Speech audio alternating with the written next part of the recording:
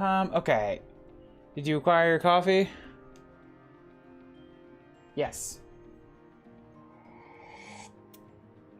Coffee hath been acquired. Now, before I've had a chance to take too much of it or wake up very much, let's make decisions about promotions.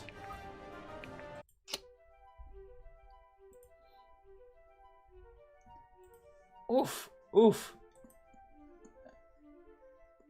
Weird stomach pain this morning. Just off my first sip of coffee? It can't be. Why you gotta be like this? Ah! Ah! Ooh, that's... Punched it up, but that's actually like a really weird pinch in a really weird place.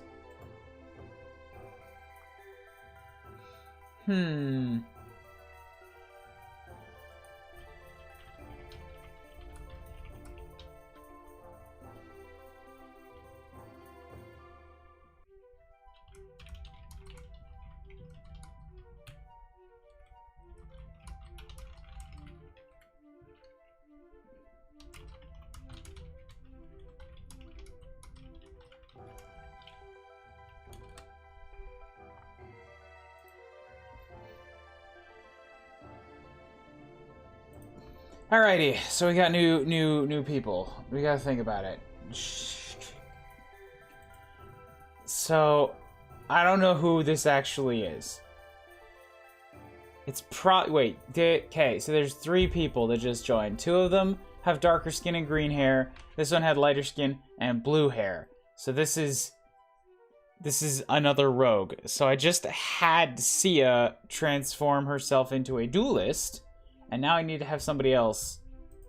This person who I straight up just forgot the name of. And she? I think it's a she. Has to become something else. So I've got this... now I have to think between a stalker, thief, and a raider.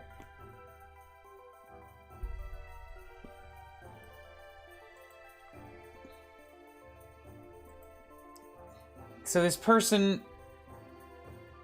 is at or above level 10. So their current skill is what? Killer Instinct? Which is crit modifier increased against full health enemies. Okay, so getting the first shot with this person gives them more damage. That kind of works rather well with Raider, now that I think about it, because, like, I get increased power and increased critical. So the increased critical means that if I actually do indeed get the kill shot, then I get that pillage stat up item. Well, I have the chance to roll for the pillage stat up item.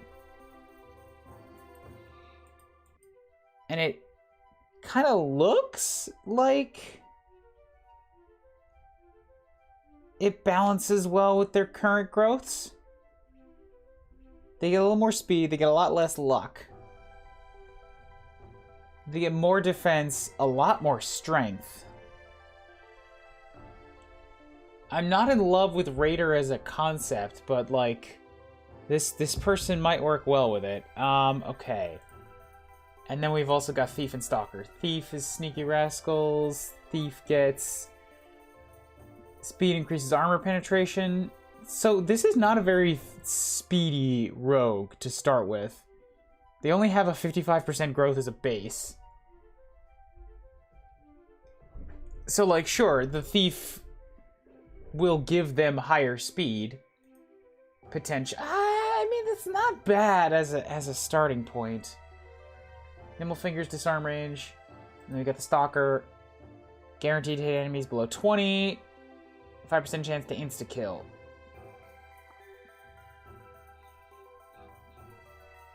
$55 to $60. Strength goes up. Defense. Fortitude goes down, so less magic resistance. Less dexterity. Same mastery. Higher speed. Stalker actually fits the best with their current setup. I don't know. I've already got a Duelist. I'm not loving Thief.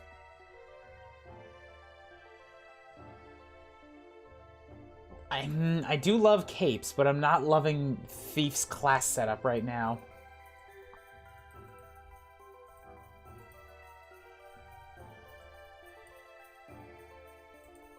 It would give me an extra slash damage, but I don't know if I need to worry too much about those.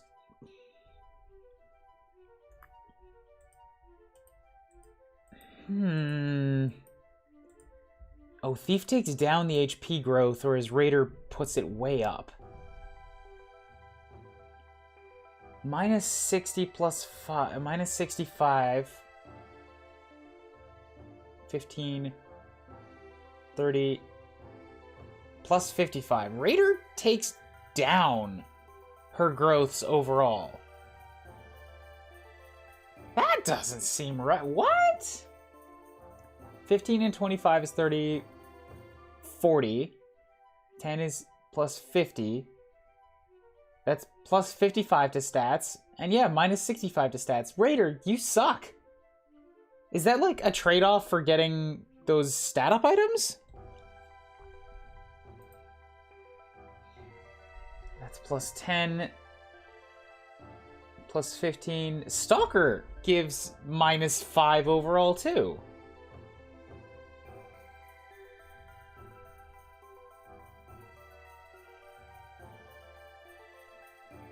Whereas Duelist gives plus 60, minus only 30. Duelist is way better for their stat ups.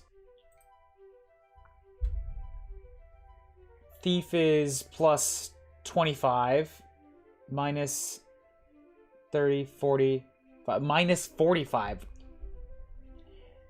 The fuck? Well, C is absolutely going to become better than whoever this person is just because she turned into the one class that gives good growths out of it.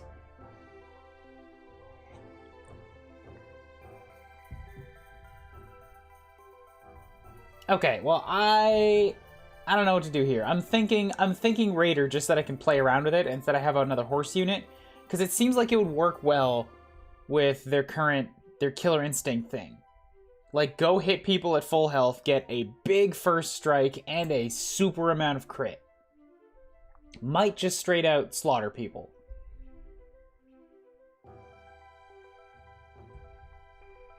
Which gives me rolls to get the item.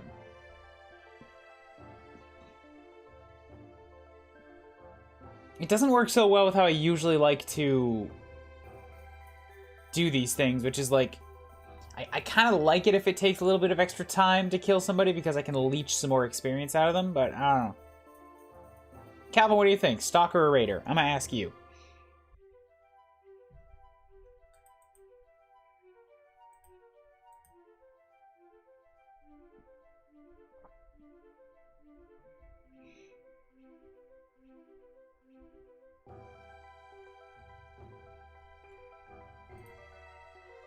Raider? Alright, let's do it.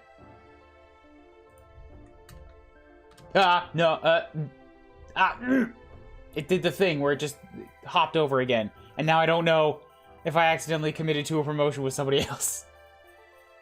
I was expecting the thing, like it does with the weapon tokens. Okay, also the aptitudes, I feel these are all green. I feel like the ones going down should be red. Because green makes me think it's like all pluses. Okay, so now I have yet another mage. This gives me 3 mages. Mages follow the traditional path to arcane knowledge. That's Arcanist, Battle Mage, Conjurer. Ooh, Conjurer's got a nice sprite. I like the hunched overness. Ah, okay, so the Arcanists I was fighting were promoted mages. I get it.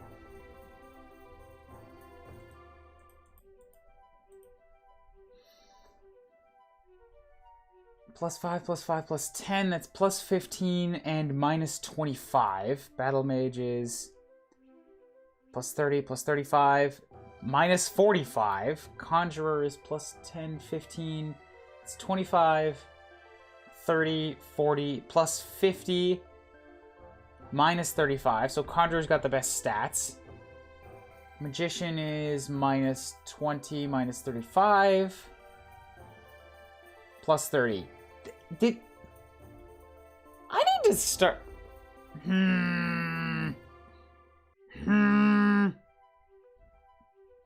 I I really don't love that these promotions are taking down their growth rates. This doesn't seem right. Well, except for number 3, apparently. Slot 3 is like, you're just becoming superpowered now. So this person has Royal Decree. Attacking an enemy marks them, increasing their damage taken. Ooh. Also a bonus for attacking someone first. Especially a boss or something. Because then it will just make them die faster. Focused standing still increases power by 25%. Mastery increases accuracy with that one. They do have a ton of mastery.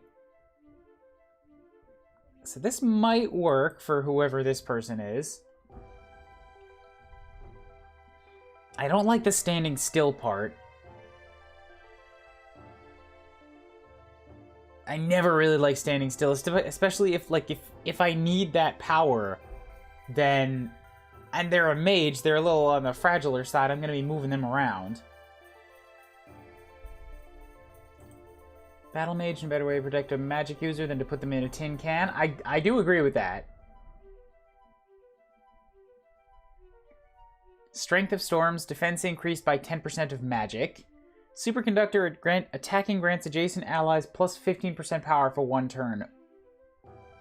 Okay. Okay.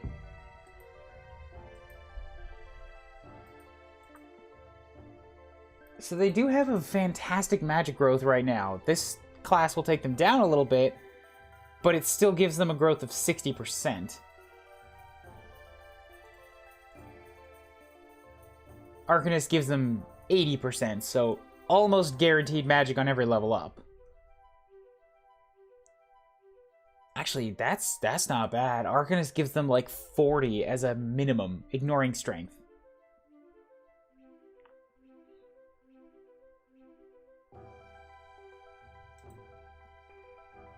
Mastery goes up to 60%, so that'll go straight into Sharpened Will. Which I suppose is meant to offset the Dexterity, which goes down? Mastery down to 35, Speed down to 35. If I go Battle Mage, they're basically always going to be slow. So Conjurer, Rough Mages harnessing consistent power of Conjured Flame. Oh, that's a new... Oh, so there are different types of magic attack. There's Arcane, there's also Lightning and Fire. Sorcerer's Siphon, heal for 33% of damage dealt. Sting, 35% chance to add 15% of current HP to damage. So they've also got a pretty good chance of just a higher damage attack, and that gives a direct value to keeping them at high health, which I guess is also why they heal themselves. So HP goes up, magic goes down, defense goes up. That's odd. Fortitude down, so less magic resistance.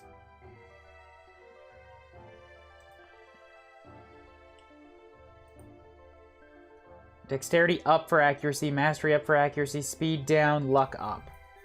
Huh. And then Magician. Some prefer circus tricks over power, sometimes you just need the money. Beam me up, what is this? Phase range +1? Alright, so I haven't ever really used phase? Maybe I should think more about it. Because they can give me a little bit more extra distance. Once I got used to these things in 3 houses, I use them a ton. Maestro, increase ally accuracy within increase ally accuracy within 2 tiles by 20%. Ooh, that's also... That's pretty good.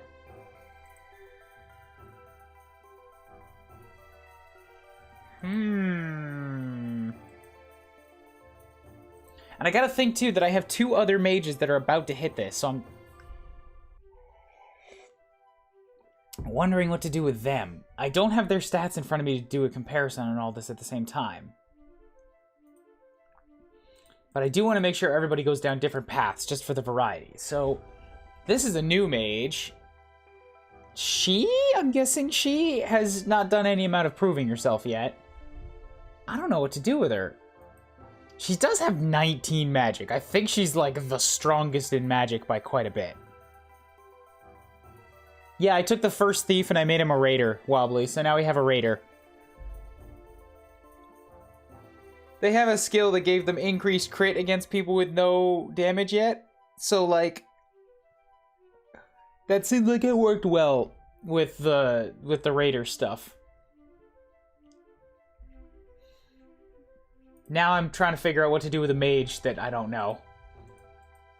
Oh, okay, so picking a different class will straight up modify their stats. I didn't know that either.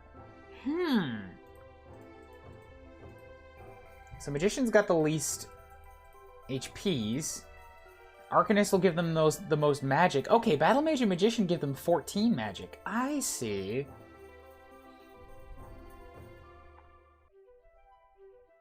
Defense increased by 10% of magic. So then...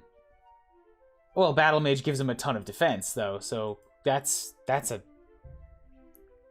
big help. And it'll get 1 extra point from that magic. What's FDR in Mass? It's FOR, Fortitude, which is magic defense. And Mass is Mastery, which... The game explained, but I don't have a firm grasp on yet.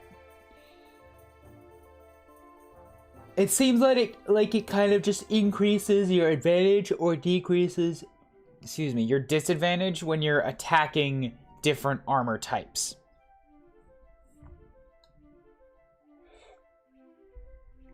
Because all the damage types have those ratios against armor types. So I think Mastery just sort of makes those better.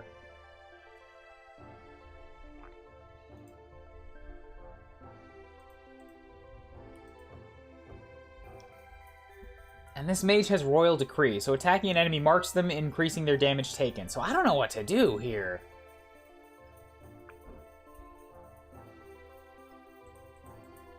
Going Arcanist will give them much more mastery, so that'll increase their accuracy. Which may be good, because I think they have pretty bad dexterity right now, which is their regular accuracy. Well, going Arcanist will only give them 12. Everything else has higher dexterity. So maybe it puts those stats in other things, though. So this skill is meant to offset that. Battle Mage doesn't look bad.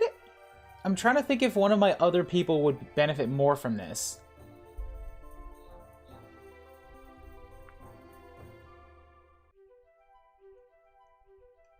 Attacking grants adjacent allies plus 15% power for 1 turn. Magician is increased ally accuracy.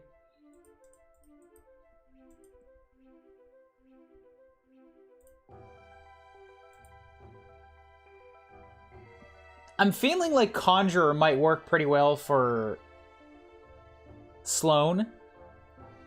Because she can then heal herself with Sorcerer's Siphon. And it has a chance to increase her damage by her HP. But Conjurer doesn't have the best defenses. I really wish you didn't make me decide this on people that I have never used before. Honestly, I've got no clue what to do with this person, so I'm leaning on, like, a random number generator. If I had my dice here, I'd use those. Unless anybody has a preference for a person who I've never used. I'm down for anything. I have no commitment to this person's personality yet. You could just pick one, and I'll go with, like, cool, they came as a pre-promote.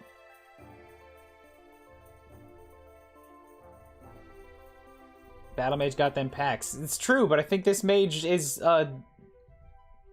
another lady.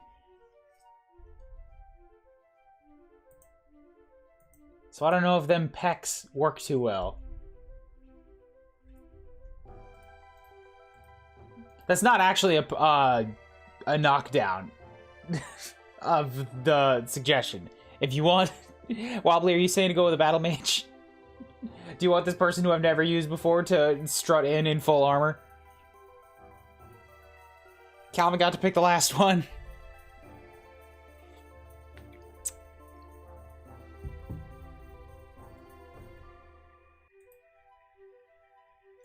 It's she. She, not a he. I think.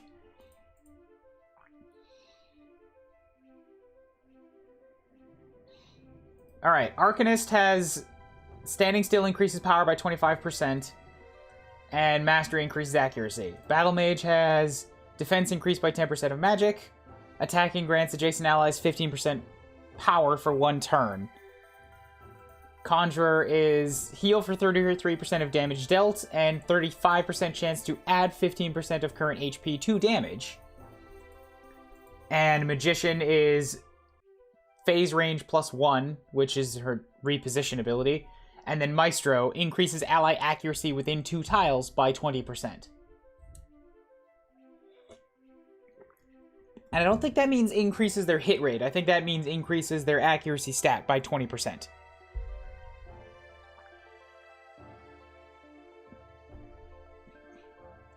You want the accuracy up? Battle Mage sounds like is in the way in melee, but you're gonna.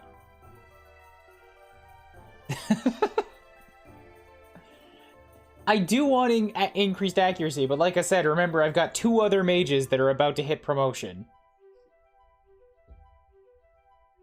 But sure, let's run with this. Wobbly picked this one. Oh, cool! Another one! So this one's coming in here as another cleric. Alright, this cleric is probably better than Marin right out the gate, but I'm not replacing Marin. I like Marin more. I want to build my army of femme fatales. And I think this guy is the dude. I think. May be a dude. May not be a dude. I think there was one dude. And I already have another dude cleric.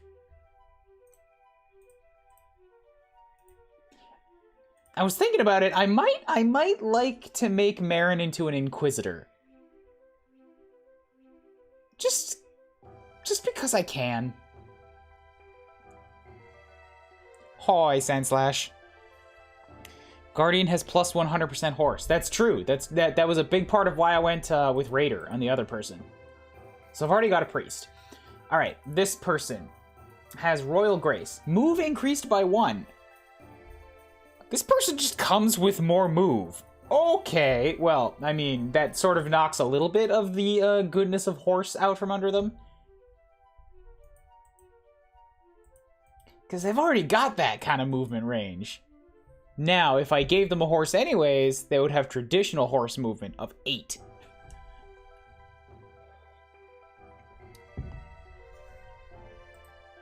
So Inquisitor's got power increase from 30% of enemy magic, healing doubles accuracy for the next enemy phase. Oh, my dream! For Marin, I mean. Oh, Inquisitor's so good for her! She can't hit anything!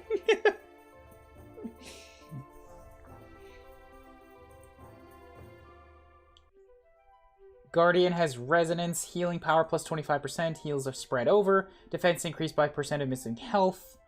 And then Acolyte for consumption, heal for 33% of damage dealt. Healing increases crit by 6% until next attack.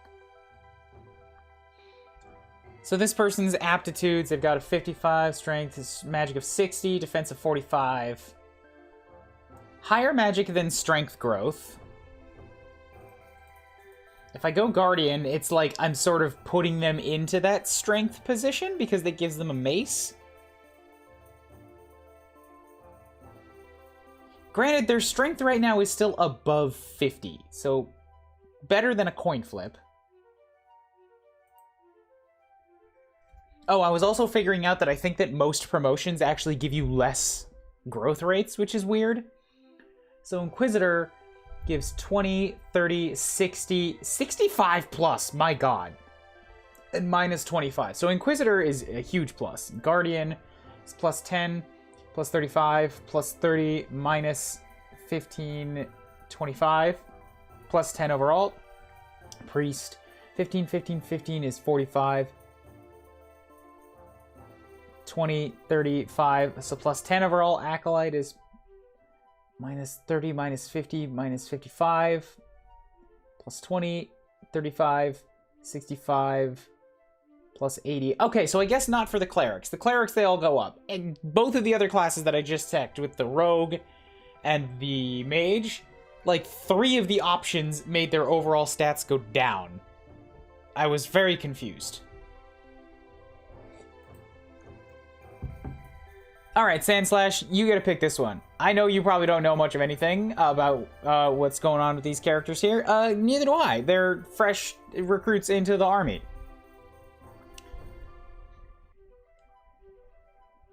So, and I want variety, so I want to push them into different stuff. So, I've already got a priest, so that's out.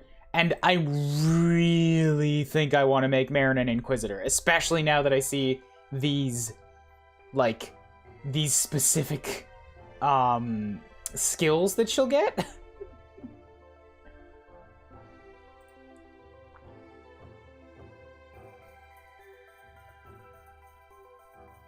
I don't want to make Marin a Guardian, but I'm wondering, because she gets healed for a percentage of how much she heals.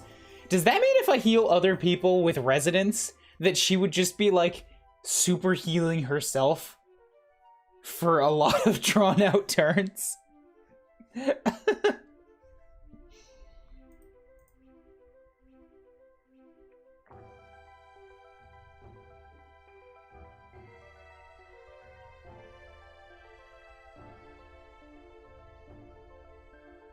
Inquisitor does sound very cool, but I've already got a cleric that I want to put into Inquisitor because I'm gonna use her use Righteous Cause to help her her accuracy problems. So Inquisitor's knocked out too. This guy can't be an Inquisitor.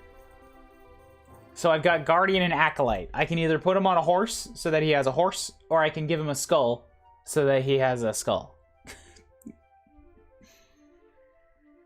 So Guardian, healing power plus 25%, and they're spread over 3 turns. So it turns them into heal over time.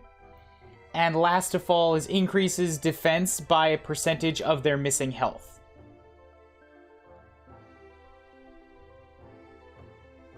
Acolyte is heal for 33% of damage dealt, so self-heals. And Unholy Furor is healing, increases crit by 6% until the next attack, stacking up to 4 times.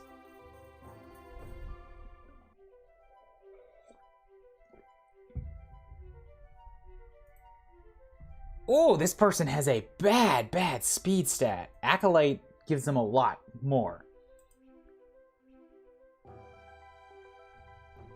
But Guardian gives a lot more defense. I don't know. What do you think? What do you think, Sandslash? Acolyte for, like, dark holy magics, or Guardian for horse? And heal over times in defense and horse.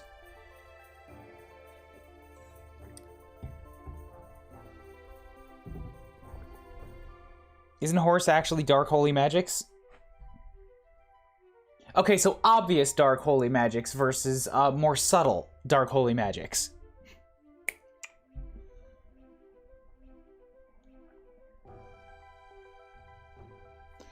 I was about to say Guardian for party heal and horse, but Acolyte is faster. True, but is that the only thing you care about, is speed?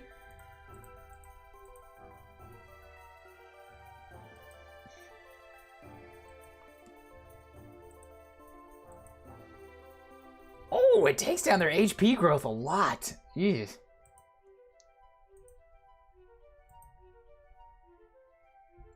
Alright, Sandslash, what is your final answer?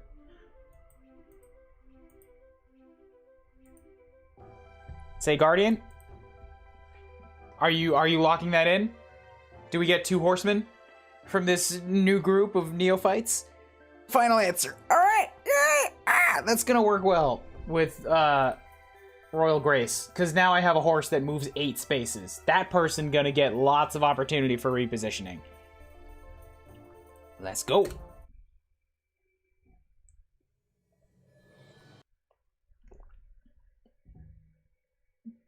Was that just the intro to a piece of awesome music? Did the game just freeze? Okay. We good. We good. I have Pyra here again with me today. What's up, Pyra? Okay, good. So I do get a little bit of map prep here. Oh, choose units. So I finally have too many units to fit on the field. Elias, you know what that means. You've officially been promoted to bench warmer. How do I not oh, with 10 out of 10? Shoot. So there's no reason not to take him along. Ah, Pooey. He's very clearly falling far behind. He's only level 5. Oh, so I get my 10 units plus these extra 3. Gotcha, okay. Sia, I'm looking forward to seeing you, in action today. So it looks like it orders them by their level. Once I have more people in the party, I can figure out if it actually puts, like, unselected people at the bottom. I hope it does.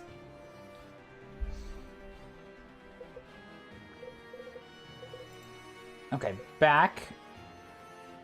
Mysterious sorcerer Akmenos has raised the three recently slain bandits from the dead. Or raised the recently slain bandits from the dead. Join the stranger Sarah, Samara, and Brooke to defeat them.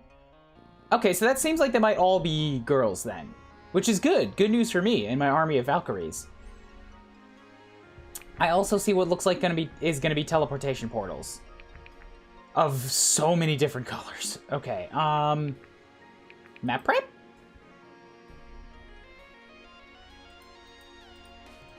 Can I get some... Alright, I cannot scroll through all the enemies on the map prep screen, unfortunately. This is the place where I most need to do that.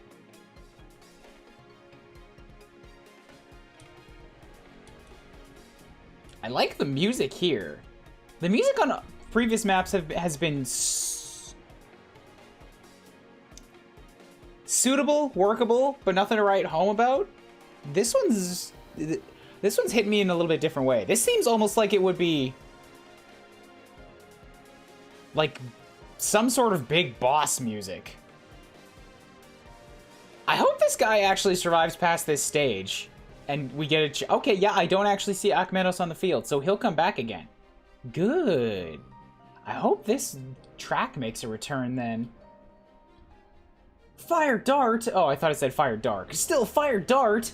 Oh, no, he's firing darts. Darts made of fire. He's gonna burn up the dartboard.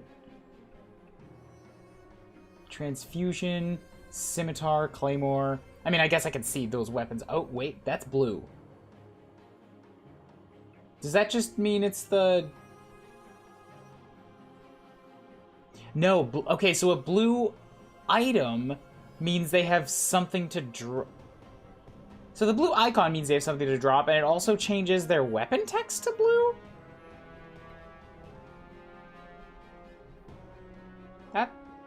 That's a little odd. Shockhawk! Dragon jerky? Ooh. Scimitars. Okay, so no, it's not that, because this guy has a blue weapon, but it doesn't drop anything. So what does blue text mean? It can't be +1, because these guys over here have plus weapons, and their text isn't blue. And it's not an item that they can drop, because these guys have an item that they can drop, and their text is blue, but here it's not blue. What does blue text mean?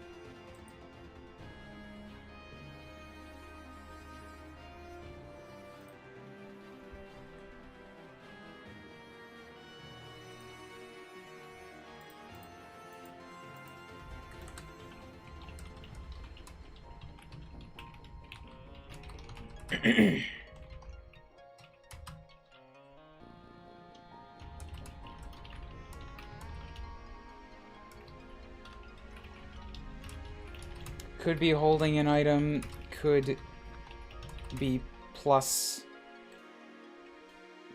weapons, but there are examples of both without blue text as well. Still writing notes in case I find a feedback form or something. What's up, Draco?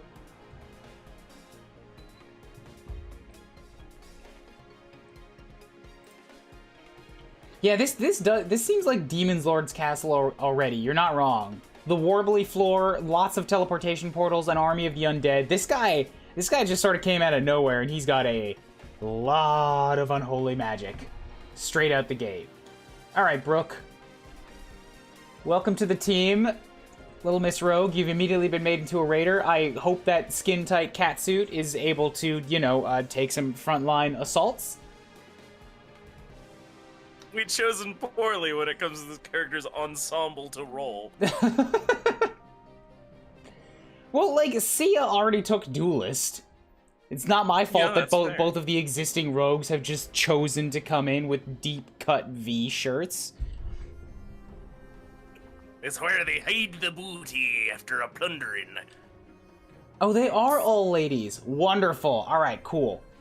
You know what, Alden? That might mean you're getting the boot. I got a mage that's already high enough to promote, and she's a lady. Alden, you're fired. That's all. That's what are you bringing to the table? Huh? You're a mage with strength. The fuck are you doing? Welcome once again, Wobbly. Good to be here. I am excited. I liked sitting on the last session, so I'm interested in what I learned this time. Jesus! Sarah and Samara are already level 15! Now, this is an overreach, but do you have the hardware overhead to throw up a Discord side stream? Yes, probably. Cool. I want to hear some of this game music. If we lose frames on the stream, then we will take it down. That's alright, I'll just stream it at like 5 FPS.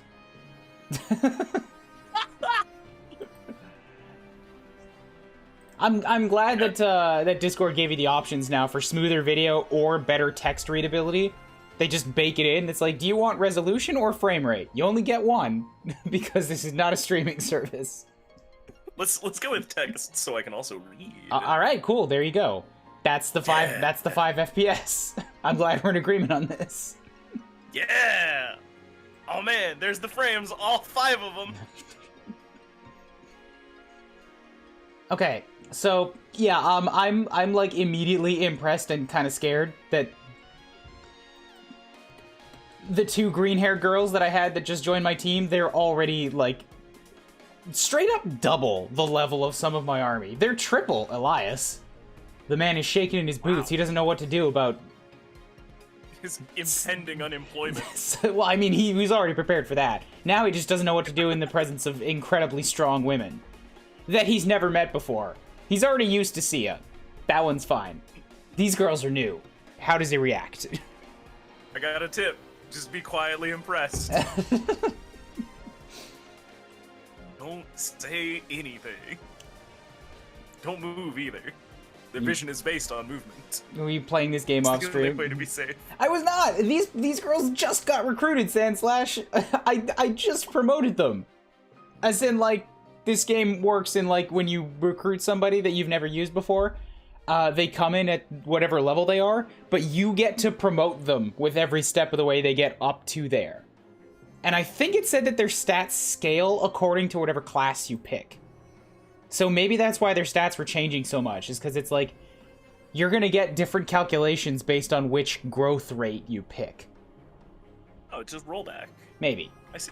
Which is nice. If they're gonna work in a system that has you, like, promote... Is that a wall between your teams? Scratch that.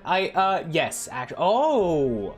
Oh! Okay, so I have to think about this now. Alright. Yeah, Mr. Nice Guy, not so nice guy, this sucks.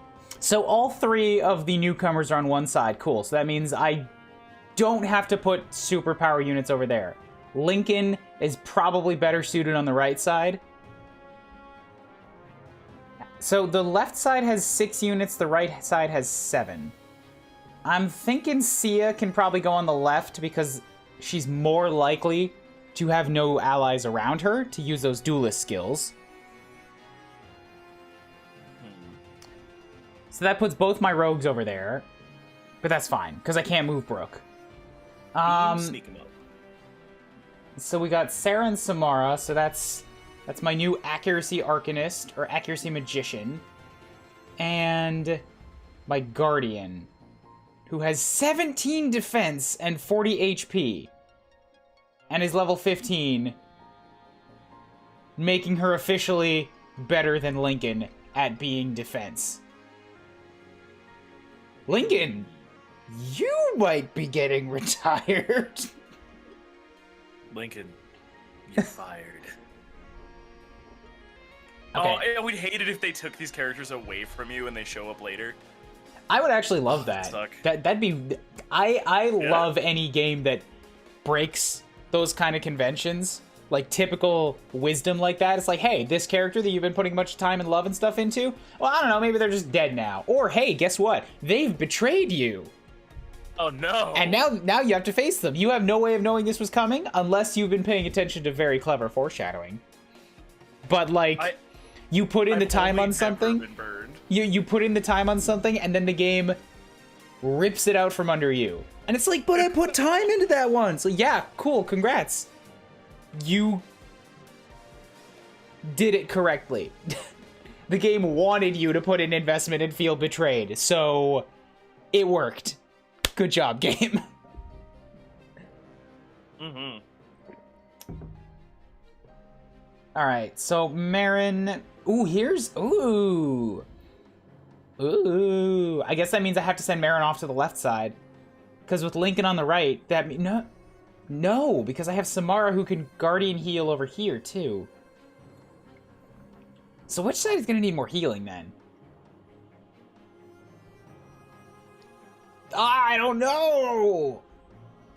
Irving should stay over there, because the other side has level 15s and less people. So he'll stay over here to give the bonus XP to everybody. Bianca's probably good over here, too. I'm fine with Alden on this side because the other side has Sarah. But maybe we could also use Sloane over here. So you know what? I'm going to move Elias over to the left-hand side where there's less people because he's just going to die. And I'm fine with that. Rip in peace, Elias. We knew it was coming. We didn't warn you. So that gives me Sloane and Alden over here to work with each other. We got Marin for heals. Marin and Lincoln for heals. Sophia... Excuse me, you got Sophia on one side, Garrick on the left. Garrick is going to slaughter people. You know what? I don't think I need Garrick on the left. Because the left already has the level 15s and Sia. And they're probably going to be able to slaughter pretty much everything on their own. Granted, yeah, I've given them Elias to drag them down a little bit, but he's probably just not going to do much. You want to balance your dudes a little bit, right? That's the hope. Mm-hmm. This should work. Yeah, because if Samara's got... Oh, okay, but then how am I going to heal Samara if she's in the front and tanking? I don't... See... Lincoln and Samara are both my tanks right now. They're also both healers. But Marin is the one that can heal herself at the same time. Mm-hmm. Huh. And she's not a tank. I mean, she kind of is a tank. She's got more HP than Samara, despite being half her level. I might be overthinking this. I'm thinking I should just run with it.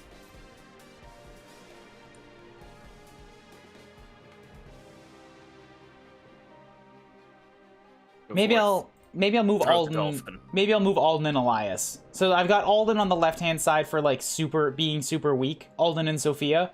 Maybe I'll feed them some kills with these guys. And then over on the right-hand side, I've got basically 6 prime units plus Elias. After this map, I'm going to have to actually start picking some favorites because I'm not going to have enough deployment slots on every map. But for now, it's still fine. So I should probably start picking favorites right now, actually. Yeah. I had 10 units. Elias is obviously out.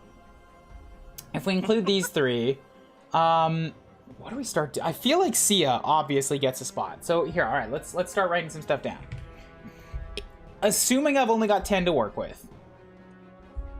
Sia first, then Irving, Marin.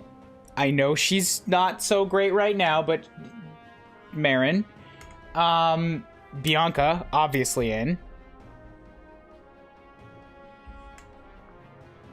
Garrick, probably, because he's sort of impossibly good right now. So that's 5.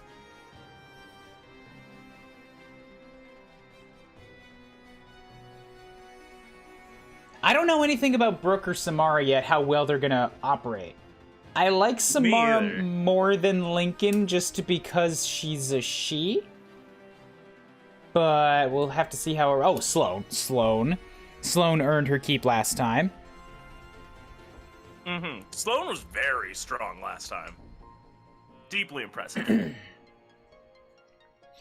And then from there, I've got 4 extra spots left. I don't know how Sophia's gonna shake out either. I feel like Samara and Sarah might get 2 spots just because they're already level 15. Like, that's really strong right at the start. And I wouldn't have to feed them much experience for a while. Let's also take a look at their aptitudes. I like that the game gives me this immediately for once because it lets me calculate an average. Like, I can just immediately look at them and be like, how likely are they to get stats on level up?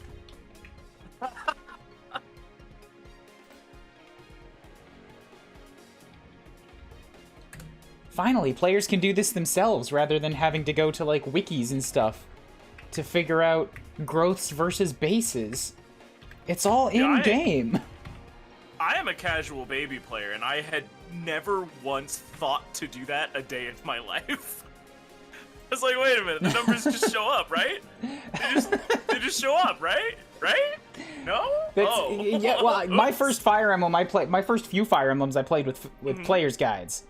And the info in them may have been a bit inaccurate, but it did immediately teach me, like, the units you get at the start, probably gonna have really good growths. The units you get later, shit growths, because they're meant as replacements in case you fucking kill the kids. Oh, I see.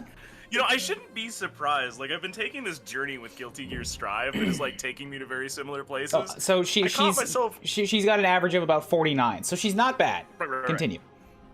Oh, I was just saying, like, I caught myself today over on the Dust Loop wiki looking at, like, frame data. I was like, how many startup frames does my basic kick have? It's like 5.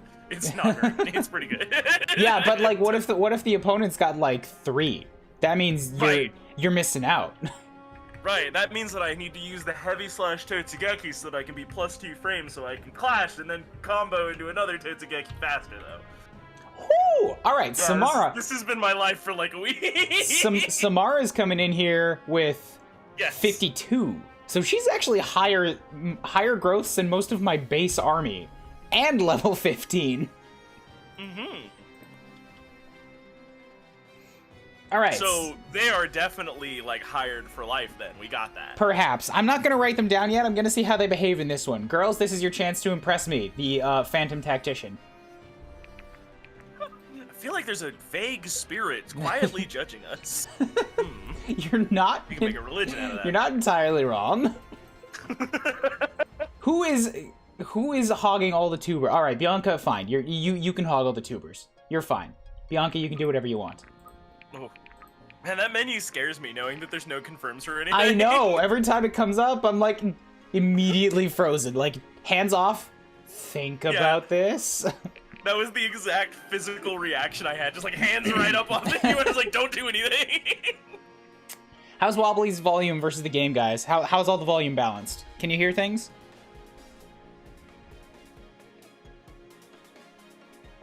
The recently defeated bandits have been resurrected to defeat their leader.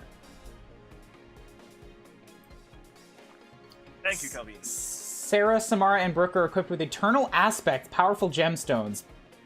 So they have more buffs. Okay. Aspects give their wielders powerful combat bonuses, but must be equipped in the first slot. They have a wide variety of effects and may be traded freely. I'm so excited for this to turn out to just be like a big cutscene fight, actually. and these decisions do not matter. Hit chance increased by 15%. It'd be so rude. That okay. Oh, I can give that to Marin too. Oh God! Just give everything to me. This is it. All right, it's been determined. If whenever I get Marin. stat ups and like any type of buff, Marin, just feed it all straight to Marin. Marin is the chosen one. They're going from like unassuming, what were they, like barmaid or whatever, to just world ender, eater of God. Does this girl give off a barmaid look to you? Kind of. I mean, I don't know. A nice We literally spot. have a barmaid. They're very different, different There we energies. go. Her ability is, her personal skill is barmaid. Marin gives off a similar to Colette vibes to me from Tales of Symphonia, so Chosen fits very well. Look, I just feel like Marin pours the drink as stiff as they like you. Cassandra's Blaze, 10% chance to deal 1.5 times damage! Alright. And Samara with Ellis's Light, healing power increased by 50%! Yiminy! Alright, yeah, let's go. That's good numbers. These are good! Oh, okay, you know what? I'm actually, what? Wow! Brooke, you're not making a very good case for yourself right off the bat. I'm just looking at your stats compared to Sia's here. See how far away they are. 1, 2, 3, 4, 5, 6, 7, 8. 1, 2, 3, 4, 5, 6, 7. Ah, oh, they're like exactly on opposite ends of the army.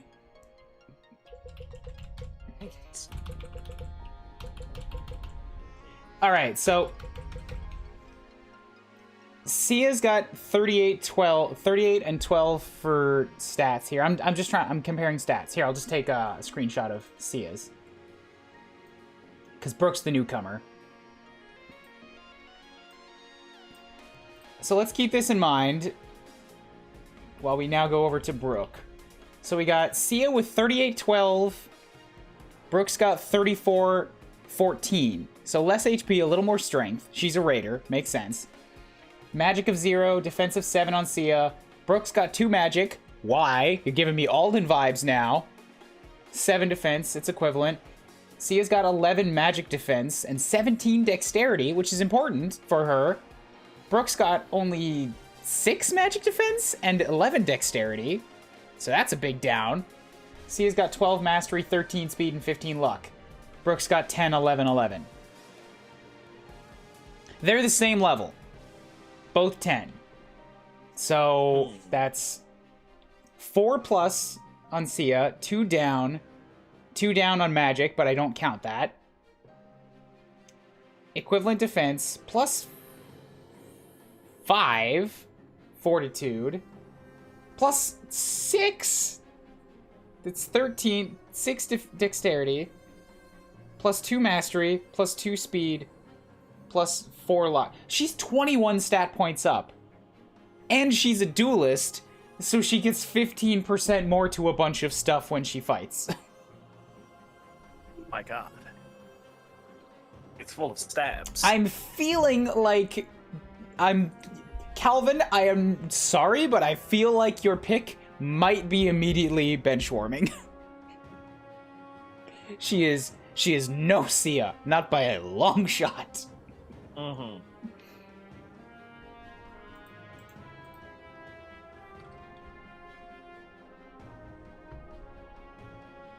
I mean, I'll still use her for this map. But when we get the option to start picking, I might not.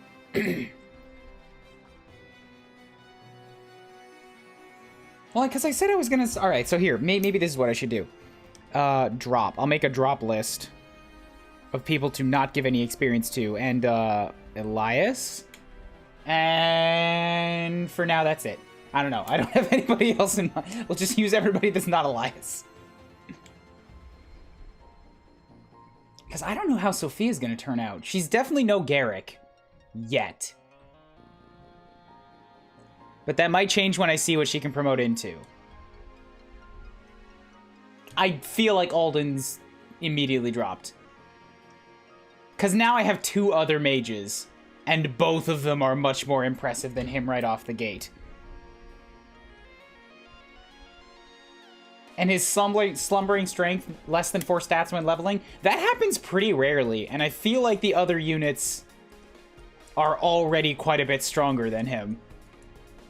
So a poor level up here and there wouldn't hurt them too much. So I'm gonna write Alden on the drop list. I'll use him if I need to, but he's probably not making it to the higher army. Alright, do you by any chance have, like, some fancy fountain pens for this drop list? I'm an hour into the stream, and I haven't given a single command yet. I'm waiting. I'm here for it. Let's invite. This is how I play strategy. Kuuribro, I gotta know about your drop list here. Right? By any chance, have you considered making this a physical object, getting yourself a nice fountain pen and an ink that maybe looks like blood? Because I can recommend all of these objects. I don't have a blood ink. I just have the back of a notepad right now. I'll tell you what, if you ever feel like it, I'm gonna link you some things. All right, let's get started. This is just a regular Fire Emblem stream. You're not wrong. Not at all. All right. Oh, God. Why are there so many colors? Ah. I heard there were some complaints about color blindness on this particular map because these are not very different from each other, and I can understand why. I'm getting kind of tired of, like, color blindness being a problem in games like this. Because, like, how long have we known? How long? It's been a while, right? Well, they made them all very different colors, sure. It's just like they also picked, I don't know, what looks like 3 different shades of green. Yeah, I actually struggle to pick apart my blues and greens when they get finer than this. Like, I don't have, like, major problems with it, but just like, Jiminy, 50% of people are colorblind. There's also 5 different types of dark purple, so, like, come on, man. Yeah. That said, though, we certainly are in some sort of weird cosmic blender space, aren't we? It looks like it. Okay, alright, let's just get started with somebody. I'm not going to be able to push too far back here, so just basically make a wall. Let's get Irving and probably Bianca right up in front. What do we got to start? Not a lot. Bianca's supposed to be a doubler, but she's just not able to do too much here. So hit him with the heavy hit.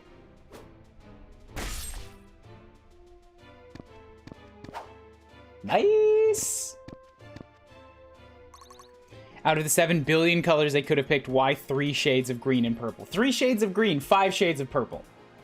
Yeah, like, I think that's the bigger complaint here. What is the color spectrum of a monitor? Not 7 billion, but definitely a lot more than 256. Yeah, here we go. Color gamut. I'm gonna take the deep dive in a wiki while you set up the opening plays. They could have made one of them literally just white. Just straight white, and you can easily connect those 2 dots.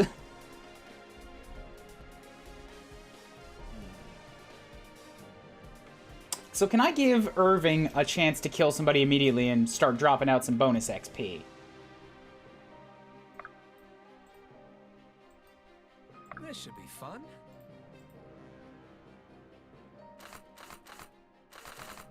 What am I looking at for Irving damage against this guy? I've got 10 damage with a longsword, and that's my heaviest hit. Or I've got 8 with a 100% chance. So can I get him down to below 10 or 8? With Sloan and Garrick. Oh, that's also a little risky. We can hit people, and they can hit me across the gap. Surge? Is that looks like some kind of a lightning monk. Okay, so if that's magic, then I probably want to put Sloan there with her 14 resistance.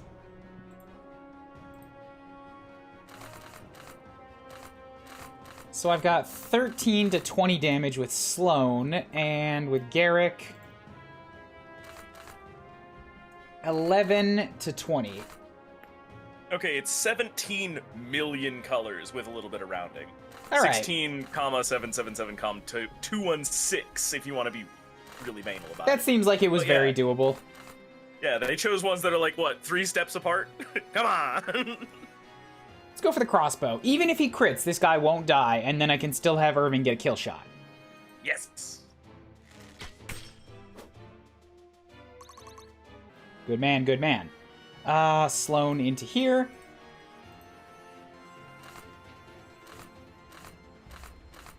And hit him with the beam. I know you're getting ambushed by the undead or something like that. It's kind of wild that you get first turn, right? Alright. How have you played Fire Emblems in these kinds of strategy games? I have not. Alright. So there's a concept called an ambush spawn. Yes. It is basically considered a cardinal sin. Yes. That I'm aware of. I've seen those. How do you think people would react if you started a map with an ambush spawn? It'd be amazing. Nobody would see it coming. See, so you're not... I think it would be fine if they had a few units that were in preset positions. Like, and I think one or two Fire Emblems have done it. Like, they hit a guard, or they hit somebody that's, like, a fresh recruit on the map. Like, don't give you the opportunity to put your fragile little mage in a position that's about to get one shot. I've always enjoyed the idea... So, I hate games like this, where you're in the middle of a match, and, like, they spawn something in, and it's, like, very close to you, and you, like, don't know what to do with it. I think I was playing XCOM... The new one where you're police in XCOM... I was playing that, and there's a boss mission that does that. You know, spoiler, but, like, it sucks. It's terrible. You'll know it when you hit it. But, like, if they did it sufficiently far away from you, and it was a finite quantity, right? So, like, you see it happen across the map, and you're like, yeah. Oh, I'm gonna have to deal with that later. Like, yeah. That would probably be okay, yeah. Just telegraph it. Just a little bit. Let me do a bit of reconfiguring. Not, oh, hey, you spawned a tank in the middle of my wizards. Fuck you. Why would you do that? Alright, so if I want to protect Alden here, I need to make a wall, which means Sia's got to be part of the wall. So if I want to get her first shot away from everybody else, when no adjacent allies, so does that... I hope that means immediately adjacent, because that means I can still use her as part of a wall. Like, if I put Sia here, and then my next person is here, I think that means she still gets bonuses. Put him on the old diagonals. The diagonals, yeah, you know what's up. Yeah. All right, I'm here for it. Immediately, she's got as low as 1% hit. Oh my god! Every one of her weapons is now 100% chance to hit them. A lot of them are double. Now, is there a flanking bonus for this sort of right angle thing that's going on there? I don't think so, no. Because there's no concept of forward in these games. It's not tactics, it's not Pokemon Conquest. Those games do have that type of thing. I was just kind of thinking that, like, maybe we could synergize duelist things with non-adjacent spacing. Just, you know, get real wacky with this garbage. Alright, Sloan. 25%, huh? Yeah, that's not great, but it's not awful as a first shot. Yeah, it'll have, like, plus 35% damage, right? Or is it I don't know. I don't know if that's being calculated now, and I don't know if that crit rate is being calculated now. Because it looks like her crit is already pretty high.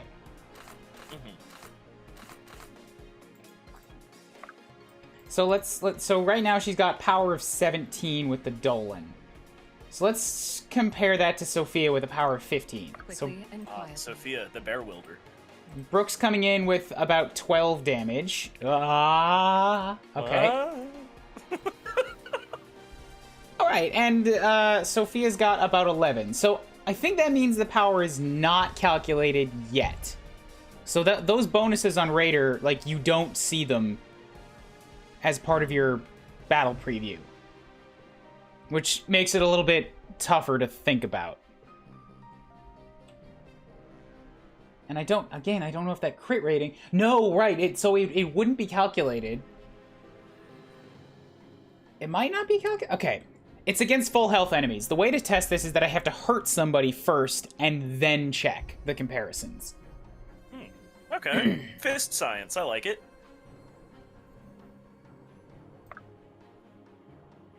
So I need minimum 3 people for this, and that's if I can clear 2 of them out of the way.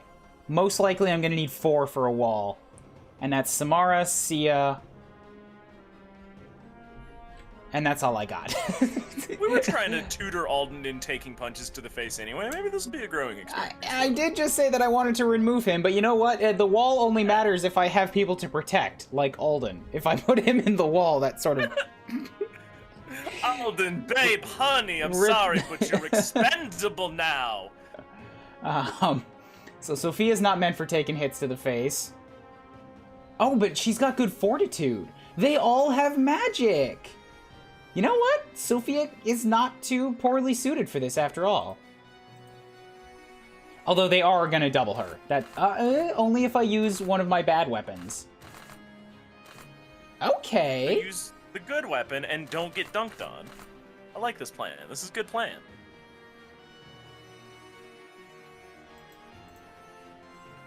So if I set up in the back, that means I need 4. And if it's resistance, that means I've got Sophia, Sia, Samara, and Sarah. All right, there's my wall.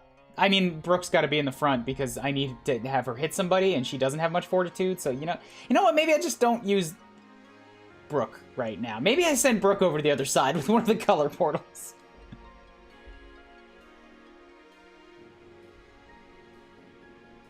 Yeah, Brooke might be a victim of unfortunate circumstance right now.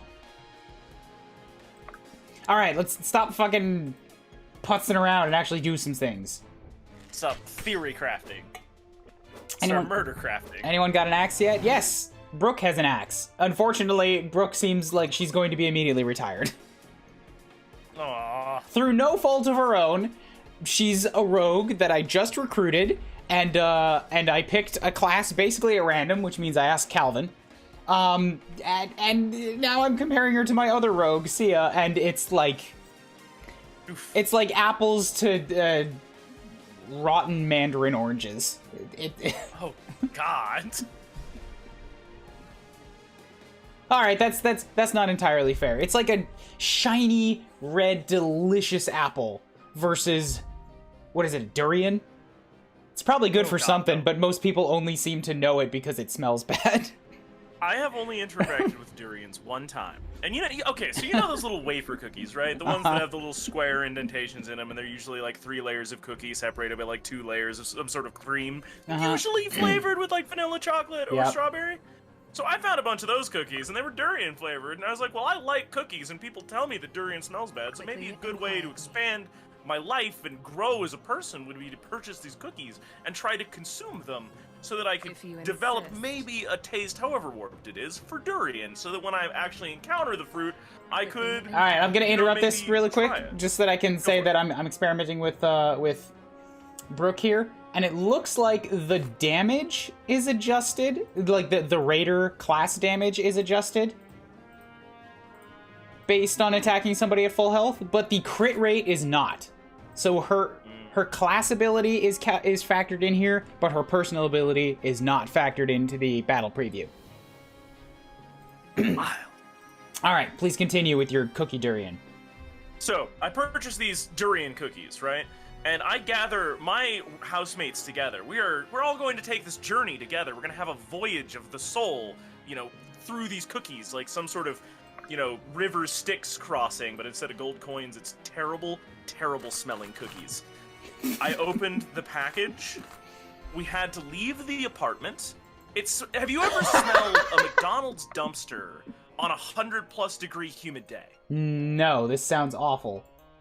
I entreat you, not as some sort of like weird voyeuristic idea, to just go hang out at a dumpster sometime on a hot, sweaty day and breathe it deep. Because that is what those durian cookies smell like. I'm honestly impressed that a cookie, something that's supposed to bring joy, managed to be that awful. Despair. Utter despair. This is a nightmare. Also, Calvin, Come on, man.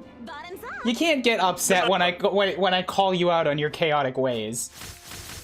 You know what? No. I pick something Oh, random, no. aka I ask Calvin, and he's like, "Tell me how you really feel," and I'm like, "Dude, you challenged me to make coffee ice, and you ruined a perfectly good coffee." Calvin is attempting to also claim that durians not that bad. I'm sorry, no. My neighbors came out and were like, "Guys, what the shit is that?" And we went, "They're cookies. Would you like one?" And they went, "No." Like, this is a multi-family ordeal with these cookies. They're cookies. Would you like one? What are you, fucking nuts? Yeah, exactly. That was the response we got. Are you high? So yeah, that's the durian story. If anybody is thinking about trying durians, I encourage you to do it. But just, you have been warned. Be aware what you're getting yourself into. Ooh, I like the Arcanist battle animation. That looks slick. Lots of hand motions in there. Oh wait, sorry, she's a magician. I don't have an Arcanist yet. I was thinking of that for Alden. Let's do it. Honestly, I kind of like both of those. The skull waggling gave me strong Wii Sports Resort vibes. You can go stand in the corner now, Alden. That's an order, you little clown. I want to do something with Brooke, but like, they started her in an area that is exclusively mages, and she does not have much for resistance.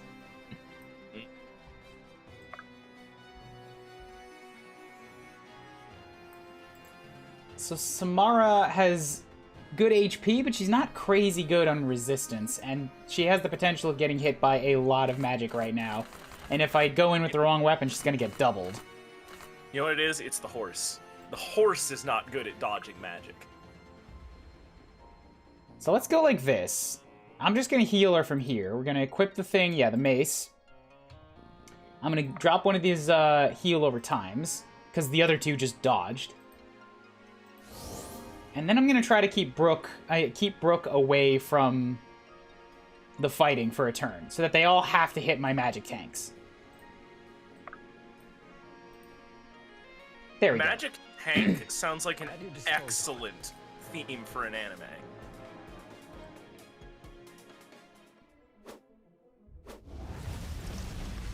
Tink! Oh, please, guys, please add a tink sound effect. The no damage tink is such a satisfying thing in Fire Emblem.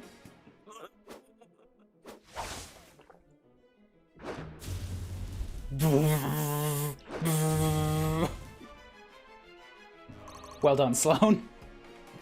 You see, normal people can't see magic, so this is just a bunch of guys pointing at each other and grunting. The fuck was that? All of them just retreated into a corner and healed each other.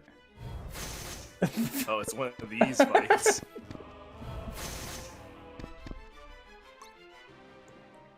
I mean, like, I only hit 2 of them. Why did 5 of them all retreat and heal?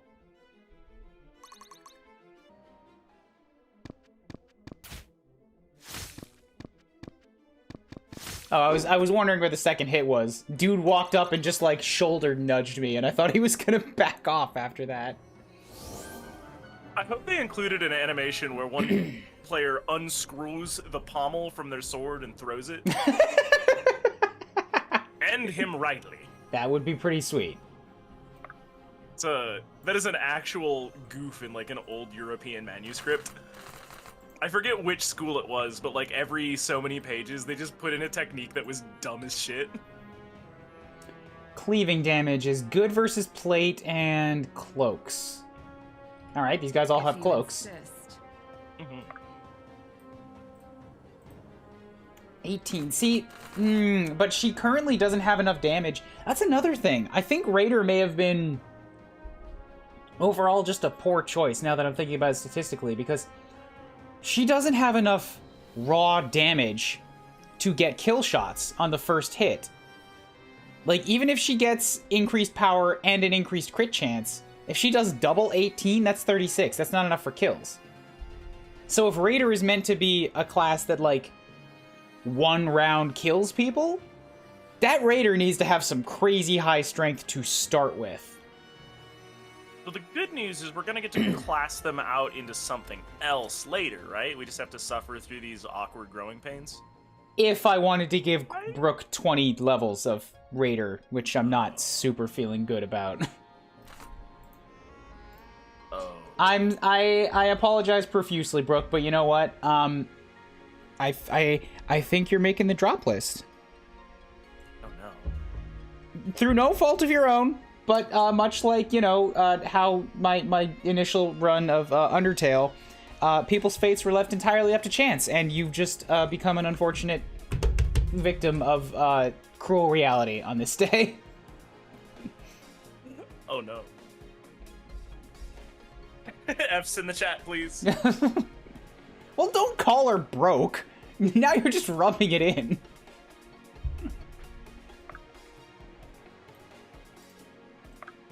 I'll give her a kill shot here just in case I can maybe get one of these. Oh, no, wait, that's not a kill shot.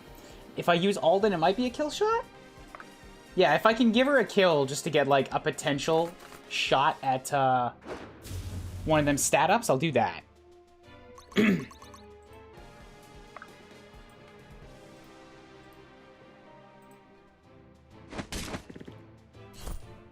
Just a bam. No stat item.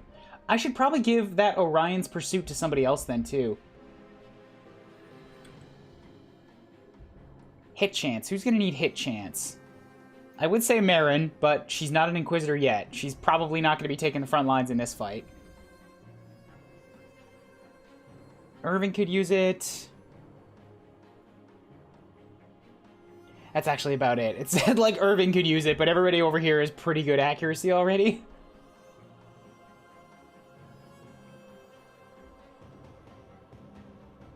And I had her just take her turn, so I can't use it on this map, on this turn. Alright, fine. Let's get to some more killings. We should probably focus fire somebody. Especially if they're all going to hide in corners and heal like coward children. I guess. Naughty, naughty coward babies.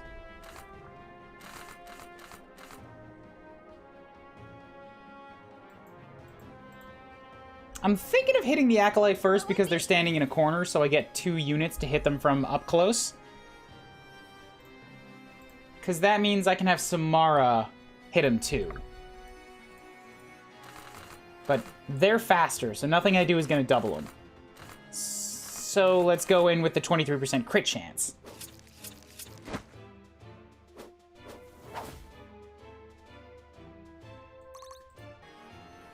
Plus, Brooke just has the unfortunate reality of, you know, being compared to Sia. We chose to class her up in the last match, so now it's like, shiny, brand new Sia! Maybe if Brooke was a duelist, it'd work out pretty well for her. I'm gonna stop pining over how sad it is for Brooke, and I'm just gonna start ignoring her. You know, maybe it'll be easier to move on then. No. I think we should invest the 20 levels. I'm on hard mode. I don't have that kind of luxury to experiment. Oh no.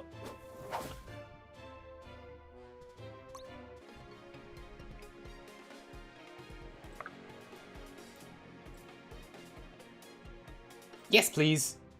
Just a boop. Down goes a U. Ferret level?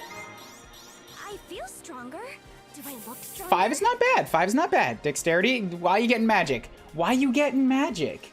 You have a 5% growth. Why you getting magic? Ah.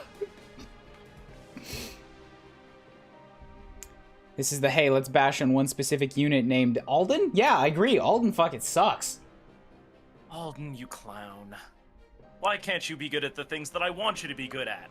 Like a proper child. I've been trying to train him, and it's not my fault. He's just been... I mean, his personal ability is this unit cannot suck. And it's like, yeah, but... Now I got 2 other mages, and... They don't even have that ability, and they suck even less. Oh. Alden, your skill at not sucking kind of sucks.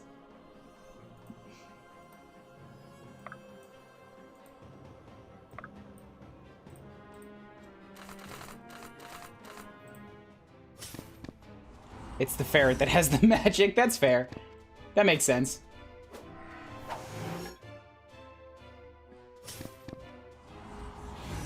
We all know I do invest the 20 levels into her just because axe. Well, to be fair, I gave her the axe. She didn't come pre-equipped with the axe.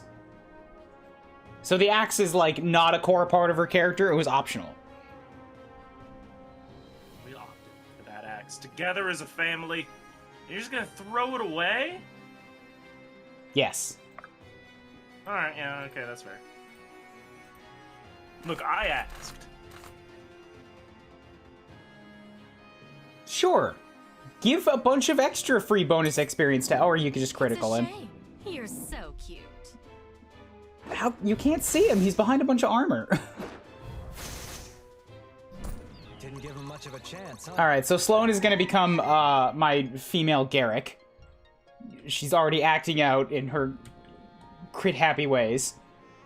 They're very powerful units. They're very difficult to plan a strategy around because they kind of just do their own thing.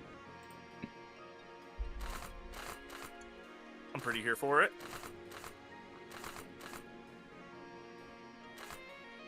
Just need you to stand over there and be excellent. Yeah, just like that. Keep doing that. As I stated, they do their own thing. That was a 91, and Garrick's like, yeah, but what if I just aim up over here? Pfft, what are you going to do about it? You going to bench me? Fucking dare you. It's like, Garrick. Except he didn't actually say any of that. That was entirely communicated with, like, looking in my direction and then just aiming off and firing. Maybe an eyebrow cock. Flat expressions. Yeah. Didn't even look where they were firing. Just eye contact the whole time. Garrick. Garrick, please.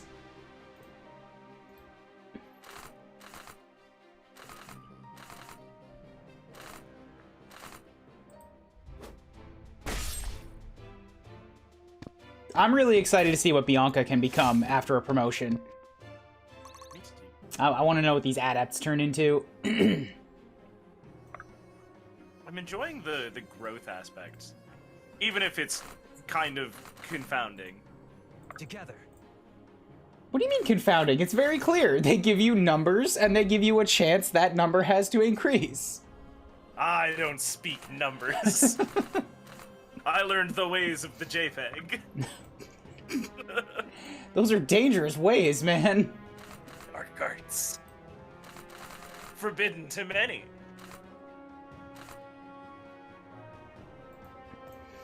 Alright, I'm probably not gonna kill anybody here, so... Right away. let's just get to more wounding, then.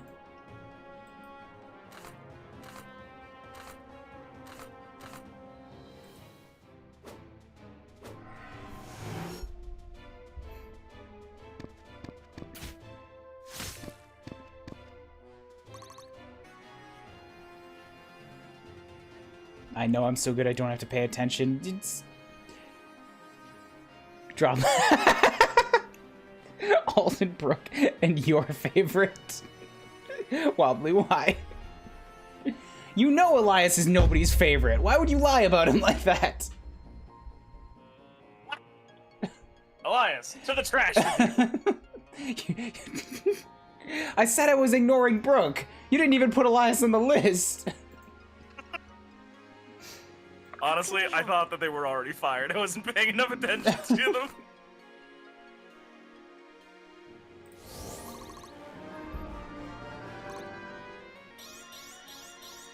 My hard work is paying off. 5 is good, defense is good, strength is good, HP is good, speed is good. These are all going to serve you very well as a righteous Inquisitor. I'll take point.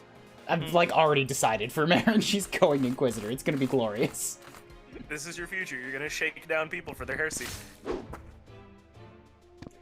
It has The animation smears on it- these swings are really good. It's got some extra weight to me because I've been listening to a lot of Warhammer 40k recently. But yes, the battle sprites are great. Sword grows lighter with every 6 swing. is good. That's a really good physical fighter level too. Oof. I mean, but like a good oof.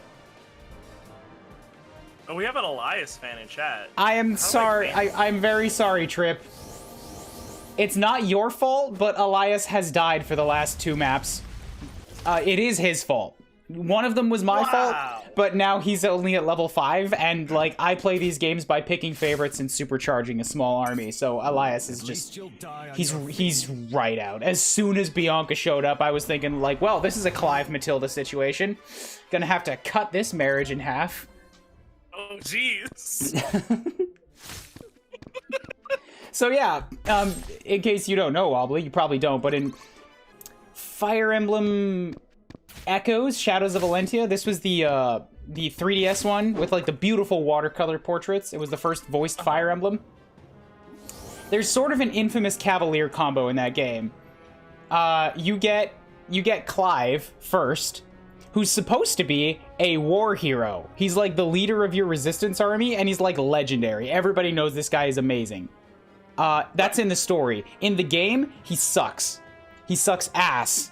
His bases are terrible. His growths are awful. Later on, you save his wife, Matilda, who looks like a Valkyrian battle maiden. She comes in at level 11, and her growths are like literally double Clive's. What? So... if anybody knows anything about the mechanics of that game, you immediately bench Clive. Like, from the moment you get him, you don't even use him while you have him, and you just wait for Matilda because she can solo maps on her own. Oh my god. So, I mean, like, it's through no fault of his own, because Elias has pretty decent growths. Like, him and Bianca are pretty equivalent in that sense. But, like...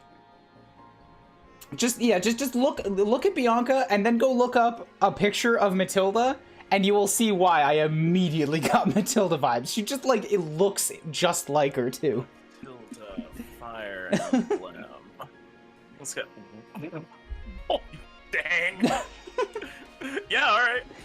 And I compared their stats, and Elias seems like he leans a little bit more into HP, strength, defense, regular, typical, like, frontline fighter style. Whereas Bianca's stats... gave me more of a Nefene vibe. She's got a little bit more skill, speed, like critical mastery stuff. I love that type of unit. Like fast, high accuracy, high crit. Just rather than tanking hits, they just don't take hits. Where you're not balancing like their defense or their anything else. I mean, like, if I get the chance, and they never get touched. If I get the chance, it's not going to be Elias, but I hope later on I get another adept because I bet it's going to be adept. It's either adepts or maybe it's warrior. You know what? Here's the thing: if Irving gets the option to put him into armor, bam, there's my armor knight. I don't even care whatever else Irving might get. You become my fat frontline general.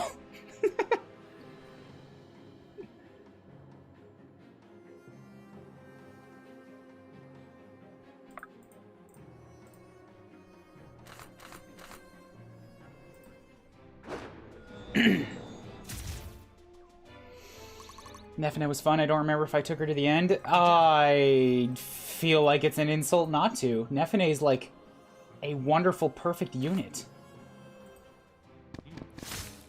She's one of the only soldiers you ever get in Fire Emblem as a unit. Like, soldier is usually a nameless enemy unit. So to get one for yourself, that stands out a bit. But then when she, like, classes up and turns into, like, an amazing... She's god tier. She's just really, really good in both of the games you can get her in. She's also one of those things I really should spend some time with. She's also a country bumpkin gal.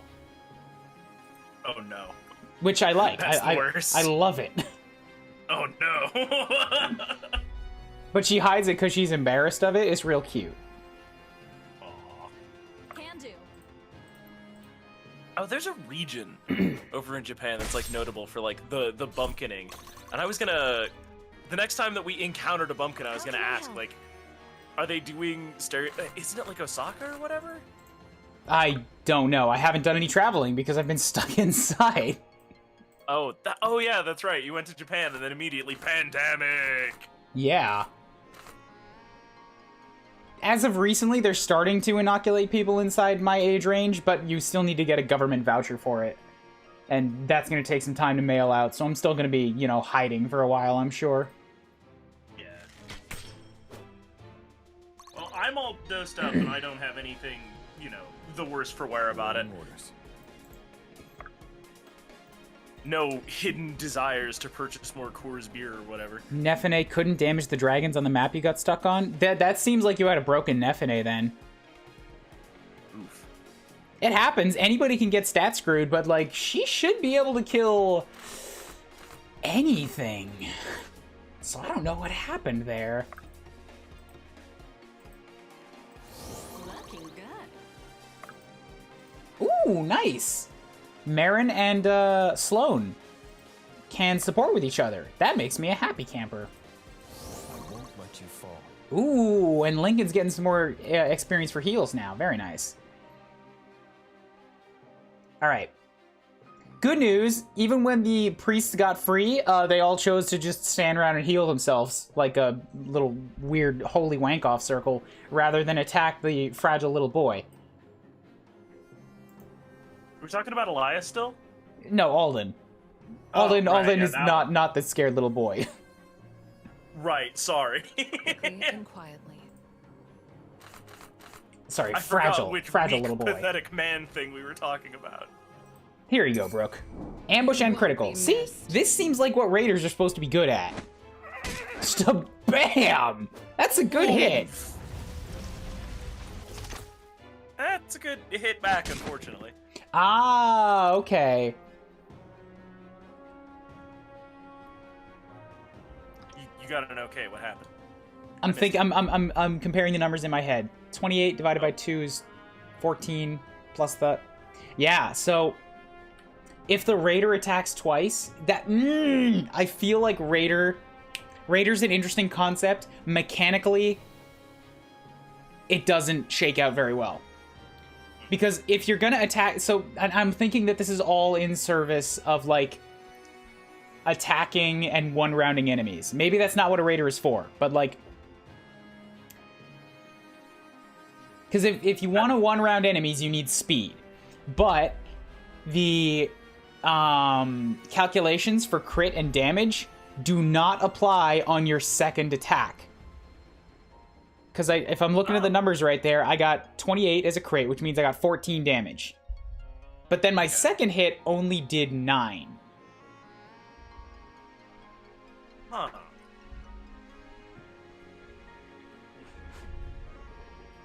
And I definitely don't love that. And the crit just wasn't real good or something? Crits only do double damage. Double damage. Yeah. Okay. So, because that means that could screw with your battle plan, too. Because if you go in and the preview says 12 times 2, and you're like, cool, I'll kill him. But then the second hit does less damage. Yeah, I had some gut feelings about Raider that I wasn't gonna love it. It's like one skill is really good for initial strikes, and the other skill is good for kill shots. But those are impossible to synergize with each other. It's just a unit that can do two very different things. Interesting. Not something I'm in love with, so yeah, Brooke definitely benched. That was I needed that test to like solidify my decision. Yeah, Brooke. Sorry. Off there now. My turn. Dynamic duo coming through.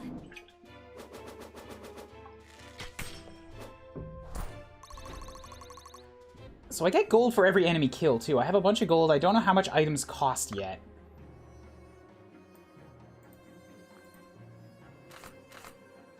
Alright, let's go ahead and try to slaughter you real quick.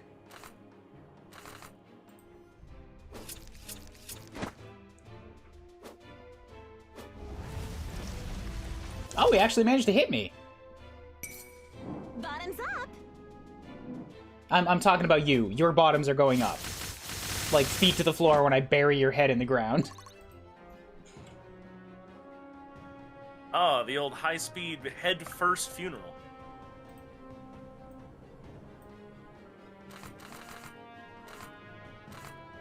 I should probably be attacking with Samara and Sarah first, since they're not getting any experience from these guys. They're so much higher level. That means that I should be, like... I should be, like, 100% giving the kill shots to my lower units. And I guess I did that with one. I got that with Sophia, but I could have also given a kill shot to Sia. And let's just go ahead and wound one of them so that they spend their turn healing each other. Feels like it's going to be expensive if money is that easy to come by. Maybe, but they also give you more money if you beat a map faster, and I don't know how much I'm going to need that, because there's no weapons, and usually weapons are the biggest thing you sink gold into. And with my current unit setup, I'm like, look, honestly, it's another point against Elias, but the biggest consumer of my healing items has been him. So if I don't have him anymore, I basically don't need healing items. Well, unless we're loading up a Duelist with healing items. I've already got a lot in my whole army. Like, newcomers just sort of come with one pre-equipped.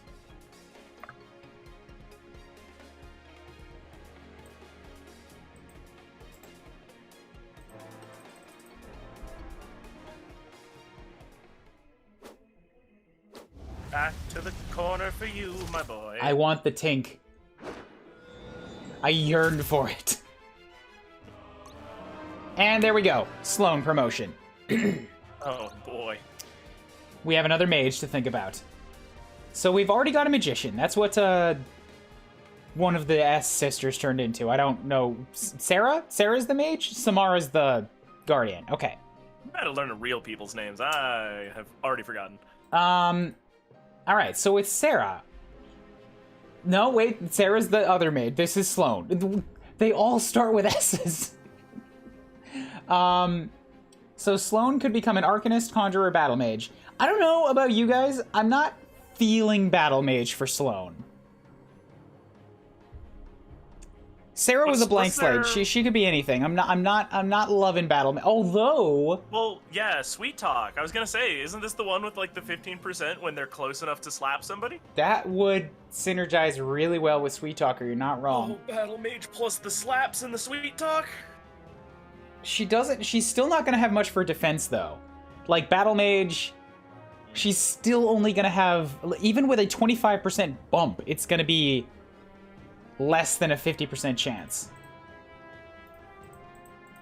Or less than a 50% chance of increasing defense, and she still only has 3 defense. Like, that's, as much as those synergize well, I just don't think Sloan is meant to take hits. Alright, well, what's our alternatives? Arcanist and Conjurer? Yeah. What are their key functions? Raider feels like it would be a better promotion for a Berserker unit? Yes, yes. Like, I feel like Raider would be really good on somebody that hits fucking hard. If I get another rogue later that's like maybe a man, like a male who's got high strength, Raider would be really good for them. So her current stats are this. We got 37 HP, 16 magic, 14 fortitude, 13 dexterity, 11 speed. She's got plus 50% hit chance when in melee range, which I feel like that's really more supposed to be for counterattacks or for hitting archers. I don't know. We could be putting the Bibbidi Boppity back in Bibbidi Boppity Boo. The alternatives are Arcanist and Conjurer, which are... Like, Arcanist will give her a 90% growth in magic. A little bit more mastery, a little down in other things. Here, yeah, so this is what I meant with the stats. Arcanist gives her plus 5, plus 10, plus 20 overall, but subtracts 25 from her growths. So by going Arcanist, we get less growths overall, which is weird. Huh. So Arcanist gets focused, standing still increases power by 25%, and sharpened will, mastery increases accuracy. Whereas Conjurer, I think I like Conjurer for her because Sorcerer's Siphon heals for 33% of damage dealt, and 35% chance to add 15% of current HP to damage. Pair that with Sweet Talker? Yeah, like where you're then, kind of in the mix, taking some damage and Yes. getting your health back at the same time? That's what I'm thinking, is I feel like she's got really powerful strikes right now. If we give her Vampirism, rather than go with Battle Mage to take less damage, she can just heal it all back. It does seem like it's bad for your back, though. Well, that's just because of those giant badonkaloos. You know, like it's they're Oh, they're the honkin' patankanoos? yeah, them. They're having a bad effect. This is medieval times. They didn't have proper support for these things yet. That's why Sia's got a corset. It's holding them up. Can you believe how long it took to figure that out? These weights on your chest, what if you just didn't? Oh, what if I didn't? Yeah, I think you're right. I think Conjurer is probably the right play here. And we've already goofed one character up, so we probably shouldn't do 2 in a single session. Huh? I don't want to goof Sloane. It's unfortunate that like her sprite turns into an old crone, but we'll always have the character art. Yeah.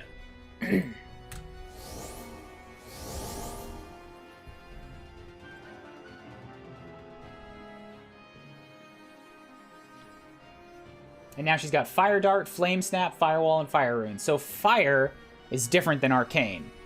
Arcane is good, 35 plus on plate, 15 plus on chain, minus 10 and 5. Fire is minus 5 on plate. Oh, that's interesting. I just took away her ability to slaughter plate mail. Oh. She's very good against leather. And very good against rune cloaks. So now she does magic damage that's really good against low armor.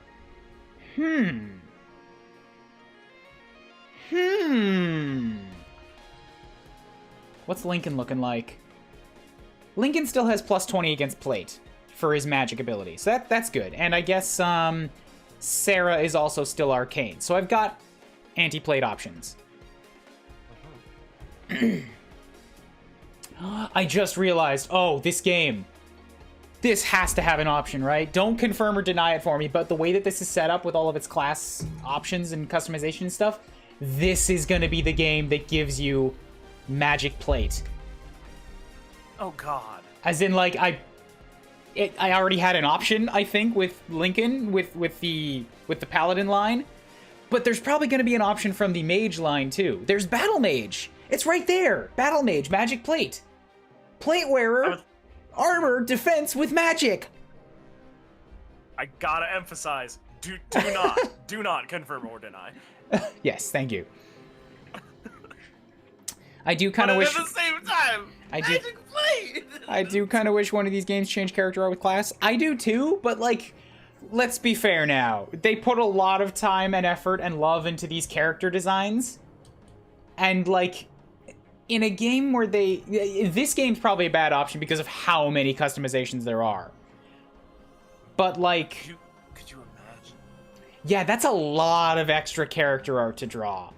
It's what, like 8 different branching paths from what we have seen just from the chart squared out or blacked out. 3 houses would be a bad call for it too, because you can make anybody any class. If you wanted to do that, it'd have to be a game where like they are preset, and those are getting rarer. People like customization.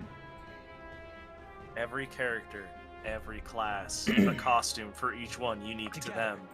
That still indicates what the class does and is. No. You're asking for a lot. That is...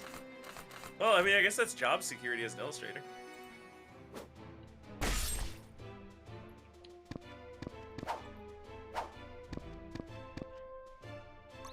The double dodge? Yeah. It was a double dodge. It was one dodge. The attack is just one attack, but a lot of the animations will like break it up so that it splits it into multiple hits, but it's calculated as one attack.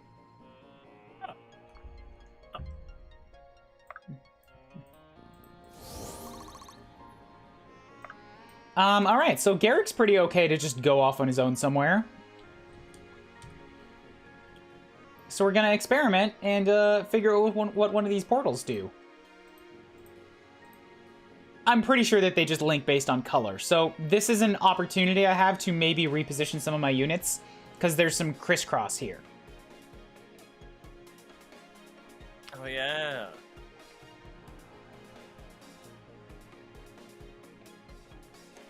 I'm thinking I want to put somebody who needs experience off on the left side, because Sarah and Samara are already... Sarah and Samara don't need experience.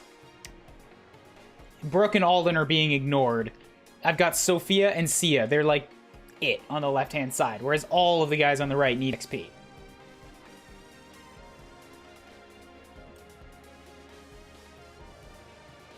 So I've never even thought about the XP economy in a game like this. And I think this is why I end up with one unit that just has tons of stats. oh, absolutely, yes. Ooh, this is a problem though. Here's the next what if. Okay. Do I get to keep moving once I'm on the other side? Because whoever I put through that portal is just gonna get wailed on. Oh yeah, you might have to organize and put like a forward party through. I mean, Garrick has 42. Like, Garrick is pretty okay to take a few hits. He's a good one to experiment with. He's got 42 HP and 9 in both defenses.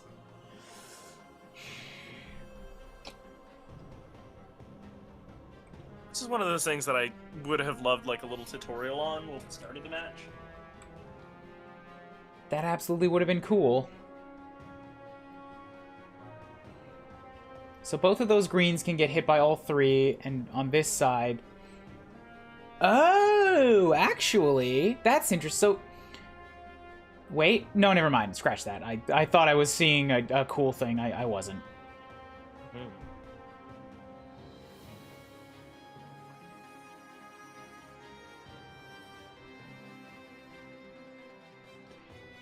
Hmm.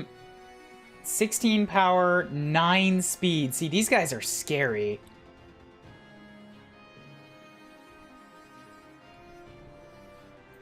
If I equip the crossbow, then they can't... If I equip the short bow, they definitely can't double me. 16 to 9... Okay, 16 to 9 is only 7 damage, and they're not going to double, so it should be okay. Yeah, let's send Garrick through and see what happens.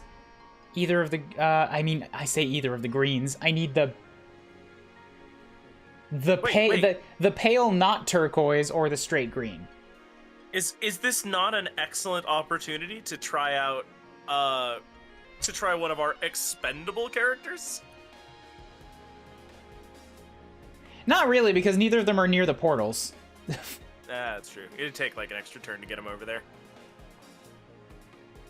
Just throw Elias through to the wolves. I mean, I trust Garrick can survive this. Okay. As long as you have faith, that's what's important. So I have to wait, which makes me think my turn ends. I don't know what I was expecting, but it wasn't that. Definitely wasn't that. He's just sitting on the portal now.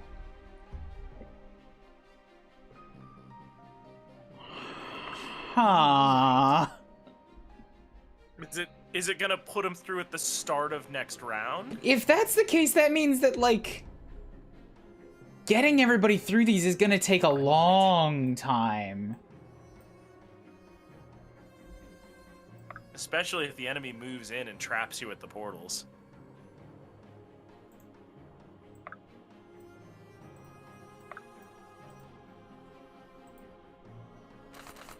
Alright, let's murder you with a firewall. I like that. I like the fire fist. Oh, was I not supposed to double? Shoot. I hecked up.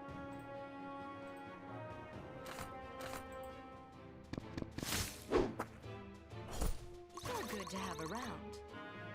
How long till you got work? Over 2 hours, and I'll probably stick around a little longer today. I did nothing yesterday. So you're moving from like one company to another, right? Yes, but I'm currently on basically standby at my current company to do any late game fixes that the lighting and composition teams need me to do. Oh, cool. God damn it, Sandslash. It's not a perfect fit, but I get it. just a little higher, and it would be perfect. Calvin, get that finger out of her mouth. Why are you always putting fingers in the girls' mouths?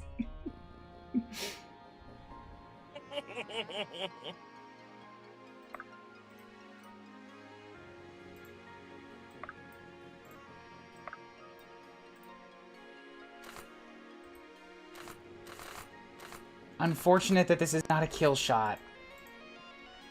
That means I basically gotta use Sia to weaken him. Ah, alright, or I can kill him. If she doesn't crit, it'll be a weakening shot. Okay, cool. My turn. Ferret's Fury! She fired the ferret! That is what's happening, right? We're all in agreement? Like, she just wraps the ferret around her arrow and shoots it? I was thinking the ferret just stretches out, you know, feet on the bowstring, little tiny arms on the bow body. The bow? Is that the phrase I'm looking for? What's up? Not much today, Taken. I'm just chilling, playing some stratagems. I'm learning. Also, I have the squeakiest chair known to man. That's a high claim. Are you sure you can back that up? Yeah, it's pretty squeaky.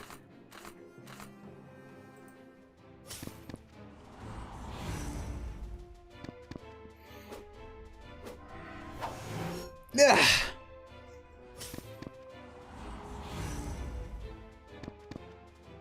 It's not getting picked up by the mic. Yeah, we can't hear it. Oh, you guys can't hear it? Really? Nope. Oh, thank goodness. It is deafening for me. Thank you, Discord, for your noise cancellation technologies. You're doing a great job. This isn't a goof, for once.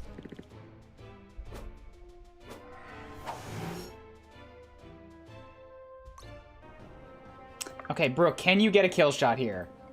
Can I take another gamble on this extra item? No, you cannot, and I'm not running that risk, so you come hide in here.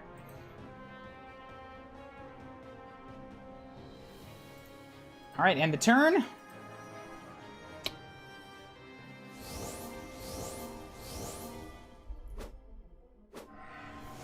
They might just end up killing Brooke. They might have gotten smart enough to attack a person That's all you've got. to death. Nope, they're not. She's still alive. Somebody healed. I see what happened. I'm here. So let's go ahead and drop on Brooke a heal. This is not your end. That was... Wow, that was most of her HP. If And you it's insist. supposed to be heal over time?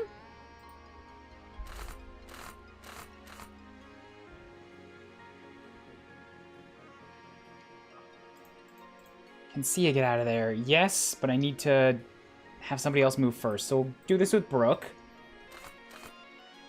Take a gamble on that crit.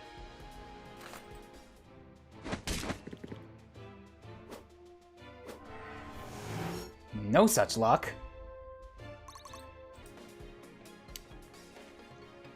Okay, and then Sia here. I'd really like to get a kill shot on this guy.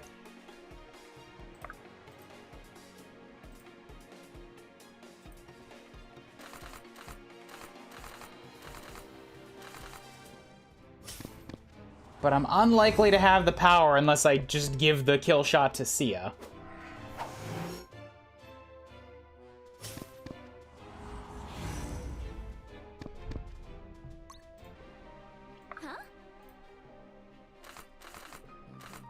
That's a powerful strike, but it's not quite enough. Sophia, with your 20 damage, well done. So I might be better off by just wounding the both of them so they both try to heal. Rather than attack, like Brooke. Gonna bounce, I have one more final exam. Later, Sandslash, best of luck with that. Ganbate. My turn. She might get lucky. If I get this crit, then she'll die. Or then he'll die. No crit. Okay. just unable to kill these last mages here, despite the presence of Samara and Sarah. They're resilient bastards. Yes. So Garrick just sort of transported through at the beginning of his turn, which is not great.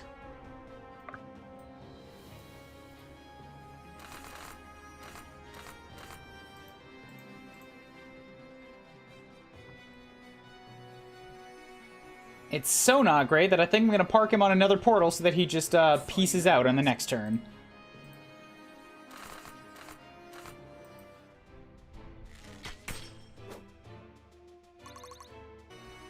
Yeah, they're pretty freshly dead.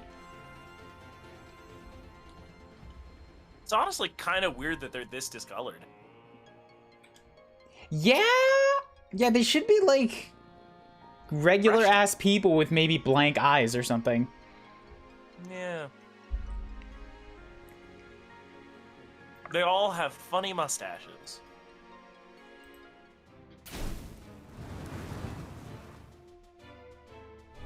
Be careful. I won't lose you. Okay, so that's you dead. Now I need to start sending people through the portals. Like, en masse, because I just don't have time to wait. Alright. You guys might get a little bit recombobulated here because I'm throwing caution to the wind. Lead the way. What? Oh. I'm just putting people on the portals and we'll see where they end up. Can do.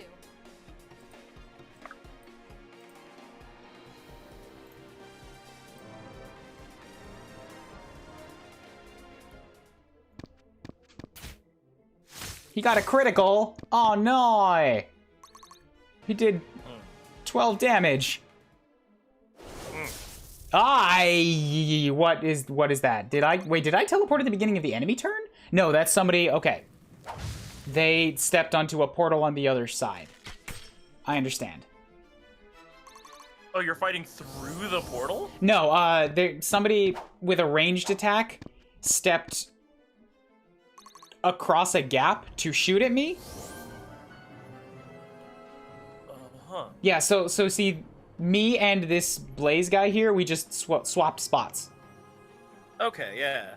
So it is at round start, it just exchanges. Yeah. So what's awesome now is that I've got Elias left to fight this guy. All yours.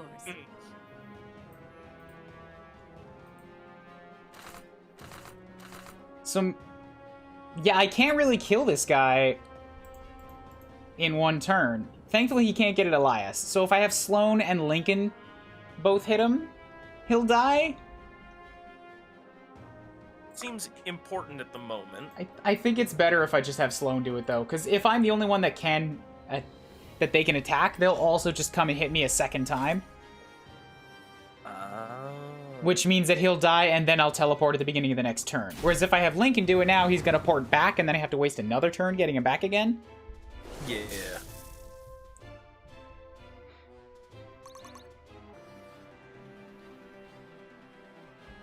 There's an airbender in their weird body tattoos. You're not wrong. 7 damage.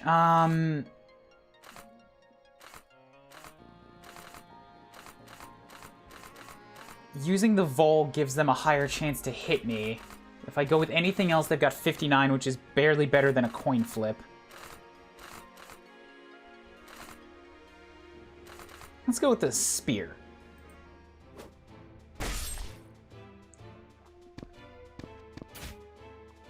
Bianca's supposed to be fast, but she has not been doing too hot in this map. We'll see what happens when we get to promote her. Here we go. Adept can become... Oh my god. I see a dragon. I see a dragon.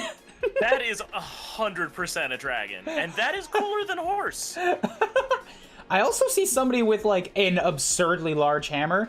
And that one at the bottom, that looks like the general that I so dearly want. But you know what? All of these, like, I'm looking at the ones in gold. All of these silhouettes look badass. We've got caped spearmen. We've got floating, like, on fire magic. We got dragon and giant person with giant hammer. Meanwhile, in the middle tier, we have lefty, righty, pointy stick, or shorter pointy stick. Wait, there's only one pointy stick. Pointy stick, pointy stick, small hammer. There you go. Oh, small hammer. I'm sorry. Blunted stick. Pointed stick, lefty, righty, or blunted stick. All right. My workplace is about to have a long meeting. I'm expecting them to announce an increase to our mandatory overtime. I am sorry about that. Eesh. That stinks. Later, Black Knight. Best of luck. All right. Rip in peace. Let's see what we've got. So Battle Maiden works... Right, I forgot she has this! This is another reason she's awesome. Allies within 2 tiles gain 8% power. So people around Bianca just do more damage. Something about this person that just makes me want to hit things really hard. Alright, so what does the Adept have here? We've got Storm Strike, 50% chance to deal 1.3 times damage. Swift Wind, 15% chance to hit again. So, good chances to deal more damage and free doubles. Oh, I like it. Blaze. So these are what the enemies have here. We've got some blazes on the map. They do fire magic. Oh. Heat Flash is a 20% chance to deal 60% increased damage. Okay, so the other one is 50% chance for 30% increased. Blaze is 20% to deal 60% increased. And Bonfire kills Grant plus 2% power.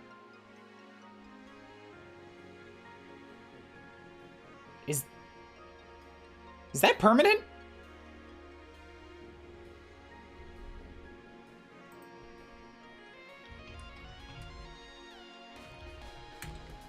I am looking this up.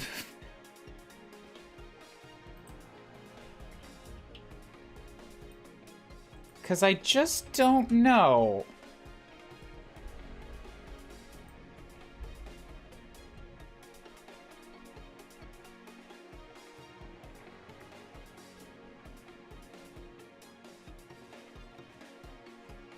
It doesn't say.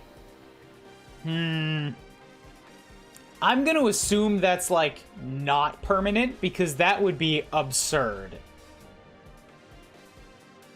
Maybe it's for the next turn or just for the battle.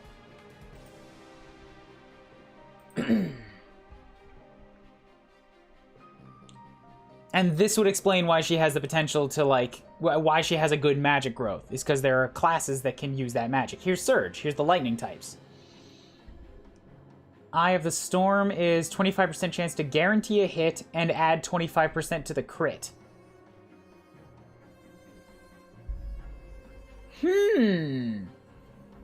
She's already got pretty good dexterity, so she doesn't need the guaranteed hit necessarily, but the increased crit is not bad.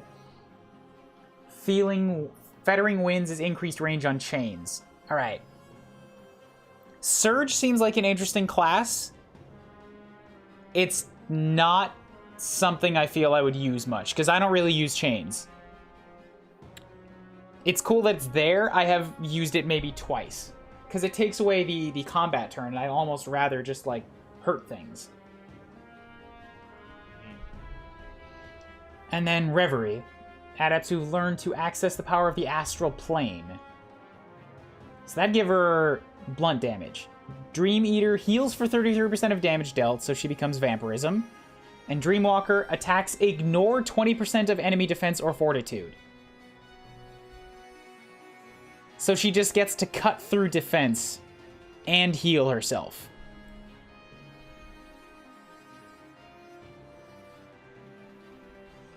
All right, this is tricky now.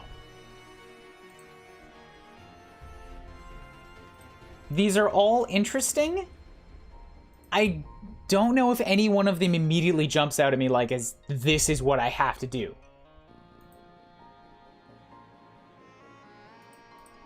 They're all different weapon types, so... but I'm not really thinking too much about that.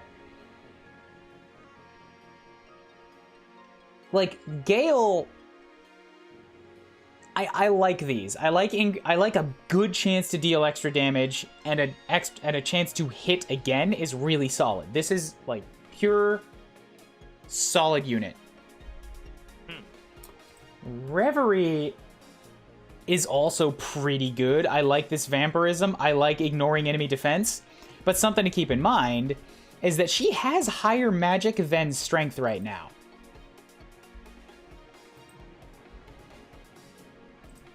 So if I go with Blaze, Blaze is basically locking her in as a magic unit. Yes, Surge also gives her more magic. But, like, I don't really love Surge. I don't really love Surge's skills, so I think I'm skipping out on Surge. Mm-hmm.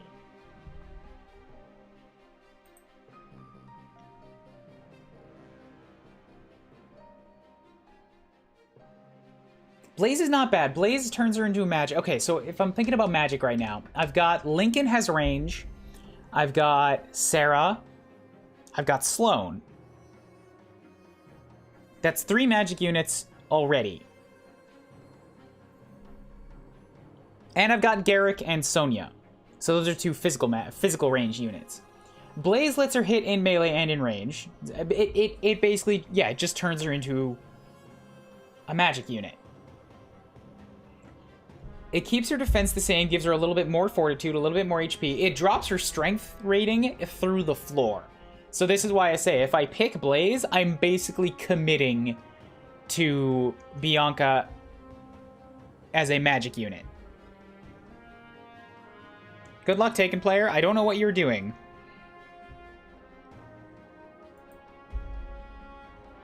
Whereas if I go with Gale or Reverie, it still keeps a pretty good magic growth, which gives her a good opportunity for, like, I can still pick from the next tier, like, basically anything. Which do we think the dragon is going to draw on? Do you think it's going to be magic or physical? I don't know. I'm betting magic. No, be honest. When it's time to promote again. It looks like it's a straight throughput. Like Blaze turning into the thing that's on fire and Surge turning into the Sky Dragon. Those make sense. And Reverie. Vertically, then? Well, because I think you can take whatever you want. But I mean, like, I think that the horizontal is like just a straight evolution. Like whatever the previous one was, this is that but better. Because I gotta lean into Surge then. Because the Reverie with the hammer turns into the big person with big hammer, and the Gale with spear turns into spear. I just want to see this big old dragon on the battle map. Every turn would be incredible. That would be awesome, but like I don't know what its skills are. Yes. So it seems like it'd be awesome, but I don't know. So I don't want to lean too hard into committing there. I already put a ring on it. I am married to this dragon idea. But like, look at the blaze. She's on fucking fire. Reverie is. I light a person on fire every week. It takes 7 balls to summon a dragon. Reverie is giant person with giant hammer. Okay, the giant hammer is pretty sick, but again, Dagron.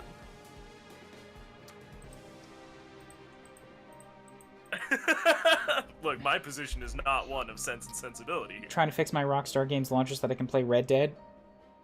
Why does Rockstar have a launcher? Oh, for their GTA 5, don't they? Fucking... God damn it. It's terrible. It sucks so bad.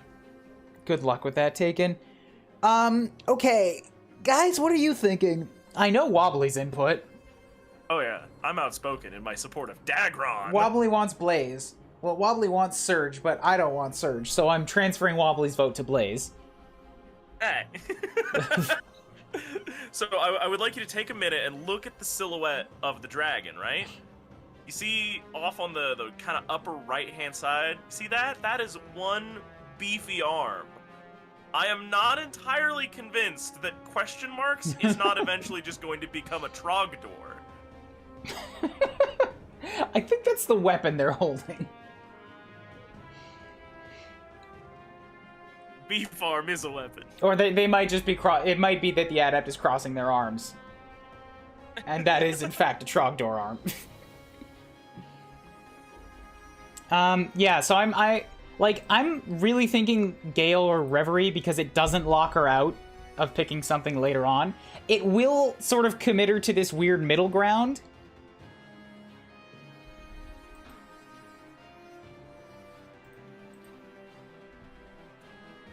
You know what? Blaze might synergize into Dragon, because then you could breathe fire with the dragon. Alright, I'm looking for real stat inputs now, Wobbly. Dang it. They're already magic leaning, so Blaze makes sense, but double attack or vampirism. Yeah, that's what I'm thinking. I vote Gale because I flipped 2 coins. The bonk stick or the pointy stabby. Calvin is also leaning physical. Now, we've trusted Calvin's energy before. Yeah, that's true. I'm sorry, Calvin. I'm a fan of Gale. I vote Gale because I flipped the bonk stick or the pointy stabby. It seemed, yeah, I've already got a lot of magic. Like, Blaze is super, super tempting because it focuses her into one route. But Gale keeps that strength rating at 60%, which is a pretty good level up.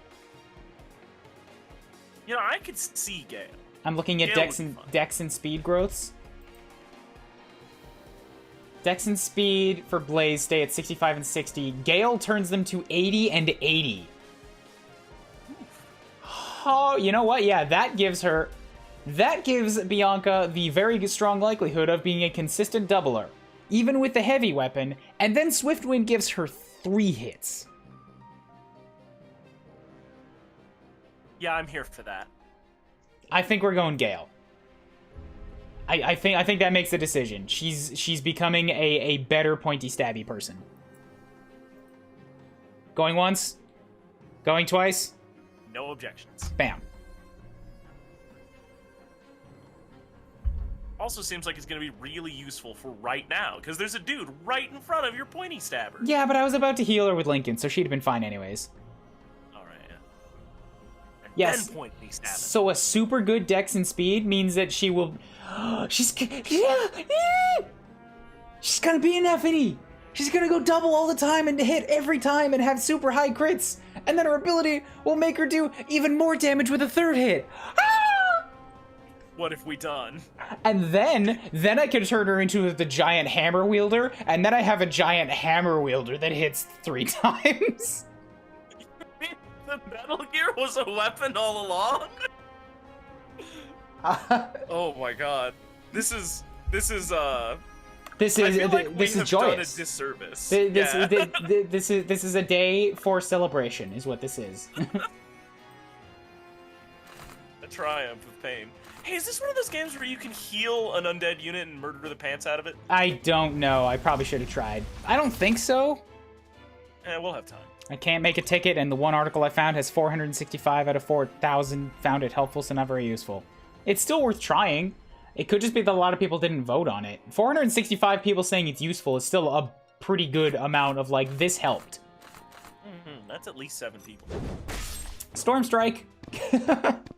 Immediate extra damage. Storm Strike, extra damage again. Ah! Oh god! Oh god! She wobbles the stick. Wobble, wobble. Well done, Bianca. I may have just put you in the worst possible place because now you're in range of I guess only 2 of them. It's fine.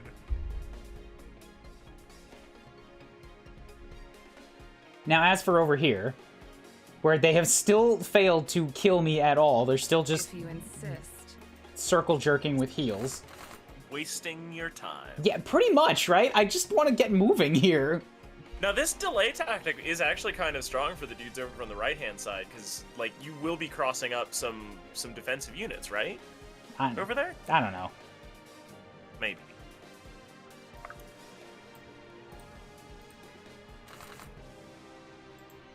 Maybe I can kill this guy real quick.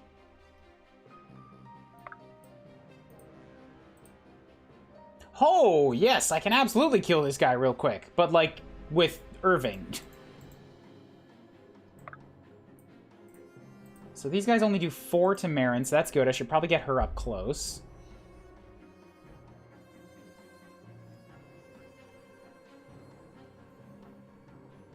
trying to think if I can exercise that extra experience somehow.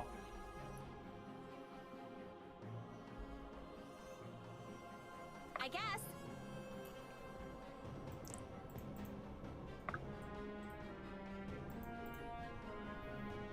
Who needs a heal? Garrett could use a heal. If I put him into the yellow portal, that kicks him over to the right-hand side. And gets him back in the fight straight away.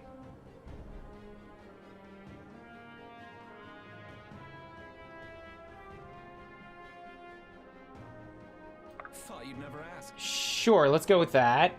Because then I can move Samara... Oh! I hacked it up. I hacked it up. Oops. Big oops. If you insist. So then I'll put Brooke here, and then I can use Samara here to heal. So she's gonna get a free 5 experience. What would be? Am I needed? And we'll get you to magic on this guy. Did it trigger twice? Storm Strike? I don't know, let's go check Bianca again.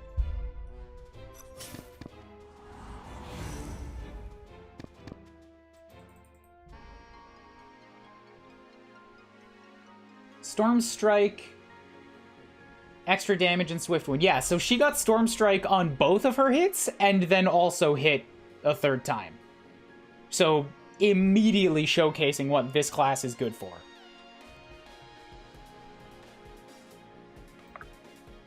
She did it good. Let's celebrate. Dynamic duo. Well, this was completely unnecessary. You didn't need the Ferret's Fury and the critical on a dude that only has 6 HP. Look, there is no kill like overkill. True. I feel stronger. 6 Do I points. look stronger? Very good. Strength is good. Speed is good.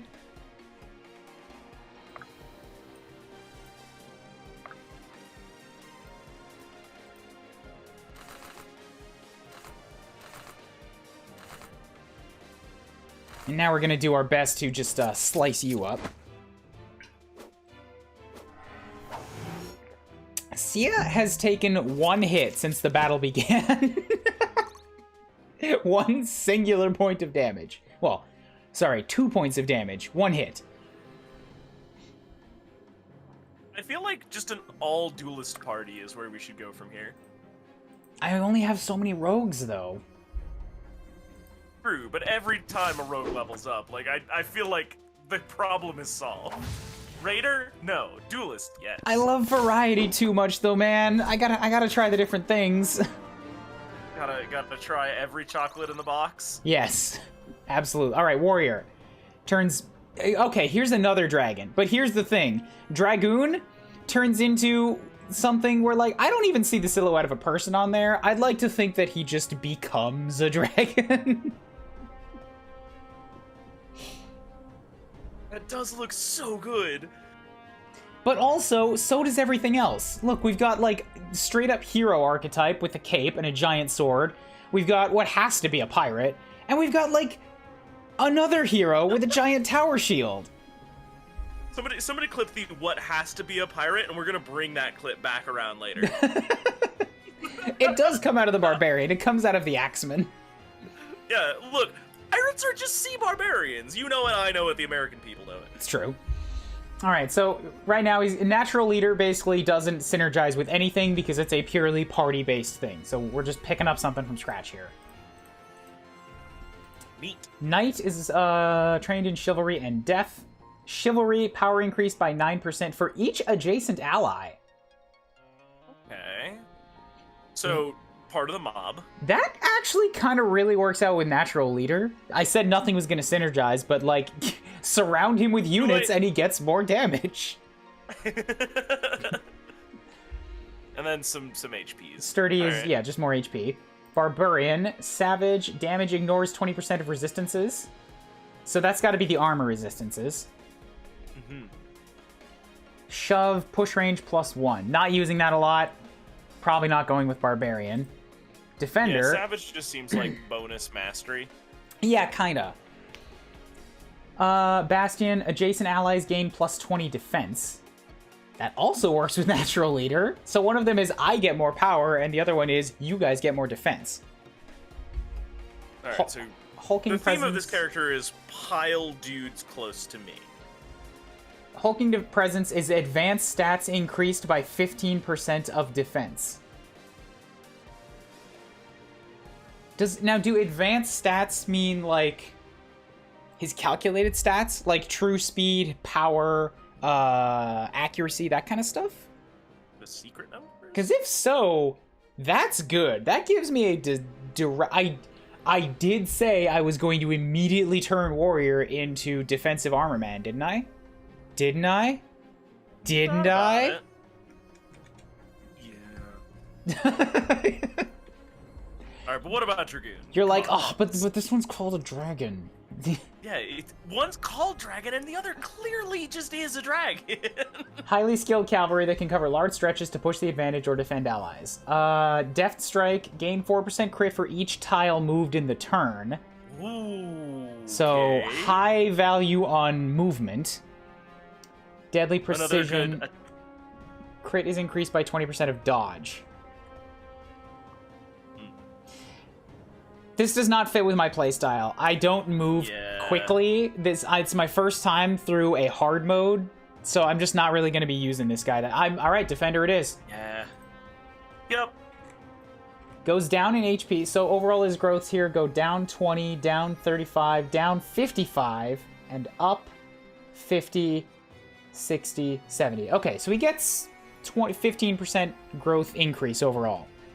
Downside to Defender is a hit to speed and movement. I'm fine with these. I think that's a thing for you, yeah. I don't have an Armor Knight yet, so you know what? Now I have an Armor Knight. From what I've seen you play in these games, like, you sort of have a phalanx approach where you get a good formation, you just kind of waddle it forward, and everything falls down in front of you. It's the easiest way to play these games, absolutely. But you know what? It's what I love. I love like good. the steamroller approach. It just feels so good. Oh shoot, I was gonna have Marin get up closer so that she could get some of that bonus XP too. Oops. Well, I hecked that up. So I can do maybe 6 damage. Can you do 20 damage to this guy and give Marin a kill? Oh my god, you can! Like, exactly. Or you can critical him. God damn it, Irving. Irving, you had one job. He's got the waddle for it.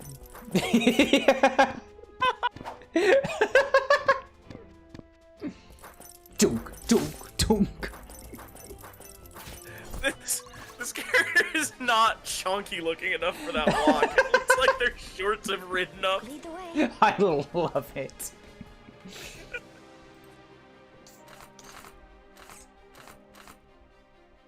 Man, a whopping 4 damage. 6. 6 damage. It's better than I ever imagined, Kuuribro. It's okay. Marin's just full of potential right now. Soon she will become a Grand Inquisitor. I'm immediately promoting her to Grand, by the way. It's a meaningless title, but the people insist. It's for morale. My army will come to love, respect, and fear her. Or else. They're just gonna have to take my word on it that she will deliver on the or else. Doesn't really go with her personality, but like when I paint her pauldrons like red and drippy, then you know people just sort of assume it means death is coming. The World of Warcraft approach. Like I say, I've been listening to a lot of Warhammer related stuff. One of the things about Warhammer that was kind of interesting to me is the idea that there are so many wax seals. How many of the entire planets of the Imperium do you think are dedicated purely to bees? The bee world. Well, their cities are called hives, so you know, I bet there's a couple hive cities that are just actually dedicated to hives. In the far-flung future of war, there are only bees. There are only bees. There's no regular war either, it's just bees. Bee war!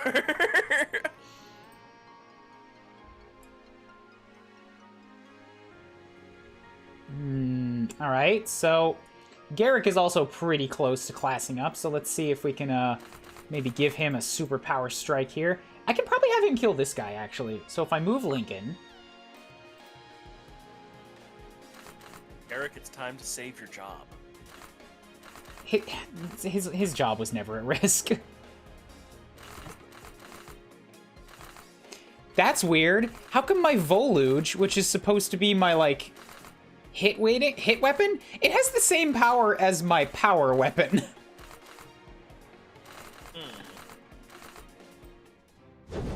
Wobble wobble. Oh, good. The wobble's just part of her regular animation. Yes!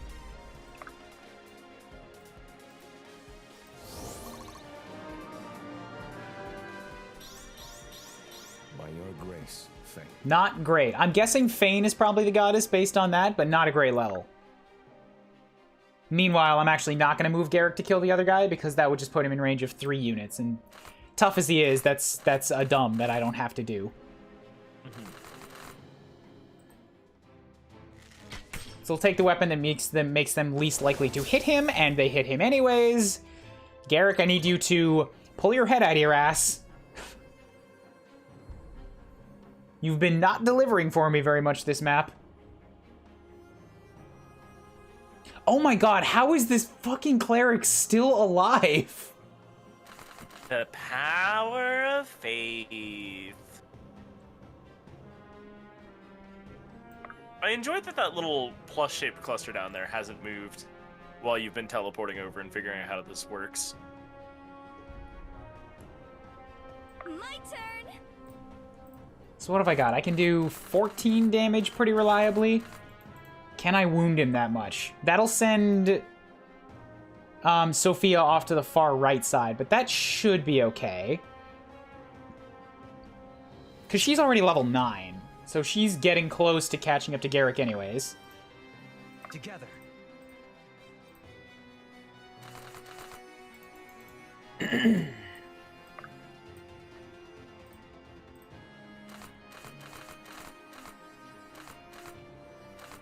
So let's burn you with Fire Dart.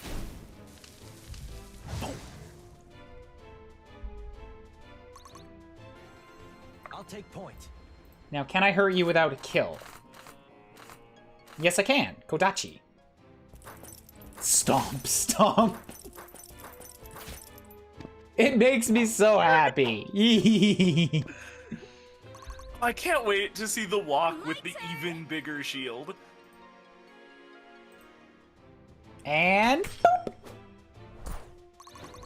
All right, see ya. You know what? I'm just done with this. Please murder that man. Just make him done. Make him. Ah, she can't make him done. There's 3 HP left. Oh, good grief! Please just die. Stop Again, making for the this hard. second time.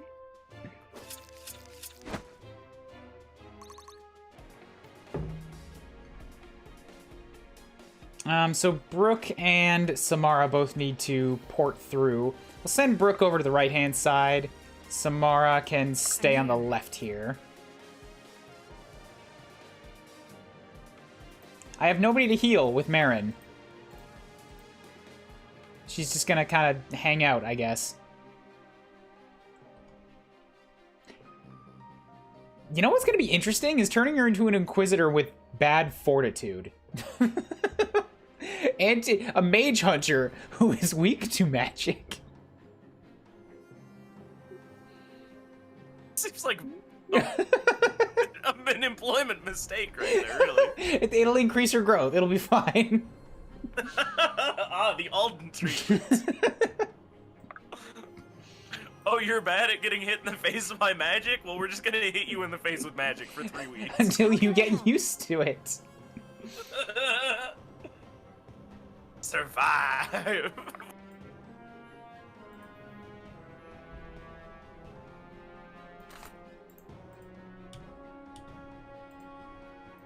Wait right there. You'll take, you'll get experience from getting hit in the face with magic, and then we can go from there.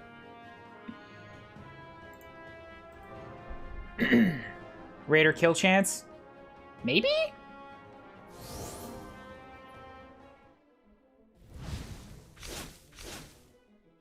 Ooh, Flame Snap looking spicy.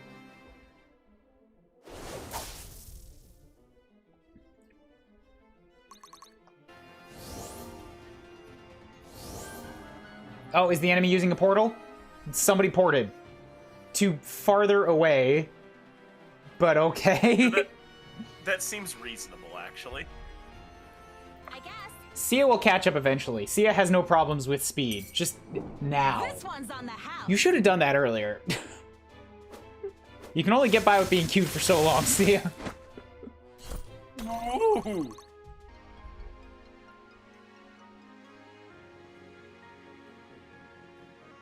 I don't see a Raider kill Gosh. chance. Everybody here is full health again. You just benched Alden mid-match. He's safe there.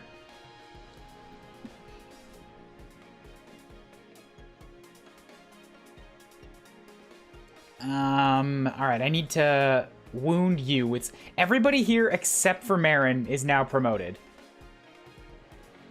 Whereas on this side, we've got multiple levels of non-promotion. I need more people on the right, actually. There's only 4 people there.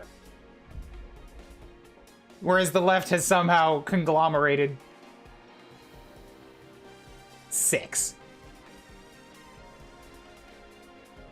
Try refreshing if you're delayed.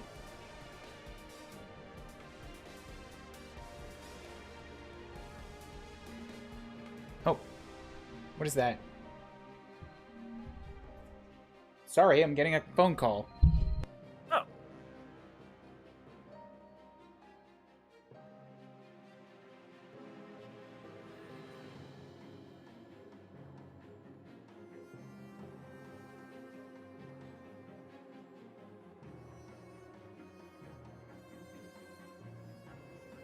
Well, chat, it's just you and me now.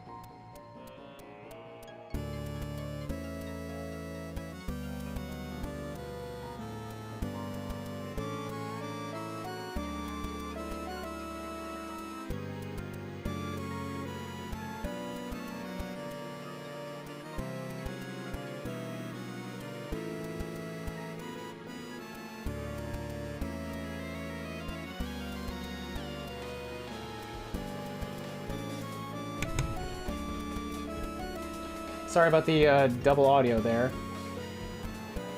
Okay, so yeah, that was a call from one of the websites that I have accounts on, because I'm changing my phone right now.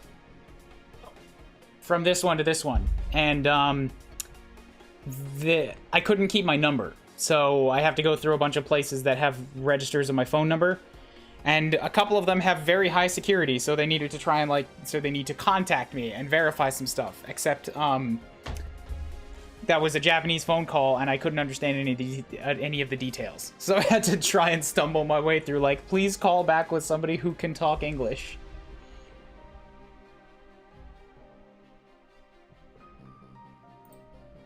one of those I'm trying my best, you see. I'm absolutely trying my best. I mean, at the end of it, he said like a long string of things were very fast, and I'm like, okay.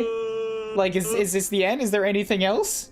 You'll call back later, right? Right. I'm like, okay, so do you hang up or do I? What? I don't know what you say. Are you waiting for me to... Click. I'm sorry for your handle time.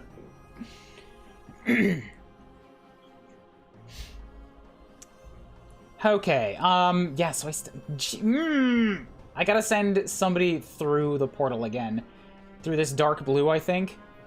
At your disposal. So who's getting sent? I could send Samara for some more magic. We're pretty covered on magic. I could send Irving for more defense. Sloane and Samara are both fine. I could send Marin, and then we'll have 2 healers over there. You do also have Alden if you were going to do anything with them. Oh wait, Samara... Samara's not magic. Samara is a defender healer.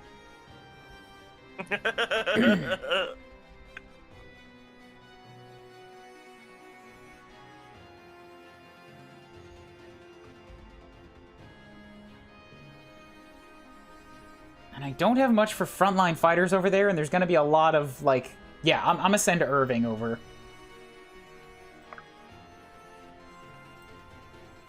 It's going to take him a couple turns, but he'll get there.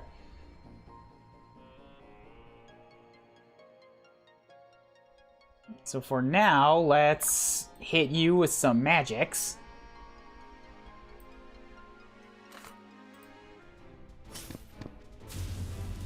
Yeah, I know Garrick's 1 attack from promotion. He's probably still going to take a hit in that attack. Or will whiff, knowing Garrick. Yeah, he do what he wants to do. Usually he will want to do fail. He's been doing a lot of succeed until this point. I have little faith in the Garrick. I don't know, these numbers make me feel like he's probably not going to whiff this one. Oh, shit. See, yeah, this is why I'm worried. All of the duelists have begun walking at me. Oh god. They're duelists? Yeah. You know, I just realized that a pack of duelists accurately follows the inverse ninja law. Like, they're going to get stronger as you pick them off. Hopefully they're pretty weak when they're all together, you know? Yeah. But I don't want to charge at them right now because I've got 2 enemies that are right in front of my face that I have to deal with. Maybe you should be sending more people over here to the right-hand side.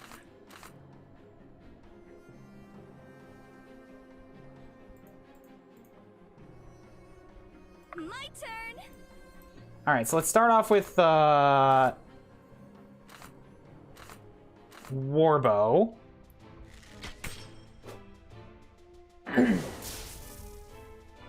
Since she can resist magic damage pretty well, and then we can move Garrick over to here. I'm looking for something that'll kill. Oh, 1 HP off. I don't want him to take. I don't want him to take the counter shot. What happens with Bianca if we hit these guys? If we go after the duelists? Can do. See, I'm just trying to attack. 16 damage. Oh, there's 3 of them. There are 3 of them. I'm concerned about these. I need to set up myself a wall. All right, I'm okay with using Brooke as bait. If we keep...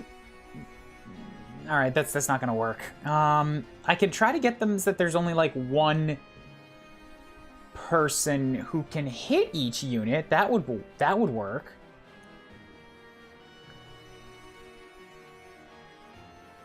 I'm probably gonna have to heal Garrick either way, so I'm fine with this. No, I'm not, because he can't double. He can't kill the guy. Fuck.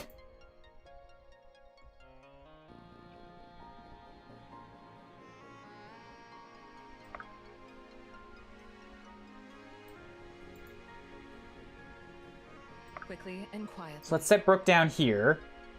She'll probably take a lot of damage. She'll probably go down. That's fine. I want to just weaken him right now. Oh god, the double. So she's very strong. I could just make this kill shot as a chance for the item. No, don't run that risk. Just go with this. Give him a face smack. Let Garrett get the kill shots that he promotes. Then we see what kind of wild antics we can get Garrick into. Pretty much. After the promotion, I think I'm gonna have to dip out though. I've got a thing that is steadily boiling over. that I need to investigate. Yeah. Sure thing. I'll be around for a couple hours yet. All right, cool. If I get back to it, then I'll be back. But there's just some sort of like commotion that's going on outside that normally it's like, you know, a couple of minutes, people out there doing stuff, but it has been a little bit. I gotta go poke my nose out the windows. Okay, so we got so Ranger. That's weird. Archer usually turns into Ranger. Here it's the other way. So we can become an Archer. So his current thing is crits deal plus 15% damage. So Specialist is crit increased by 7.5% per adjacent ally. Or Deadeye, 1.25 times accuracy bonus from Dexterity. He's got a lot of dex right now. So that turns him into, like, an archer that does better surrounded by people. Drifter, outcasts who learn to defend themselves swiftly and brutally, able to end fights in a single blow. Ruthless. Oh, it's what we expected Raider to be. Ruthless crit damage modifier increased by 50%. So that works with his Silky Smooth. It means his crits do crazy high. And crit increased by 25% if only one adjacent unit.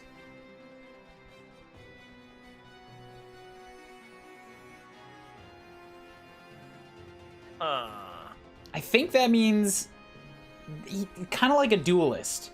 Like, it doesn't say adjacent ally. It says adjacent unit.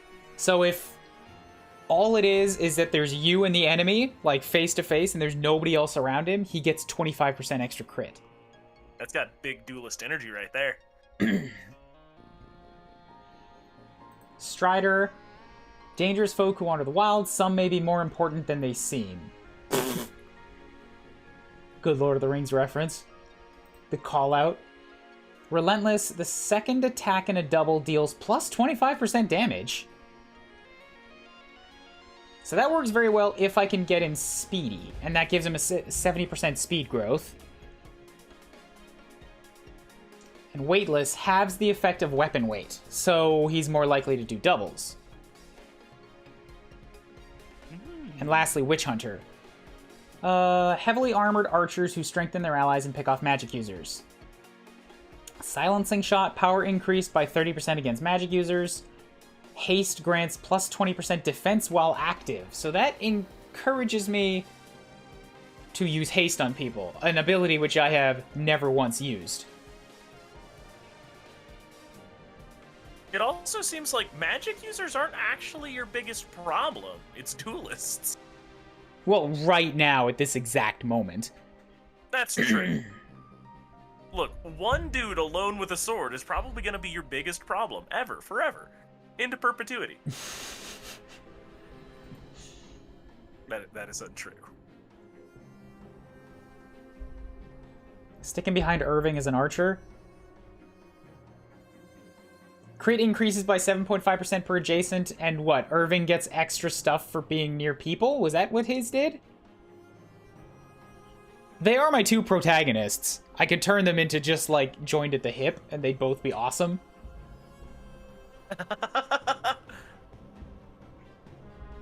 But I don't know here. You know what? Because I'm thinking, like, the way that Garrick has been classing so far,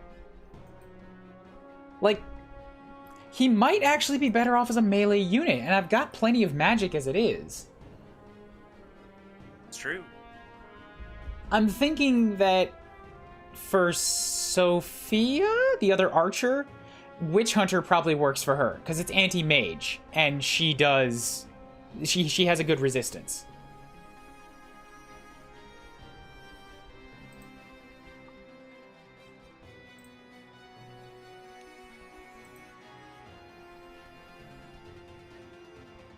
What's his current speed at? He's only got 10 speed, so he's not super well suited to being a Strider, but it would make him faster.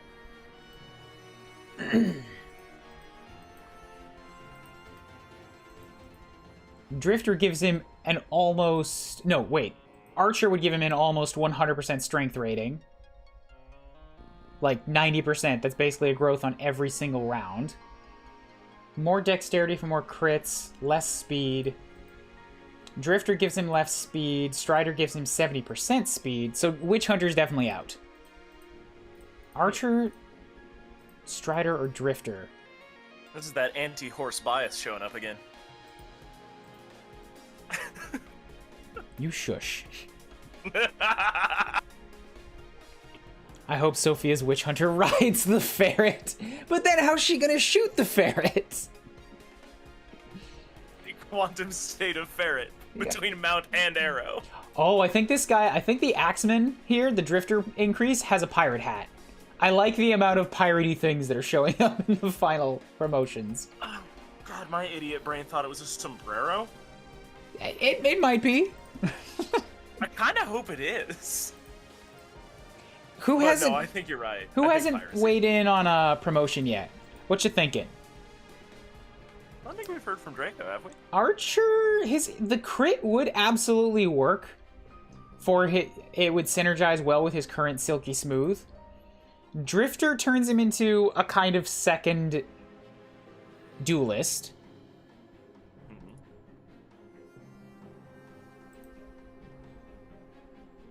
Because, like, the crit damage modifier, he's still... No, wait, that doesn't increase his crit chance, but it increases his crit damage even more. Whereas Archer increases his chance to crit, which would then do more damage.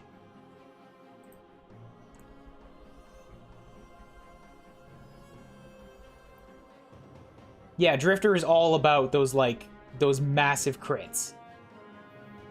I'm leaning to Archer. I have terrible crit luck. And then Strider is just hit focus on doubles. Try to do more double damage. I vote Archer.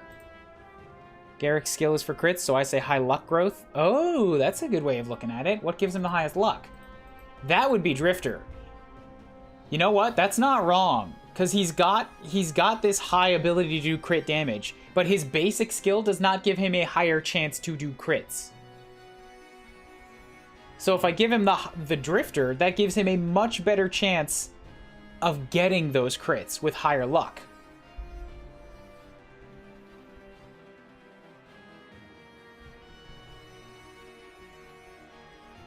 I'm feeling like he's not quite speedy enough to do Strider. So I'm leaning away from that. So between Archer and Drifter. Drifter is melee? Yes, Drifter is melee. He dropped the bow. So that would shift almost all of my range focus into magic. Though I've still got Sophia. Sophia's gonna still be a physical range unit. But she's gonna go Witch Hunter.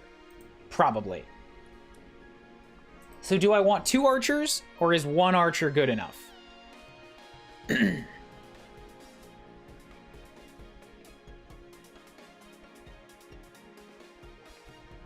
Drifter would give me an axe unit.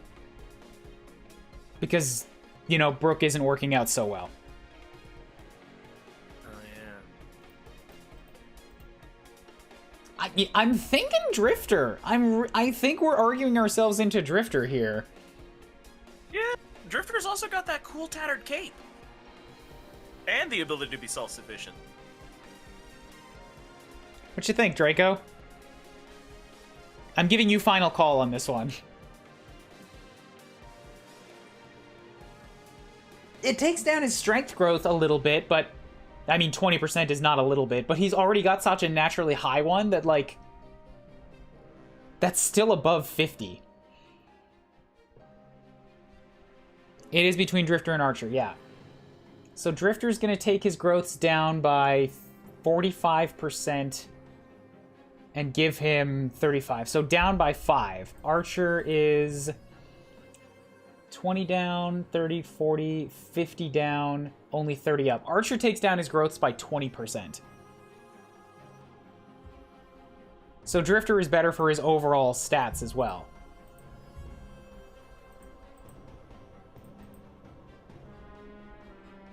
I'm definitely leaning Drifter, but Draco, it's your call. Sup, Square Monkey? Welcome to the stream.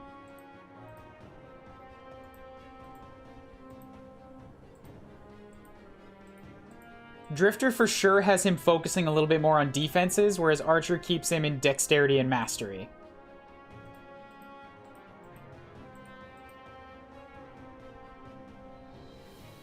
Let's go, Drifter. All right, let's go, Drifter. Boom. Now he's fully healed. Right. I don't have to heal him anymore. So let's see how he does against one of these here duelists. 9 damage back. If he uses the Dolan, they only have a 60% chance to hit him. This is not bad. This is not bad at all. But still, let's let them come at us. I don't want to put somebody out in a position where they can get surrounded. Actually, this is perfect, almost perfect the way it is right now. We'll just move you to here.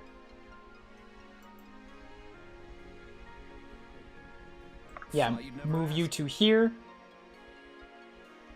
What does haste do again? Tutorials. Abilities.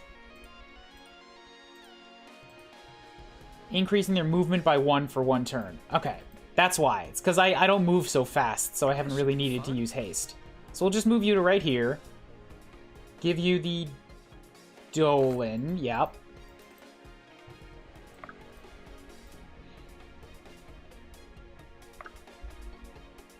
And then move Lincoln to here.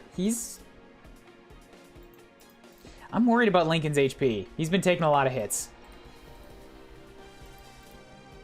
Granted, he's beefy as shit, so it's not a huge problem, but he should be okay with taking a couple more. And we'll leave Bianca where she's at. Meanwhile, back on this side.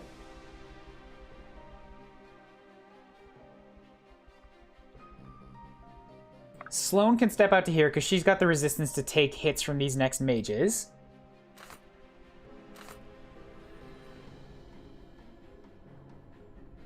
Do I have Marin heal? Or do I give her a kill? She's going to take another magic shot and she's in play. Let's have her heal. Oh, all right. So Sloane about to solo a bunch of mages again.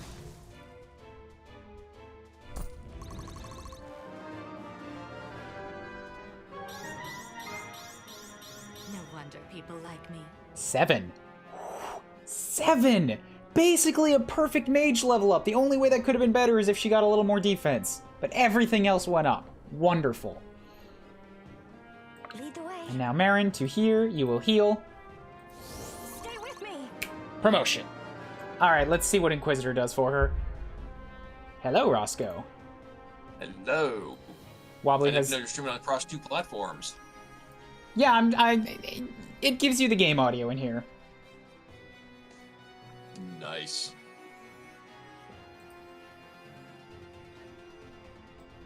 Okay, so I'm seriously leaning Inquisitor.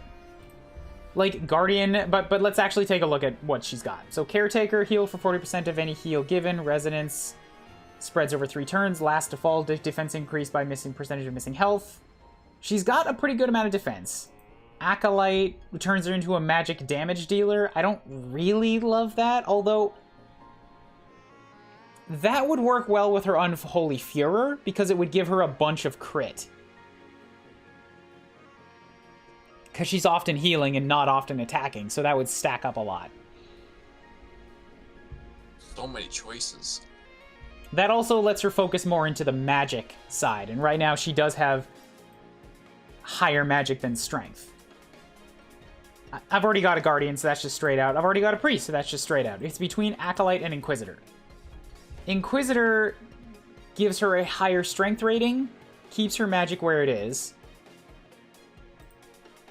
But it's okay for these guys, because they both attack and heal. So a growth that's split between both is okay. Inquisition, power increase by 30% of enemies' magic, and Righteous Cause, healing doubles accuracy for the next enemy phase. Right, that's what it was. Marin often heals and she has problems hitting things because of her low dexterity. So heal, attack, turns her into a strong-ass Inquisitor. That's what I'm thinking.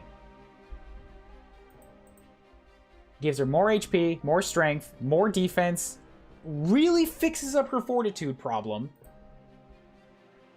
because it gives her 60% growth instead of 30. Inquisitor is overall a huge benefit for stats. That's plus 20, plus 30, plus 60, plus 65, and only minus 25. So that's plus 40% to stats overall, or plus 40% to growths. That is strong. Yep, decision made. We're going Inquisition. Bam. How can I help? Inquisitor Marin, and continue to heal. There's now the Spanish Inquisition. Doubles. Oh, fuck, I missed this. Shit. It's okay. She's still an Inquisitor, but it doubles accuracy for the next enemy phase. So I don't get that accuracy for when I'm attacking. What it does is it lets her counterattack with more accuracy. So this is interesting. She's very good on the offense against mages. On the defense, she can't counterattack mages, obviously, because she's in melee. So she's good offensively against mages, and defensively, I want to use her on the front lines as a tank, but heal people, which keeps her topped up and lets her counterattack more. You know what? This actually works pretty well with Marin.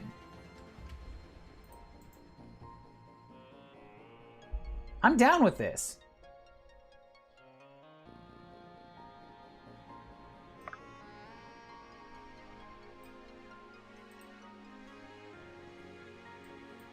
Let's do it.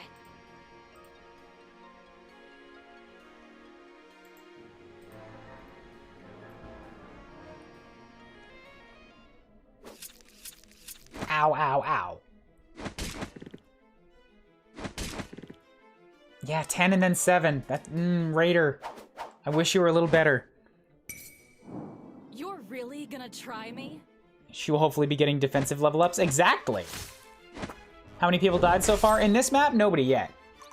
We're still okay.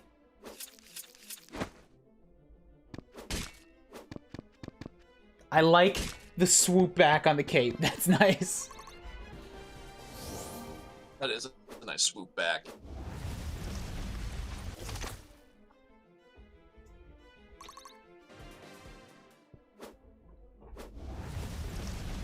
Tink.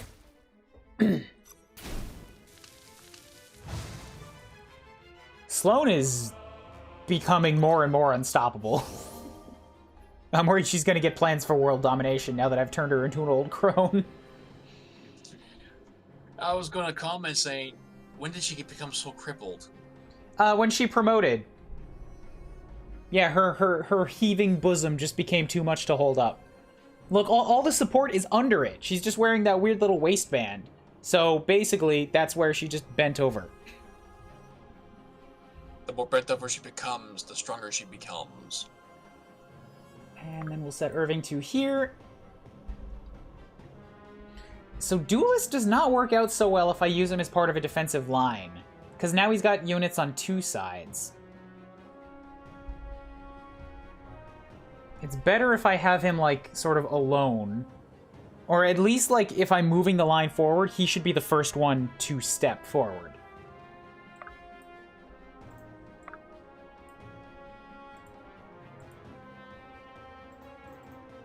So from here...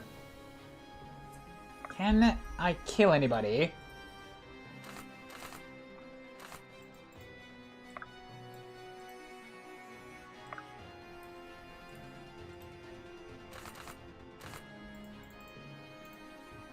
Excuse me. Lincoln, if I Bianca.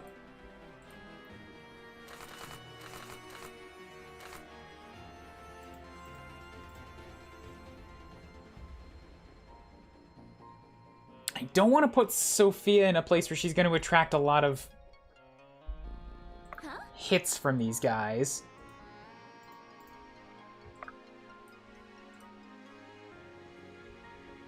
I'm okay with her taking range damage.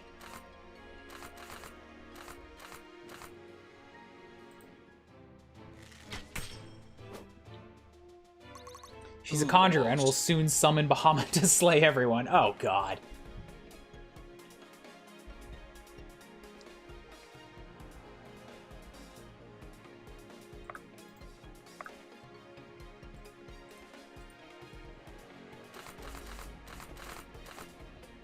I can still use Brook to disarm, though. I gotta remember that.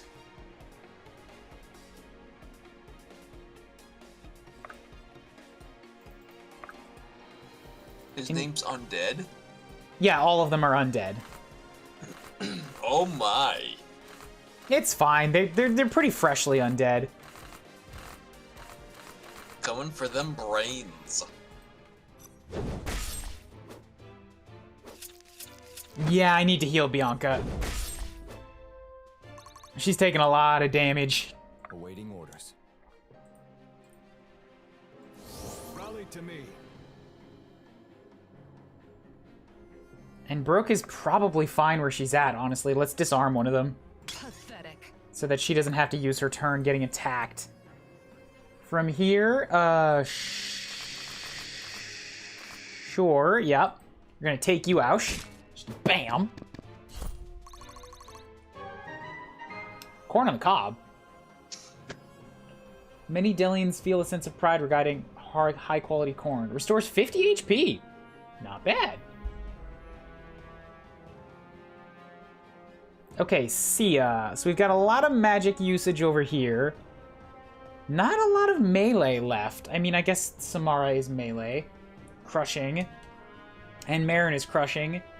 But neither of them are particularly awesome at it, so let's send Sia, yeah, down the red portal. Alden will just sort of exist.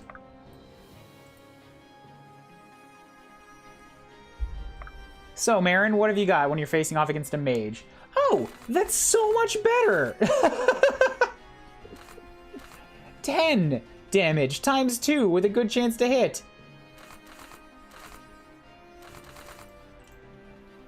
She's still wearing plate, so she still takes a lot of counterattack damage from them.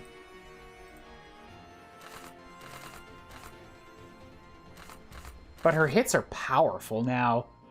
She's capable of killing. And she swings this rock on a stick overhand and just, like, crushes their skull. I love went it. through the pelvis. It's so good. Am I needed?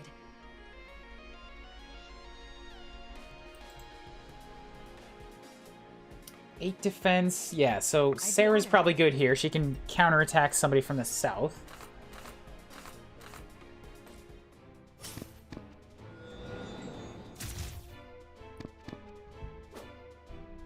Tink.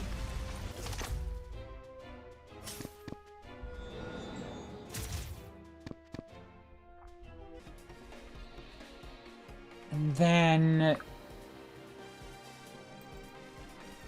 what would it take for Sloane to kill? Oh, stop! Actually, she can kill right now. So then, Samara, you're going to heal. Or Samara. Whenever you need me. And Sloane to over here, and... Shabamzo. Die. Yeah. Very good. Very good. Very good indeed. I like that effect, by the way. That was pretty cool, that one. Yeah, the... Conjurer? Sorceress? I already forgot the name. They have... the magic all looks real good in this game. Most of the battle animations... actually, all of the battle animations are solid. I just wish they put a little bit on the menus. Yeah, I was looking at other video reviews and some made comments about the clunky menus as well. It's like the biggest failing, the biggest flaw with this is that the menus are there's no animation, no real highlight selection kind of thing. Highlight selection, no delays, no confirmation dialogues. It's the gameplay itself here is very, very solid, but the user interface and the user experience are rough.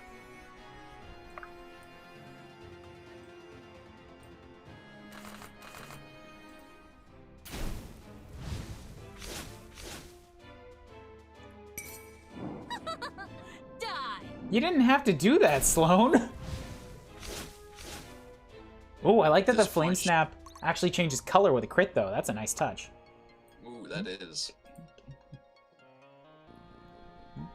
Okay, so I need to send... Good. Sarah, Marin, and Samara can all make it through the portals on this turn. Am I needed? Assuming you don't hit in range, good. Am I needed?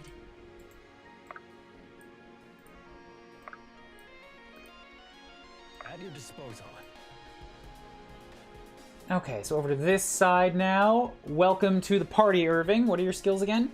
Bastion, adjacent allies gain 20% defense, and advanced stats increased by 15% of defense. I hope these are the advanced stats down here, like crit, true speed, dodge, accuracy, power. Because that would be Yeah, but that's when you fantastic. Yeah, because when we highlight it, it actually says advanced stats and the little thing that pops up. That'd be so great. Yeah, it does not. It doesn't exactly make it clear what that does. Together.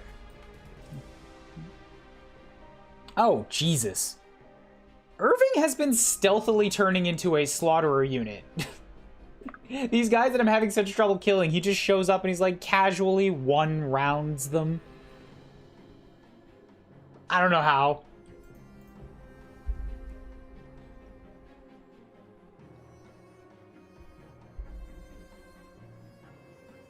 Quickly and quietly. So we'll try to get Either it's pure luck he's one-shotting them, or it's just the way you got him set up. No, but that's what I mean. I don't understand how he's able to do that.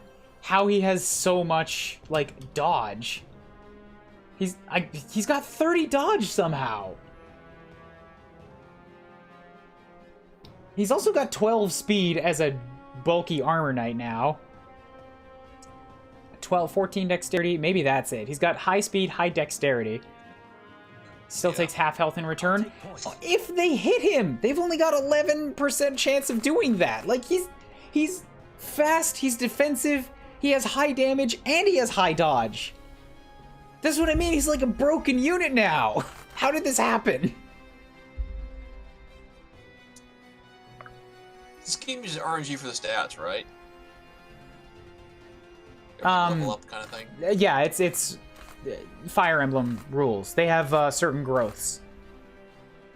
Okay, so probably just pure luck. Luck of the draw. So let's take out the Duelist so that you don't have a chance to cause me any further harm. So he's a hero? I think he is. I think he's basically, yeah, a hero. But I'm turning him into an armor knight because I want to.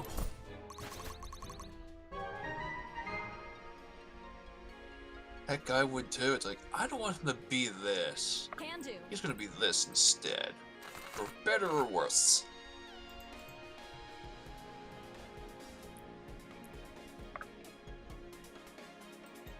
So Bianca with her 9 defense. Yeah, you know what? She's probably fine heading down here to attract these guys' attention. Meanwhile, that frees up Garrick to take this guy with an increased crit chance.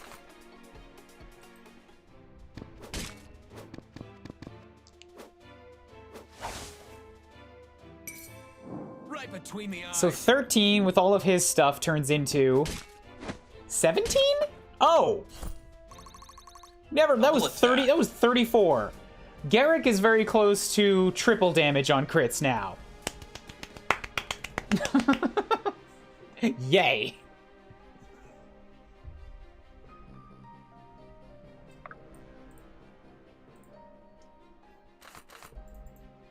Awaiting orders.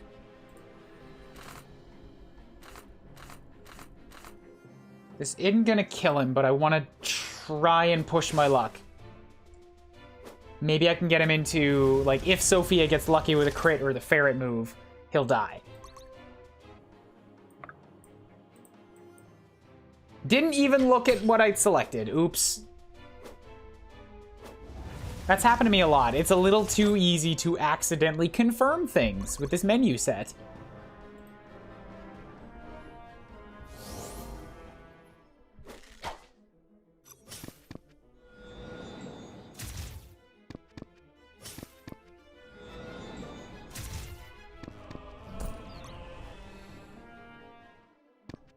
Another dead undead thing. Oh yeah, they're all gonna go down pretty quickly now. I've got an army of promoted units. And this is level what? 5, 6, 7? 5. Ah. Oh, that's right. Last time we were streaming, we were on level 4. Okay, yeah, that would have been yesterday. So I've got 5 dudes in front of me now. None of them are magic, so sure? I can use Alden for a little bit of free damage. You can strike through the walls? Yeah, it's ranged attacks. Oh, nice. I didn't think you could cast through walls unless that's some kind of I've got a lot to something learn. else. It's not XCOM. I don't know why that wouldn't be a thing. Like every sort of this is basically Fire Emblem, and in that you always could cast through walls. Okay.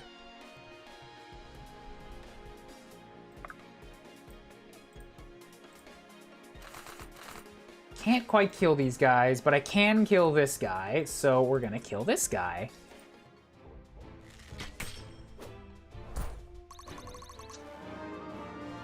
Good, good. And now I'm gonna have a couple anti-magic units so that I can move them down different paths that I need to.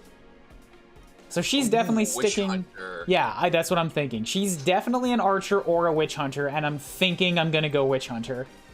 So she's got power increased by 30% against magic users, and haste grants plus 20 defense while active. See, I hate haste. I just... I don't want that.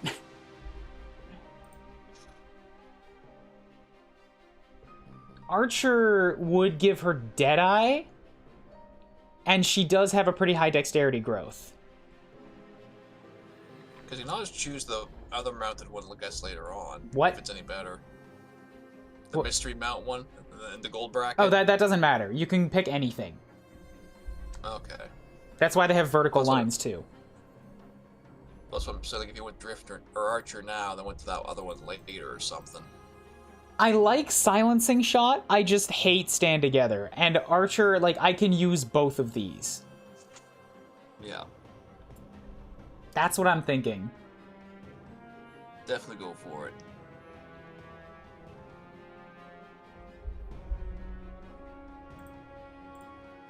Because the Witch Hunter one kind of feels like it'd be, like, better off with other mounted units in the nearby. Yeah, you're not wrong. Horse is a benefit all on its own, because you can move farther, and I don't really need movement. No. So Archer does minus 5, minus 10, 20, 30, 20, 10, minus 20% to growths overall. Witch Hunter does 25, minus 5, plus 15, plus 20, minus 5. Witch Hunter does less to stats overall. Ferret skill is dependent on raw damage. Yeah, it is.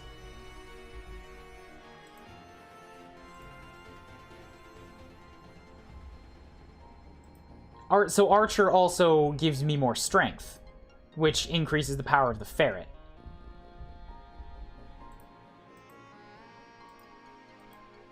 Oh, that's right, she's got the ferret thing. It gives her less defenses, but she still maintains an over 50% fortitude chance. And it gives her more dexterity, which helps out Deadeye, and crits. And then she's got special. Yeah, you know what? I'm just going Archer. Just a boom.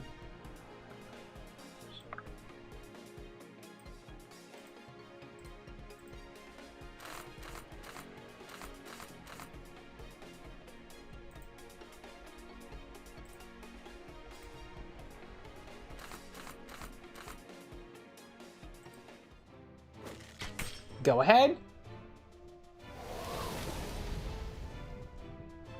Yeah, Strong Archer is less specialized than Witch Hunter, but still strong. It's still a good unit.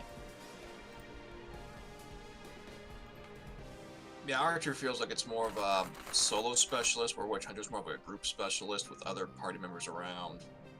No, Archer is absolutely with other party members. She gets increased crit for standing next to units. Oh. Witch Hunter is just, like, specifically, like, does more damage against magic, but also if you use haste and you make people move farther, they get more damage. I mean, more defense. So, Witch Hunter seems more like you're playing this game for speed, or you're trying to, like, get through maps pretty quickly. You have higher movement, you give others higher movement, and they are punished less for moving into enemy territory. Which is not how I play.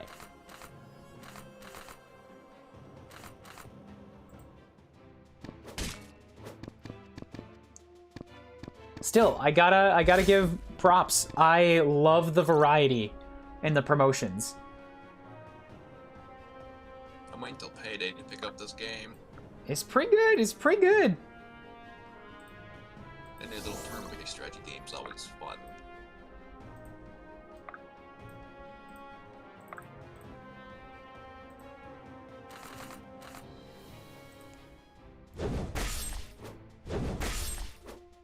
Ooh, Swiftwind can go twice before they go. I hecked it up. Fuck, I fucked up. Bianca's gonna go down. Not bad, 6 not is good. bad. 6 is good. No defense is bad. HP is good. Yeah, if this one also hits me, I'm absolutely dead. I was really planning on him not hitting me. He only had a 37% chance. Shit. Crossing my fingers and toes here for you. There's no way to get Sia over there fast enough. So I'm gonna sit Sia through the purple portal, actually. Because she can kill some of these guys in the bottom right while I wait for the other guys to catch up.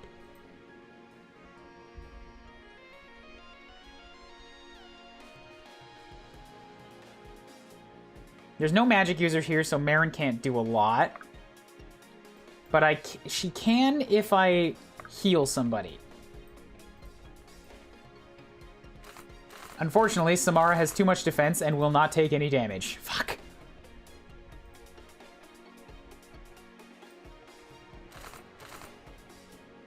And Sarah's gonna kill them in one shot. Fuck.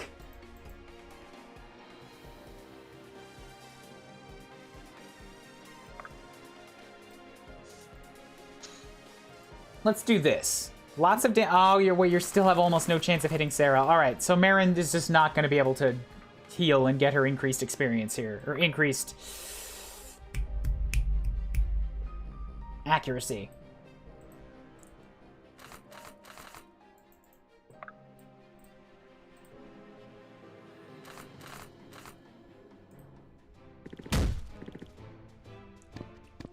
The purple portal, like 4 of them are purple. Alright, that particular purple portal.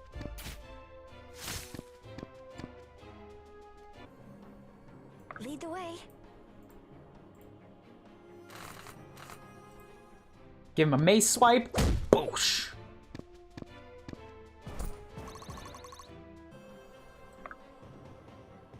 And then Sarah to here, and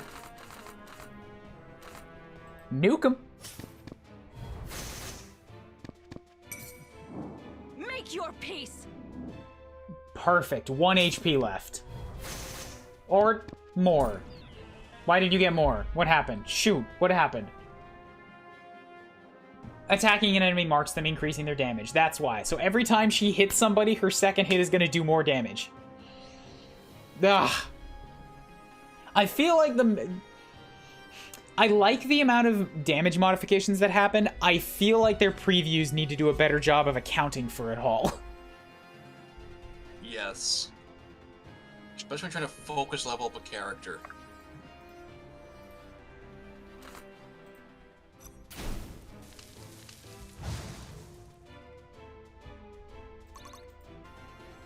Okay. Sorry for a pause.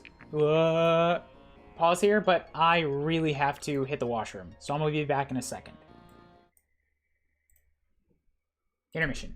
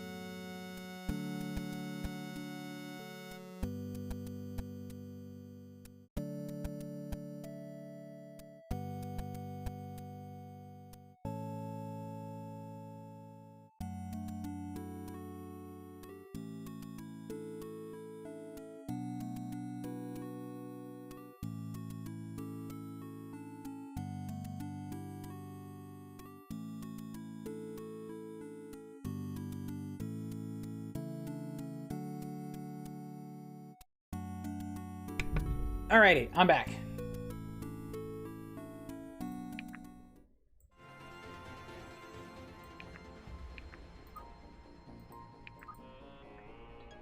Yeah, we're good. End the turn. Come at me.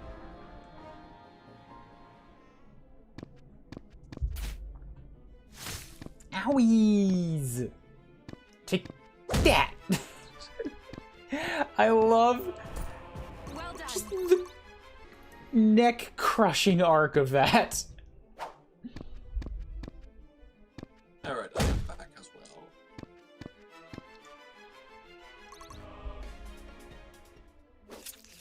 Perfect. Everybody go for Marin. Give her the counter kills.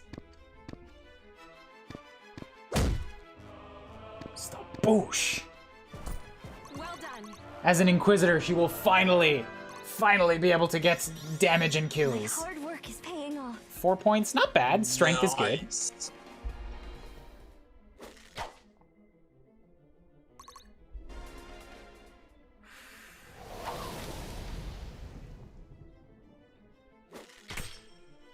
Nice job, Sophia. Oh. Alright, the boss is moving at me already. I wasn't ready for that. Maybe I should have been? But I guess we're gonna end this on the next turn.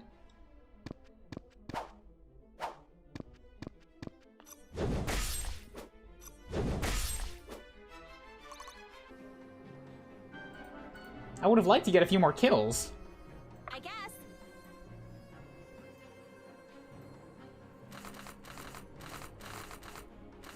What are you looking at here? Let's aim for... Sure, yeah, that. This one's on the house.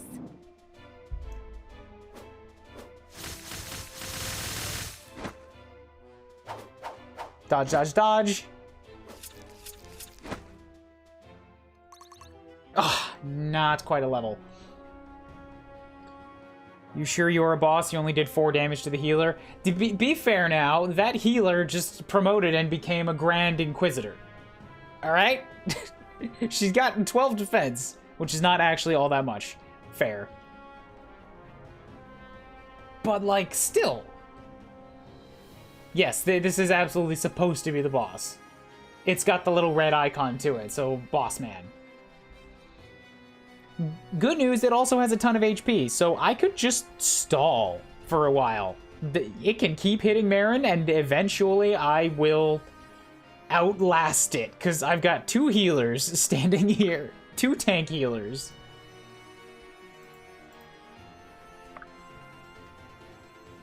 And it chose to attack Marin instead of attacking Sarah. Which means it's not gonna attack Sarah, even if it has a chance to. That's always a bonus. 15. Okay, so the marking looks like it only increases the damage by 1. There's also no icon for it. How can I help? Which is unfortunate. Everything's unfortunate. Bosh! Well done. Nice! She gets, yeah, support with Samara, too. Very good. Frontline fighters. Supporting each other's. Please, come and shoot me. I fucking dare you, you archer bastard.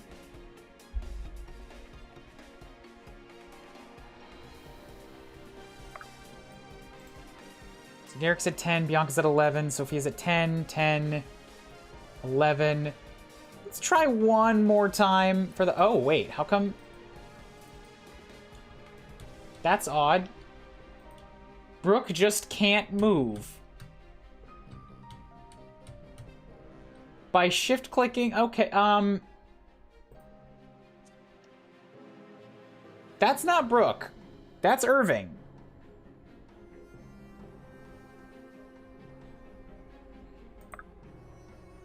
So what happened to Irving?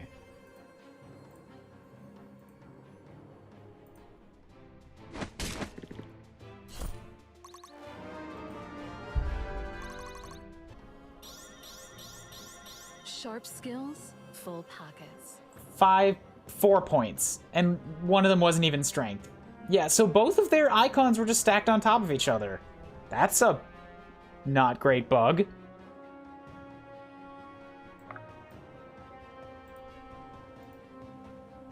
Hopefully they fix that in a future update. Let's take you out. Yeah, it really seems to me like this game was kind of rushed out to meet E3. It could have used another couple months in the oven.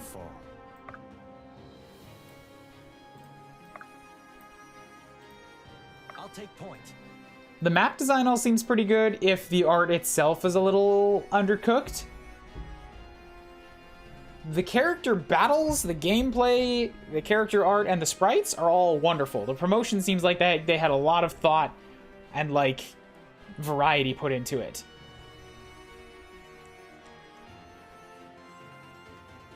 Just a lot of little things that all add up and sort of get in the way of you enjoying the game to its fullest extent. Yeah, I was gonna say the tiles on this map look pretty horrid. The floor is just supposed to look all warped. Like the walls and stuff, they're pretty bad too. It does seem like a tile set that you could have just bought from somewhere. Or like a regular RPG Maker tile set. Jesus, Sia! That is a perfect level up! That was epic! That's like the second one she's gotten! Bottoms You up. made her a saber. No, she's a duelist. So she gets extra everything for being off and alone on her own. Yeah. Sorry, no, it's just I saw the word saber. Oh, that's her weapon choice. Yeah. Yeah, that's what it is. What's up, Palisade? How it's going is that everybody useful in my army is now promoted, and I'm destroying faces. The boss has now decided to go against Marin, who's become a Grand Inquisitor, and is not taking no shit. The one she promoted again and go a step further, make her the Super Inquisitor. I didn't understand you. What? When you promote her up again, are you gonna like give her like another Inquisitor role kind of choice? I don't know. I don't know anything about what the tier 2s bring about. I'm only learning about the tier 1 promotions just now, and tier 2s happen at level 30. Whoa, that's a long ways off. Yeah, it's gonna be a bit. Awaiting orders. Probably gonna be worth it in the end, though. I won't let you fall.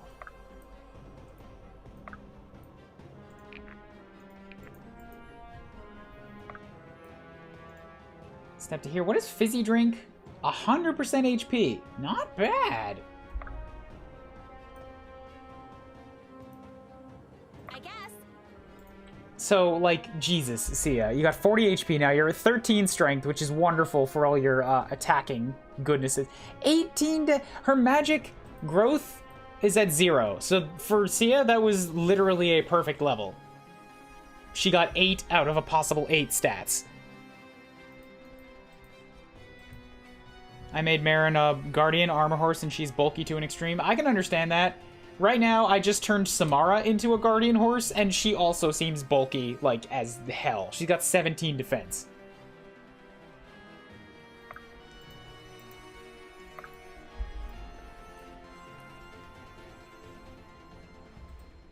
But the two people flanking Marin right now don't need any more experience, so Marin's just gonna whittle the boss down, because they sure can't hurt her.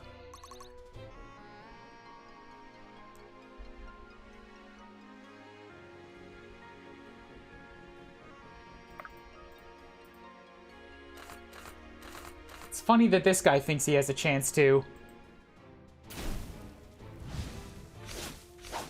Sloan is a force of nature at this point.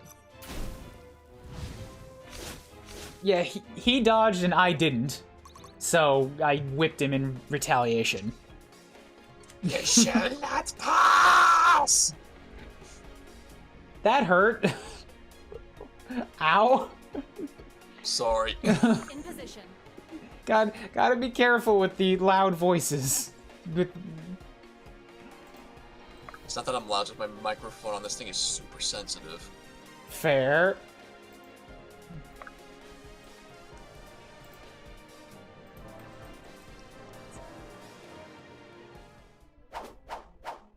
Keep attacking. She's gonna keep dodging. You have no chance to hit Sia. Nobody does. You're the guys who are supposed to have the good accuracy.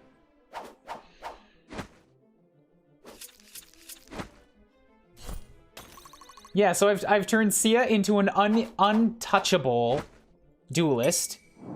This one's on the house. Irving is here we go. Irving is an unkillable defender. I saw a bunch of zeros. Maybe those were 10s? Maybe. Irving is an unkillable defender. Marin is now a Grand Inquisitor. Yeah, Sloan is a witch. I turned Garrick into a duelist. So he's gonna be pretty able to, go off and, like, get mega crits on people? Can Marin still heal? Yep. She can. She, in fact, gets, direct combat experience, or combat benefits for healing.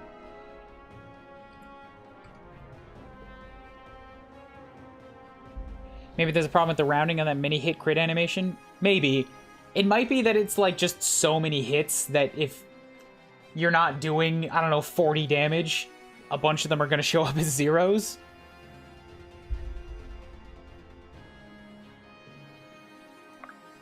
Sophia's an archer now, too. Sophia's just nice and solid, I think.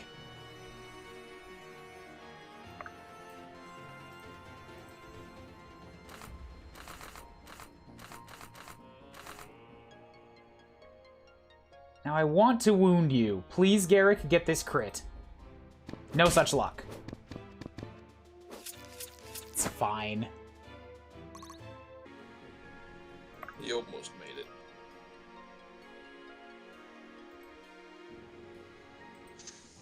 So meanwhile, I'm gonna slaughter you.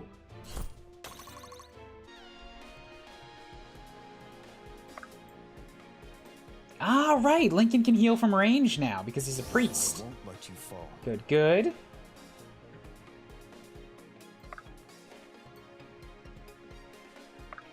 Oh, and Bianca. Bianca's now a Gale.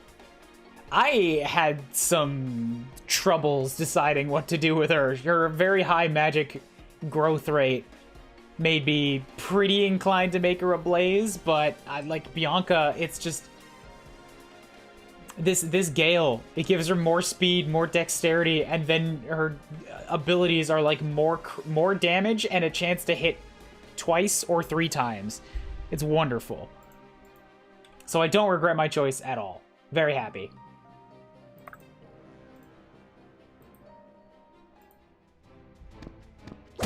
Keep slowly bashing this dragon into mush, Marin.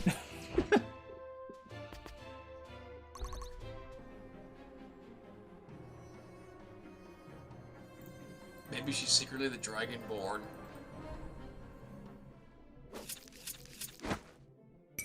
Would hate to be you right now. You didn't need this. You didn't need this right now. He's already dead, Garrick. He was already fated and you just threw an axe at nothing. It feels like such a waste. 5 is good, strength is good, defense and fortitude are good.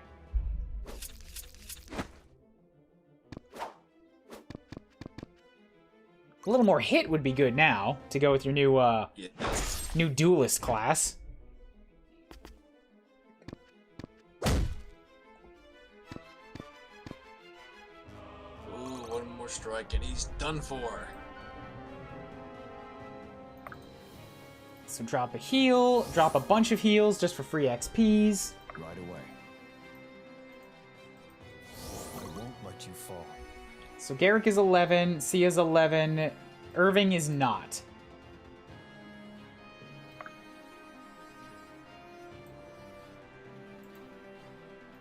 So let's get these guys in position so that Irving can give some free experience to everybody else.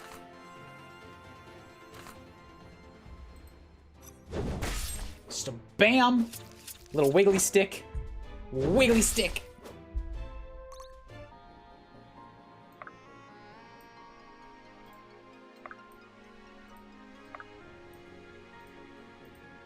Oh, also Irving somehow got so fast that he can double everybody? As well as being very, very powerful. And now has a bunch of defense. Irving feels like he's cheating. Garrick's been getting all the good level ups, but Irving feels like he's cheating.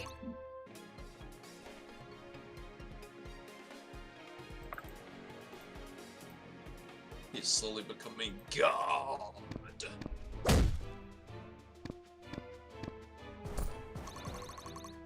Well, that's pretty much map clear. Not a lot of experience for a boss kill, but okay. Current objective, survive. You really are lucky to have me. Sloan makes sense. That's good. Weapon tokens. Yeah, I have to get back to base to actually use some of those. I like his throne. It's like a dragon throne built into the wall with the windows. I suspect you haven't been completely honest with us. What made you think that? I think it's obvious we can trust them at this point. They could have easily killed us and taken the stone to themselves. I don't know, Samara. You were pretty untouchable for that entire map. Tried, perhaps. Well, while your faith in our character is quite flattering, I think what Irving was getting at is how do we know we can trust you? I think it's best if we hang on to the stone for now. What, you think that we just... Fine. Wait, what? If you truly feel they can be trusted, then there's no harm in it. Besides, surely they're more capable of defending the stone than these bandits. If it stays with them, at least we know it's safe. Safe from what?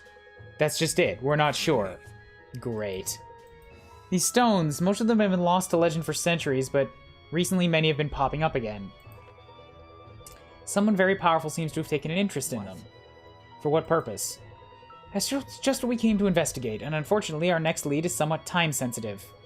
So you're just letting this legendary stone go, after all that? Surely not. No, Brooke will remain with you as she has a good grasp of what we're dealing with. Samara and I will pursue this necromancer. We'll have more to share when next our paths meet. Ah, okay. So Sarah and Samara, the 2 level 15s, they were a temporary addition. You get to keep the level 10, who is much more likely to be in line with you.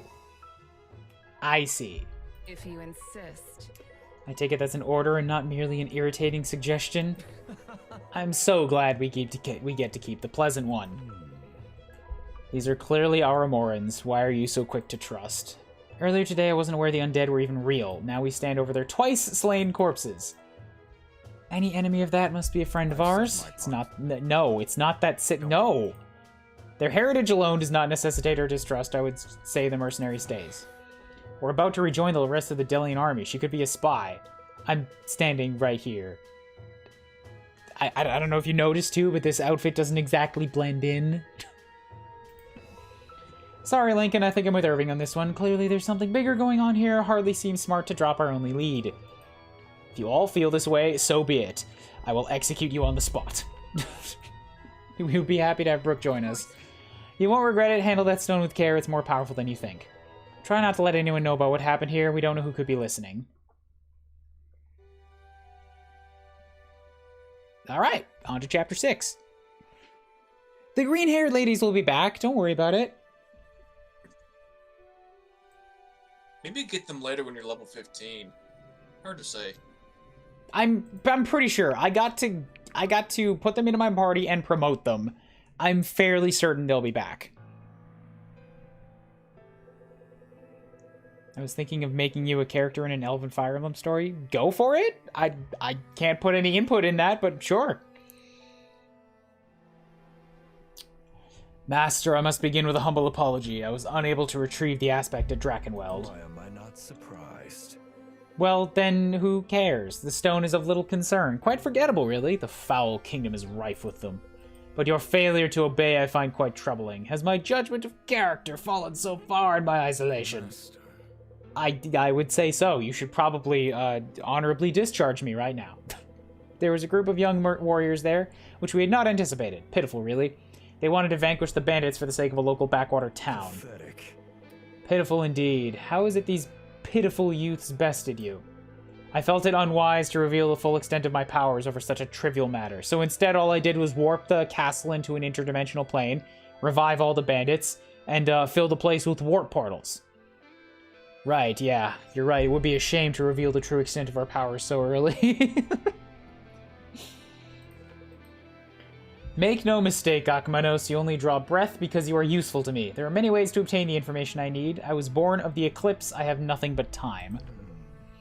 I understand. Do you? I could reduce you to dust and think nothing of it. You've been a plague on Terrazel for too long. Such wanton destruction is the folly of weaker men, but I will make an exception for one who treats my life's work as a triviality. Fool. Those young warriors may seem but vermin to you, but only a fool would discount enemies he has yet to defeat. That's a good line. That's a good line of wisdom. The bird. I left a parting gift for them, an army of undead. It is unlikely they survived.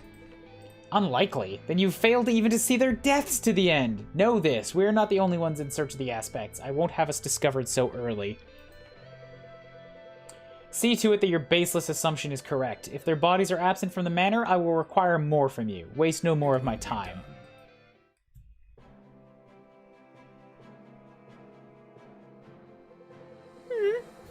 Alright, in Drakenweld Manor, the party finds much more than the bandits after rescuing Sophia and Sloane. They were attacked by a powerful necromancer who came under the less than believable guise of the search for a family heirloom. Sarah, Brooke, and Samara, 3 mysterious women from Aramor, band with the party to defeat the undead, and then 2 of them disband immediately. Though Lincoln's sense of order and duty is conflicted by allowing this, there is more to this necromancy than they know. They head now for Sojourn, preparing to face the anger of King Varric. So this is still the beginning of the game, and the maps are taking me 2-3 hours. I am Still, that's good. concerned for how long the late game will get. I'm also going to try and push for another map today. Because I don't imagine I'm going to have anything to do at work.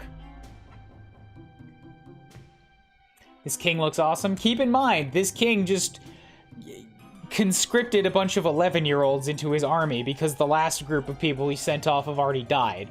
So he's not gonna be such a super cool dude, I'm thinking.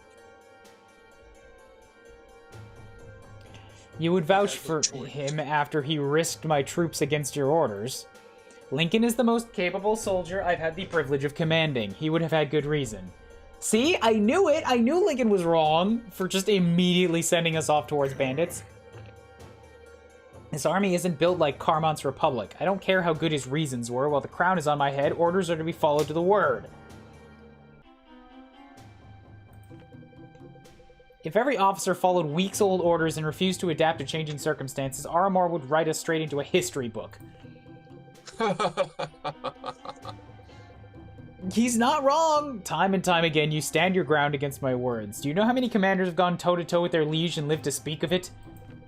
All of the competent ones. Very well. Exactly. I'm patient with you because I trust your brilliance. I'm not sure this Lincoln merits the same respect. All he requests is that the group stays together. They'll have to prove it's a benefit. I shall arrange a test for them, a path of redemption. Should they pass, they can keep their battle group. I'll waste more of my soldiers by pitting them against each other. Very good in the menacing laugh, sir. I can tell you've been working on it. If I catch wind of you giving them any kind of advantage, their headmen will not have such occasion to care for your brilliance as I. I want this king to be deposed. Orgrimmar, I can't give any feedback on your story. I don't know the rules that you're writing. I don't know anything about the backstory. If you want to do something with me, you go ahead. I cannot input on it.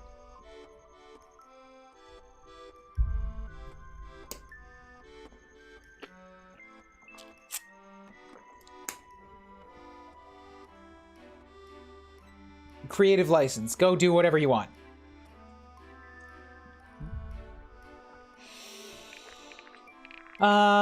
So many supports. God.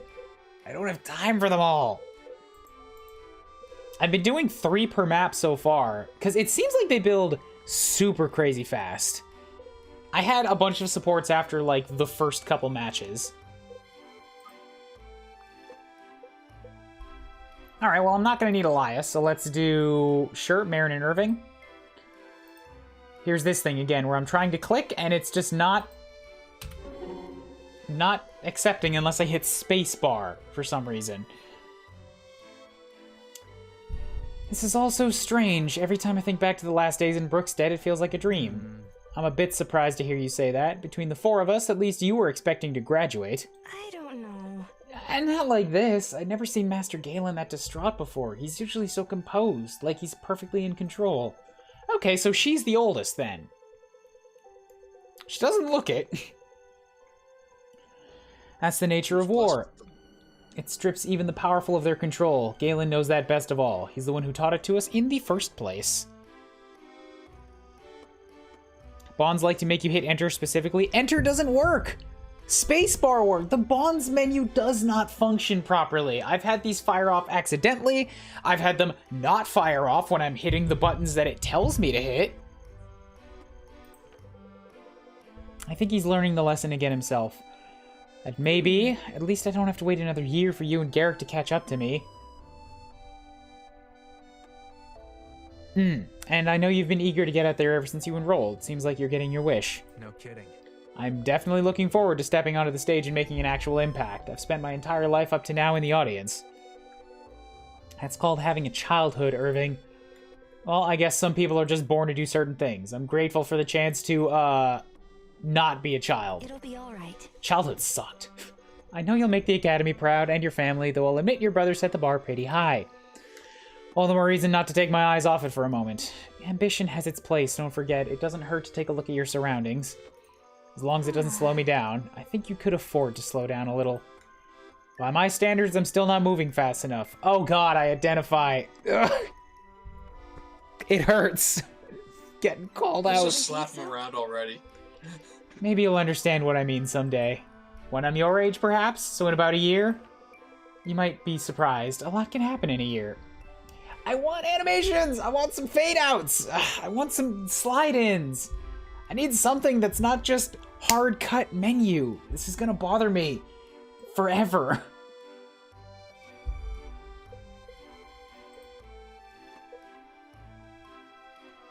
Bianca just does not have many supports available, which is super unfortunate.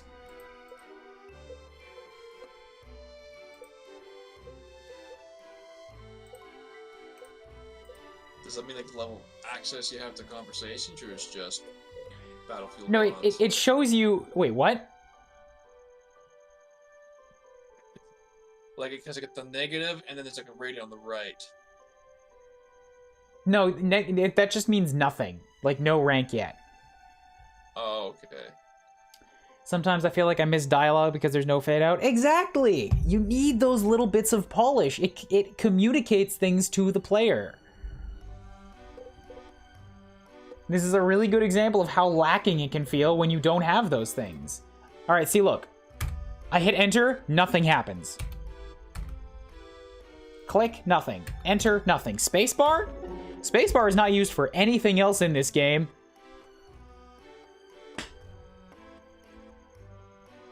That is so weird. Dear gods, is that safe? It would be if you hadn't walked into my personal space.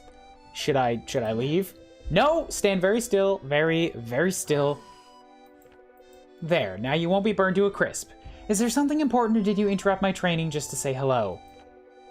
There isn't a good answer here, is there? Not if the answer isn't something important, no. Well,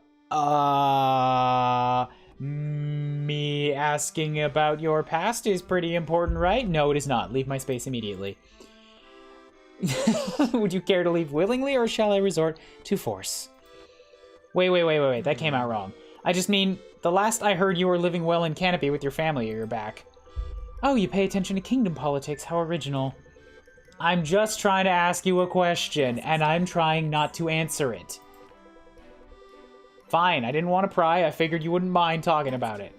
How about you go figure somewhere that isn't my training space? I like her! Piss off! I don't want to talk to you! I made Bianca into a Gale. I was thinking about Blaze because of her magic stats, but Gale just extra chances for damage, extra chances for double hits. It felt good to me. It built off of her already high speed and dexterity ratings.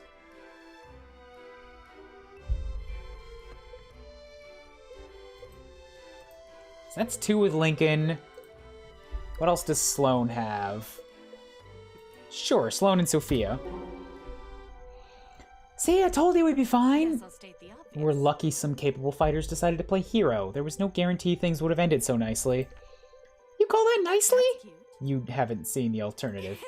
Come on, you could have busted us out of there if you needed to. Not without attracting a lot of attention, and probably starting a forest fire. Maybe 2. I know there was only 1 fire. Fire finds a way. I guess we are lucky. Incredibly so. How much longer until we've repaid the favor? I still think we'd have better luck in Aramor. Intrigued. I don't know, I'm certainly not planning to get us wrapped up in any King's War, but this is an interesting bunch. Entertaining for now, at least. I don't mind sticking around a bit longer. Butter seems to like them all well enough. Well, in that case, it's settled then, if your ferret likes them. Do you make any decisions without consulting the ferret? Butter. He hasn't made a bad one yet. I seem to recall being thrown in a cell. That wasn't Butter's fault. I can predict what they're saying. I know all of this is coming up before it comes up. If only you listened to his advice, the affair would have played out differently. Exactly. You actually believe that, don't you?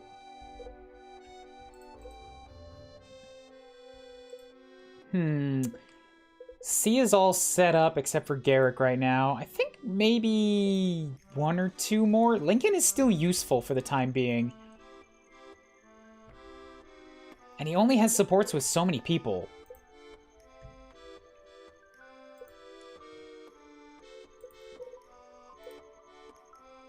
So I guess him and Garrick, why not? Lincoln, I'm really loving this whole solemn stoic deal. I bet it kills with the ladies. Charming.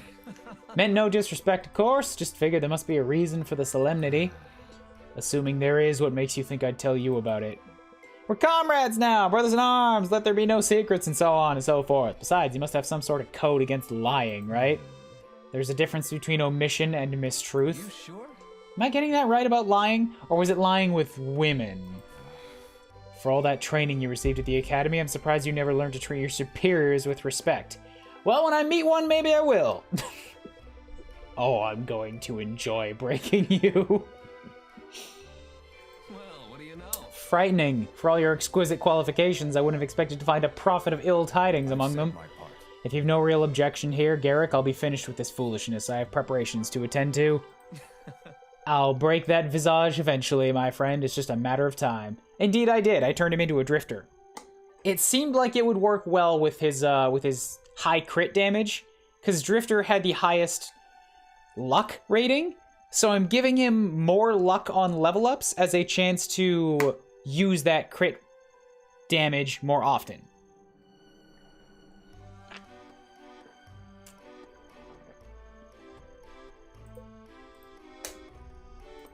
Maybe one more. I'd like to... There's so many of them. I'd like to try and catch up a little bit.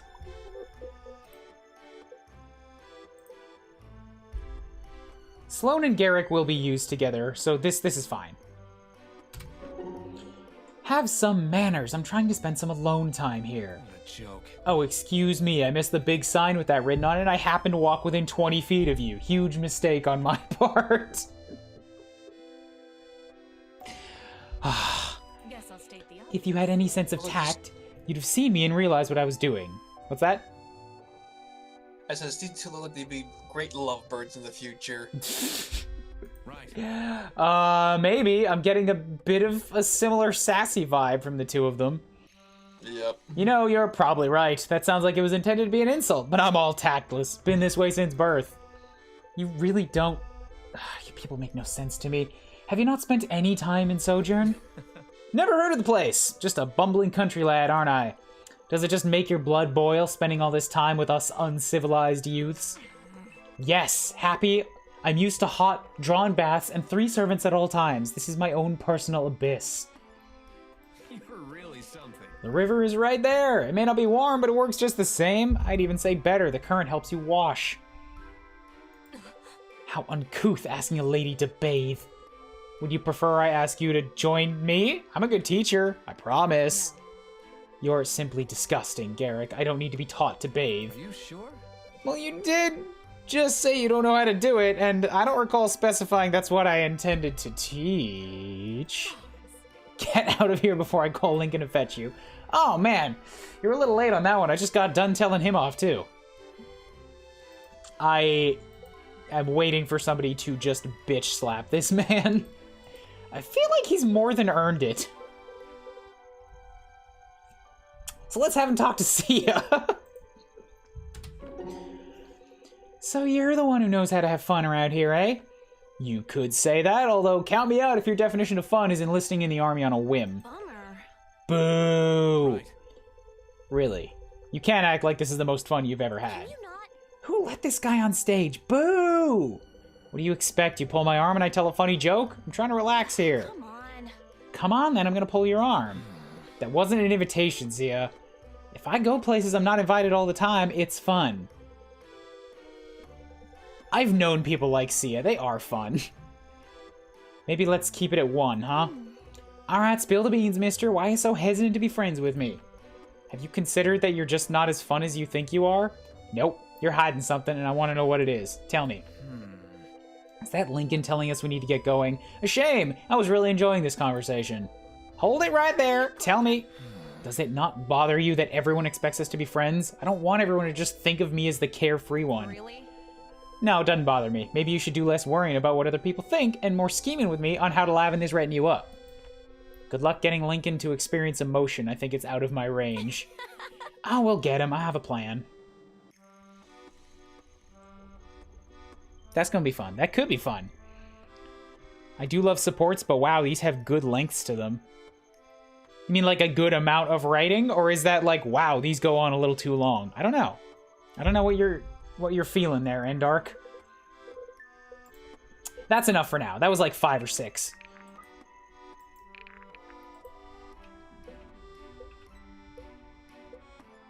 So many healing items. 40 HP, 20 HP. Excuse me, let's see, what have we got? Oh, Dragon Jerky is a permanent +2 luck. That's... Spend wisely. I mean, I don't know what the caps are, or if there are caps. Because if it's just... That would just help Garrett get more crits. Of course, it would help anybody get more crits. but also Garrick.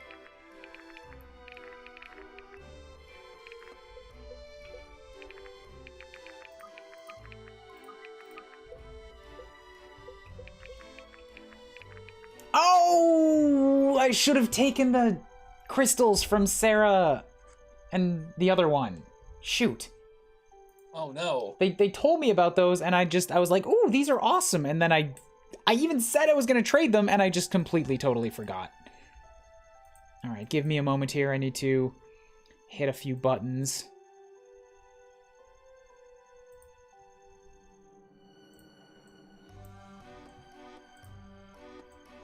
CPU, why are you maxing out? Why are you at 100%?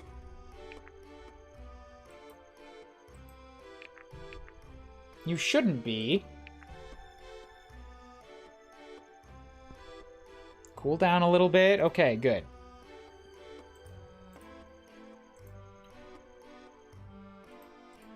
Nope, you're back up to capping again. What's wrong with you?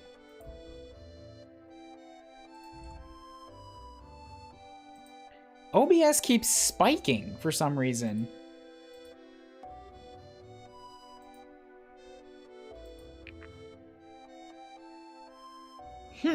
Okay, that's definitely weird. That is weird.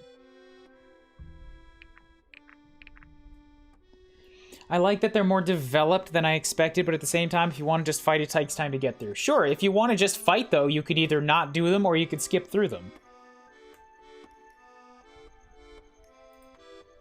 I'm kind of with you. They do take a lot of time to get through. I'm a little bit, like, irked, I guess, that you get so many of them so quickly. Like, a bit of a drip feed would be good, but this is like an avalanche all at once.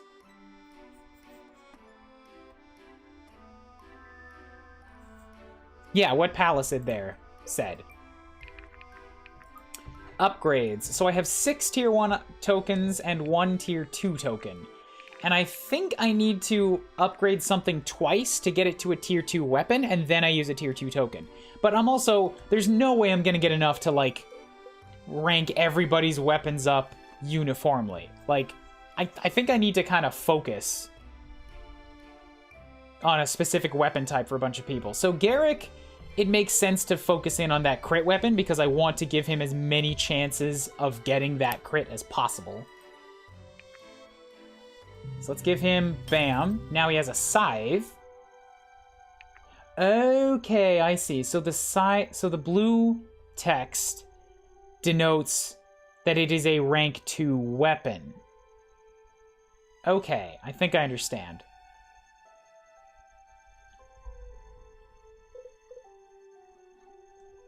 So Marin, I gave her a pickaxe, which is her lightest weapon. I gave that a rank 1.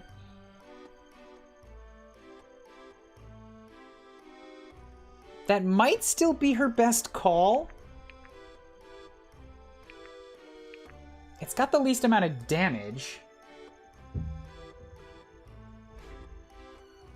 But it also makes her the least likely to be doubled.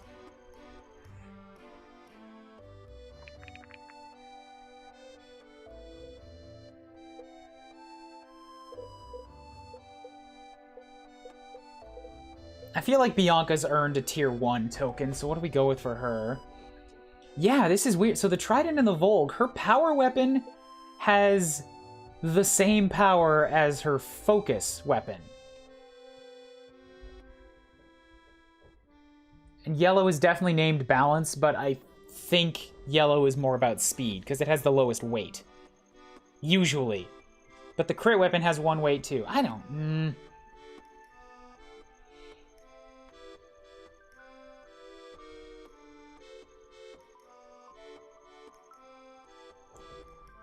Bianca's got good dexterity, so if I put too much into focus, I mean, she's never going to miss, but she might not need it there. How long are you planning on streaming today? I'm doing another map, so maybe another 4 hours. If I get some stuff from work that needs doing, I'm gonna have to cut it off wherever that happens. Even though there's no mid-battle save. So we'll see. I might just do an extended pause. No, you can't throw. Oh, they all have comments. I wish those comments had a pop-up, or that they were bigger text, or that they were a little bit differently colored. Because I can't really... Like, I've seen this screen 5 times, and I only just now noticed that those are there. Javelin says, no, you can't throw it. Trident is, why stab someone once when you can stab them thrice? Pickaxe is not intended to be used for war, but ore and armor look much the same as forged steel. I'm not going to read them all out on stream, but those are nice. I like that they're there.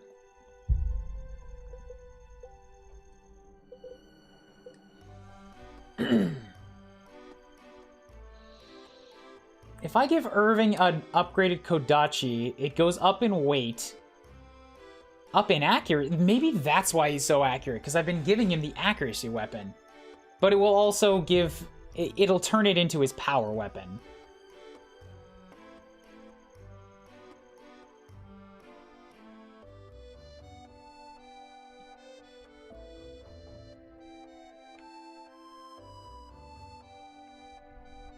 I've only got one more tier 2.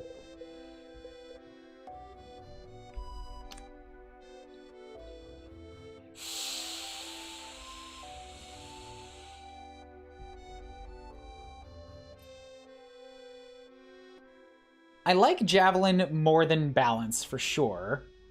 Even though Javelin has a lot less damage on it, and upgrading it won't increase its damage anymore. Maybe I should just go with Balance for Bianca. It's still very, very fast.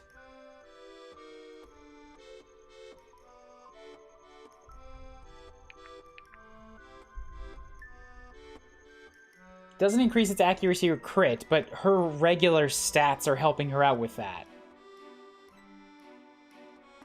Yeah, let's go Balance for Bianca.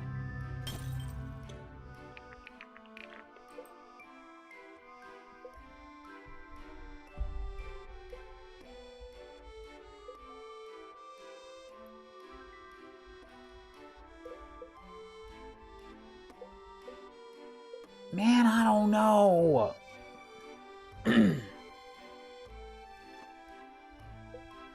Sophia's an archer. She's probably going to have pretty good dexterities and such herself. Do I want to focus on just raw power here?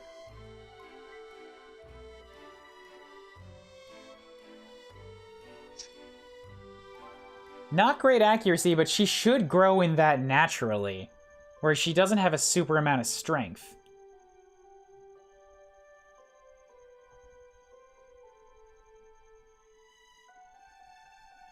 Tier 1 tokens are dripping in pretty regularly. Granted, I do need 2 to upgrade a weapon. I wonder if those will ever drop off, or if they'll just keep coming in.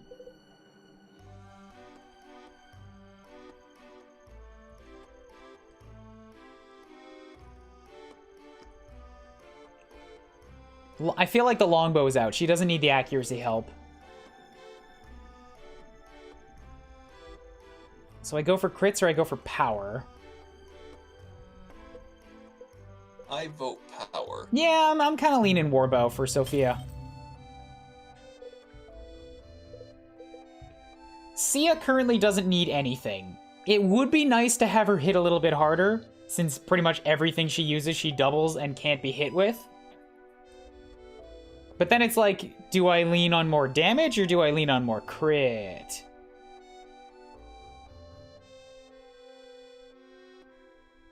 It's a tough one.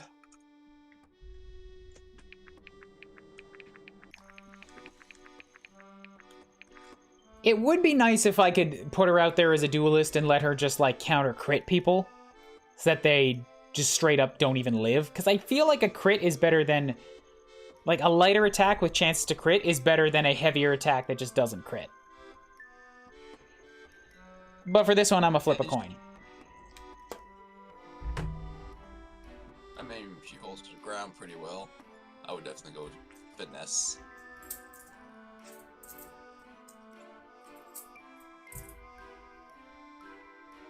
Heads is the numbers, tails is the not numbers.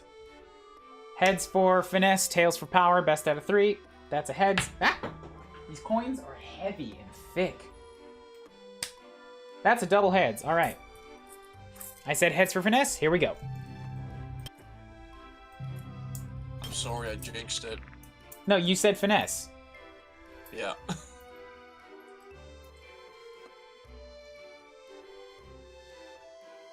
Since her effect increases crit rate, Saber seems better. Does it? Sia's effect increases crit rate?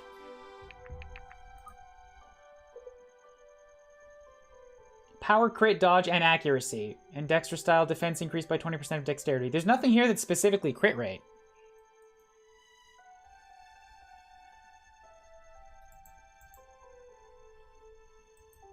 There's crit rate and power, so that hits both of them.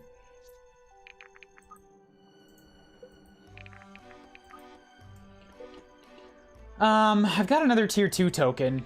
She doesn't need it, but do I give it to her? I feel like Bianca might actually need the bit of boost right now. She's a very solid unit, but she has lost the kill potential.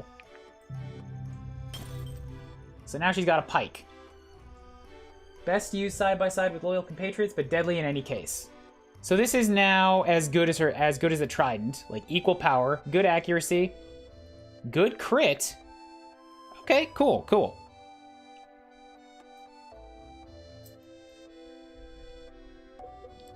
I still have another tier 2 token, really?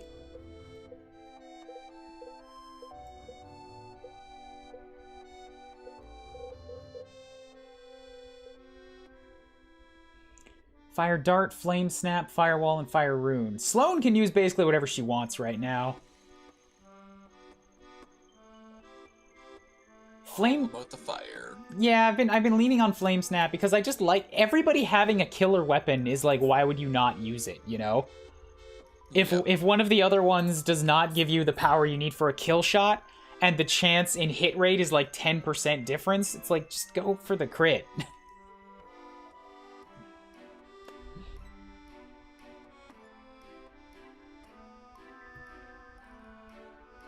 She's got pretty good accuracy too, so I feel like focus and balance together just sort of fall by the wayside usually.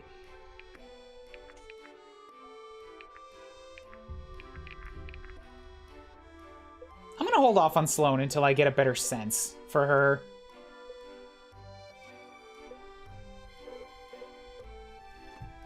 And Irving, I feel like same deal.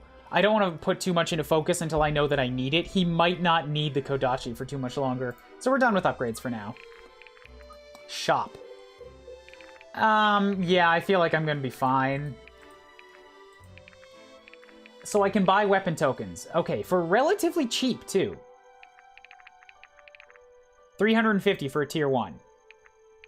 Stat boosters are 5,000 apiece, so I don't have enough. So basically, if you go through the game really, really quickly and get a lot of gold, you can afford more stat boosters. Maybe offset those, the levels that you're not getting, but I prefer to just kill everything. That's me.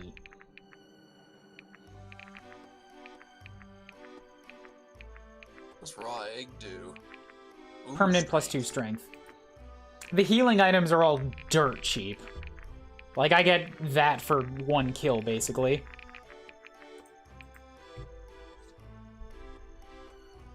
I could swear when I was trying to promote Alden, it didn't give me a chance to let me click through that menu. The promotion menu? Maybe you just accidentally hit enter and it confirmed the first choice because there's no delay or confirmations. I was so angry that now I don't use him out of spite. Yeah, I get that. I absolutely understand that. Promotion's kind of a big decision, and for there to be any potential possibility of you, like, getting the wrong thing, that's super not cool. Get a few weapon tokens. Now I have 5 more weapon tokens. All right, cool. Back to weapons. No, I'll hold off. Drop save. Advance.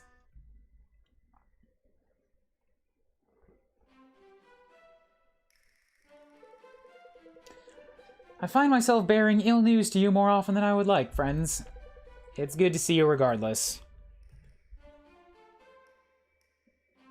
He became an Arcanist and isn't bad, but I made Sloan an Arcanist. Yeah, with all these promotions, you kind of feel, like, driven to make your dudes into different people. How bad is it? Well, the king no longer wants you dead. You can thank me for that later. We were protecting his own subjects. Why would he want us dead? Your orders were to return to Sojourn immediately. If the king were any more lenient with order breaking, he'd have a squabbling flock instead of an army. Ah, Lincoln can thank you later. I'll thank you now. I'm sure it isn't pleasant standing up to Varric. Much appreciated. All sounds like good news so far to me. What's the catch?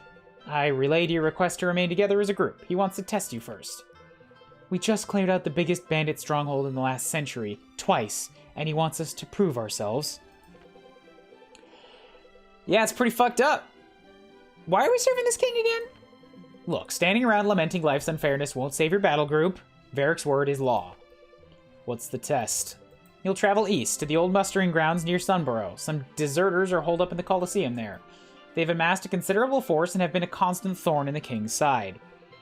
Or to take up arms against our own people? It's certainly not the most glorious work, but I suspect that's why Varric deems it a fitting test for deviant soldiers. Oh, I never thought we'd be fighting other Delians. Can't wait to murder some kids.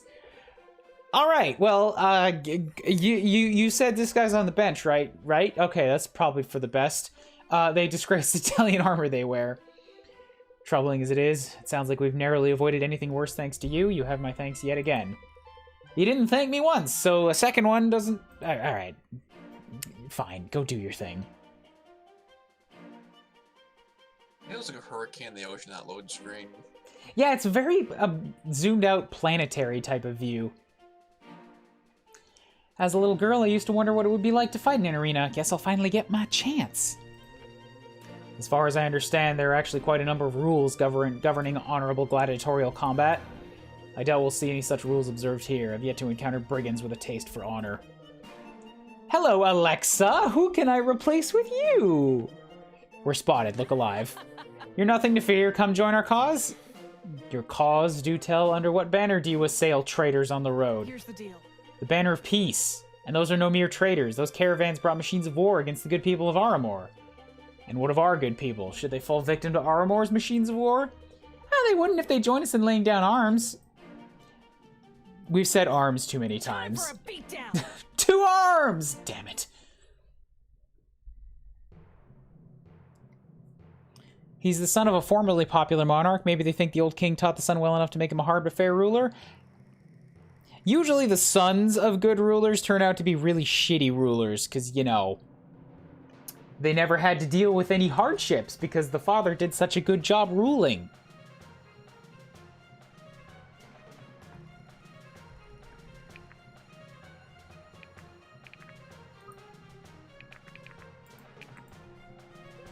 Choose units. What do I got? I have 11 that I can take along now. Yay! And once again, that's everybody. I don't actually want to take Elias or Alden. I don't want them in my army. The more the merrier, man. I disagree. I'll take them in case they can help me whittle down somebody, but probably not. So I see spike traps. Rout the deserters. Defeat them all. Alright? So there's no, it's not just about hit the leader this time. We have battle mages, rangers, mages. So some tier 1s, some tier 2s. Champion. Is that a tier 3? I don't know of any champions. That looks like a tier 3. Based on his sprite there. And the blue words for his weaponry. Right. Down here we've got Alexa. She's a barbarian. This is the first... I guess not the first. I faced off against the brother man in the very first chapter. Alexa might just be a recruit. In which case, cool, we'd have another axe user. But... maybe not, because when you recruit somebody, you get to promote them yourself. So if she's preset as a barbarian, that might go against that? Maybe it's a new class. No, I've already seen barbarian. It's part of like, fighter. It's... Irving could have become a barbarian. Okay. Also, what is this? Okay, so they just give me some spaces to position myself strategically. Got it. Elias is too low, but Alden literally has a personal skill that says put time into me and I'll be good. Right, and then I compare him to the other mage that I got who doesn't have such a personal skill. And like, look, I know she's 3 levels above him right now, but we compared at the time, and with only 1 level difference, she was up by like 11 points.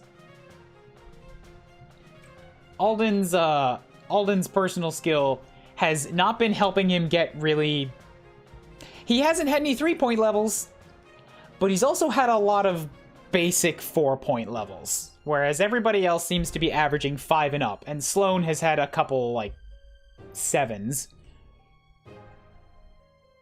There you go, that's a good way to put it. Alden's skill doesn't make him good, it makes him unable to be luck screwed.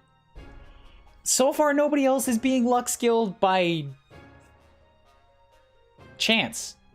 So then they also have another good skill on top of that.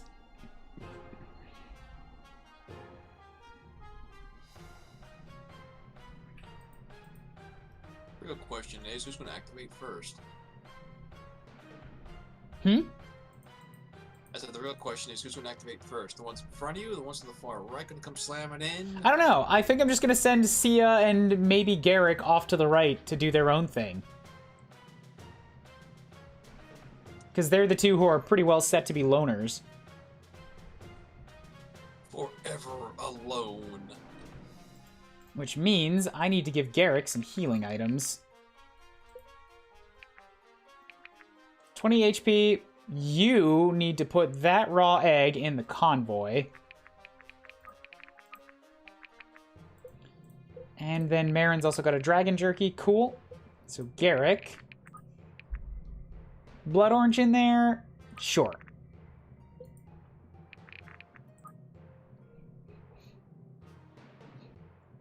So Garrick and Sia. Maybe Sophia goes with them just so that they've got like 3 people. Or maybe I send Marin because she's better suited as a tank and then she can heal them, which gives her increased accuracy. I like that. Let's do that.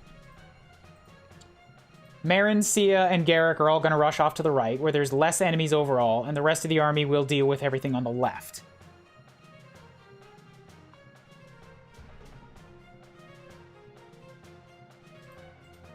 Brooke's kind of just here.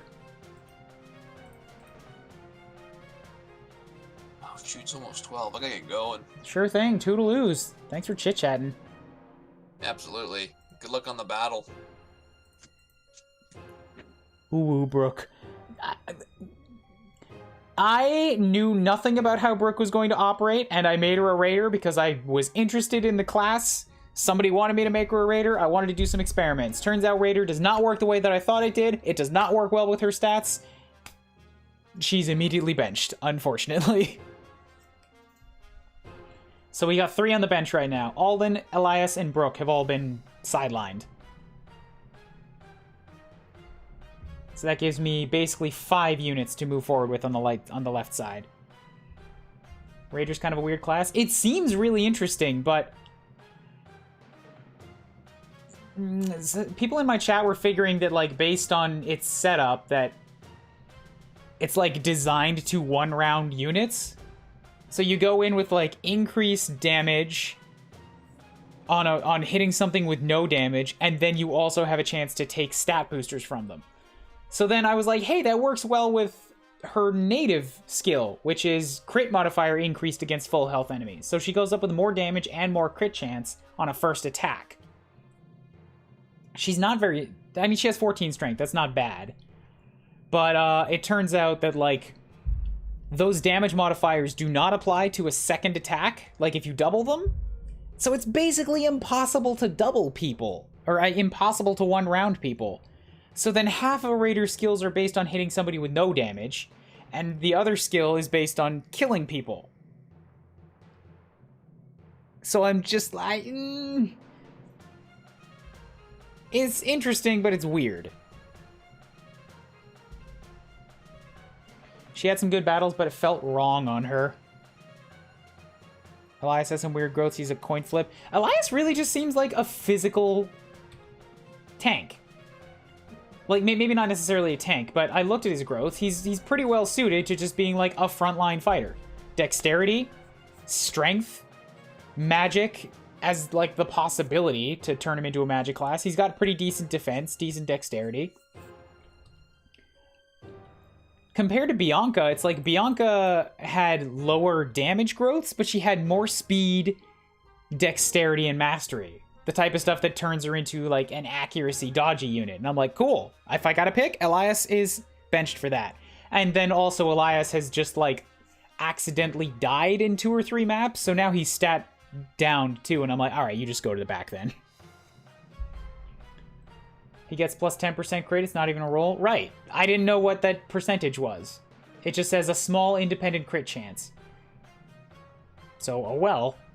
Bianca gives everybody else more damage by just being here, which is also pretty nice.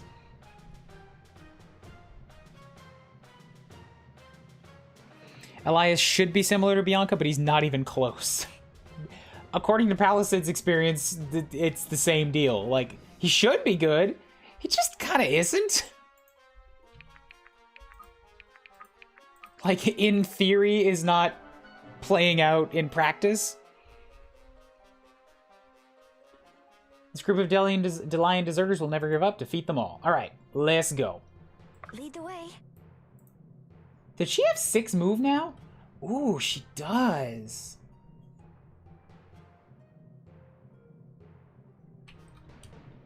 So the person most likely to take big damage from this mage is actually Marin. She's also got the most HP. Not by far. Garrick has 46 too. But they're all melee, so nobody can hit him back.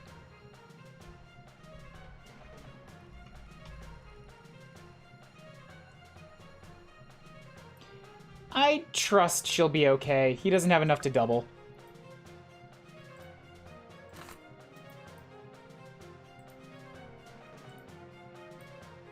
I guess.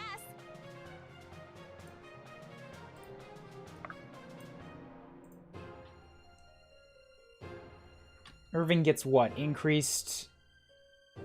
Adjacent allies get 20% defense.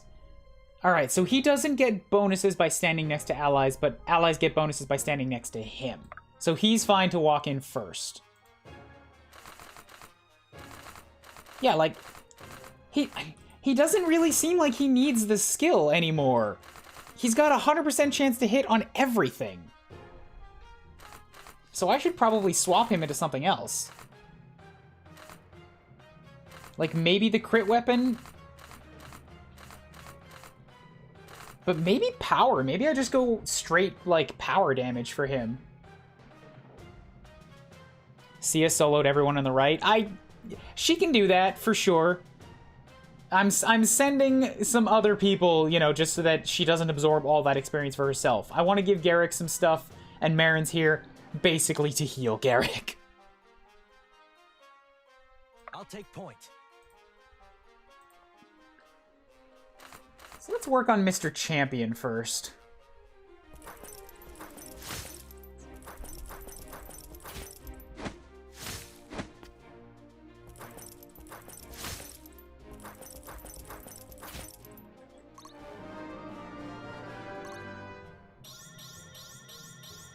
Ready for whatever lies ahead. 7-point level. Very well done.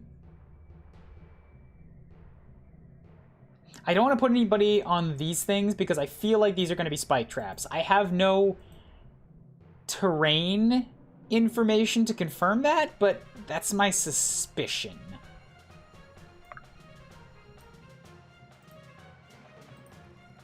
So Sophia is going to attack from over here.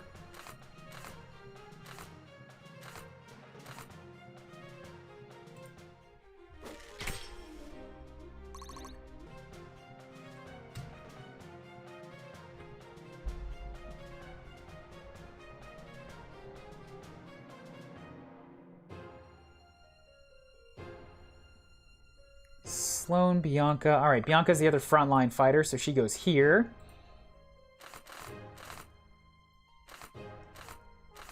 Yay for Pike. I like that Pike.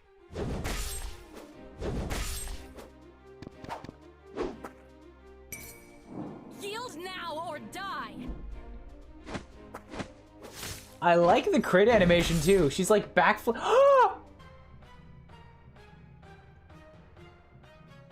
It's even better than I thought. I thought Swift Wind was like 15% chance to hit again. It's like, hey, if you hit 1 time, then you can hit 2 times. If you hit 2 times, you can hit 3 times. No, if you hit twice, you can hit 4 times. That is a roll on every single attack.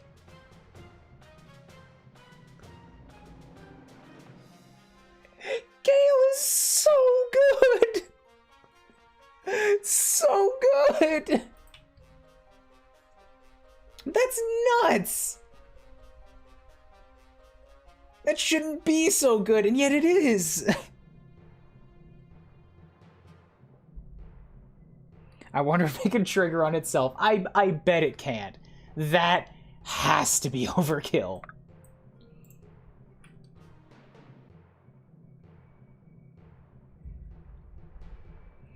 I don't love putting Sloane up against this guy, but hey, if he hurts her, she'll just heal it back. Remember that she heals herself? Remember that? Because she just didn't ever get hurt on the last map.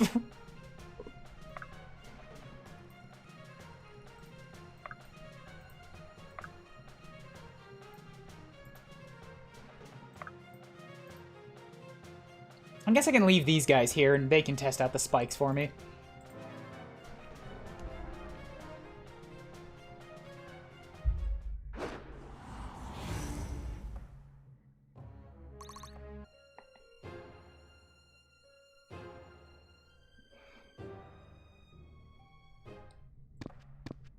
I guess the danger with not having Sia over here solo is that nobody's ever going to attack Sia. They're just gonna hit Garrick and Marin, putting them in danger. Oh well. Oh, Marin. Oof, you've been getting a lot of bad level ups. Now or die.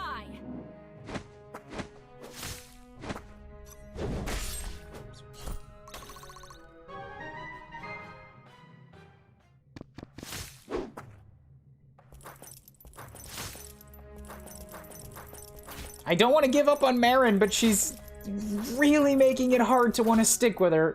No, sorry, not to want to stick with her. Hard to commit to sticking with her.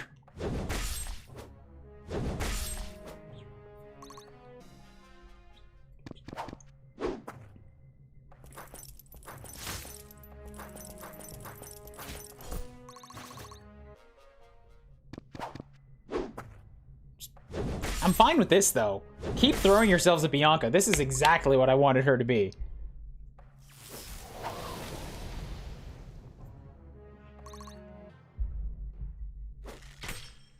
Oh! Oh, that hurt. Oh, that hurt. Bye, Balizit.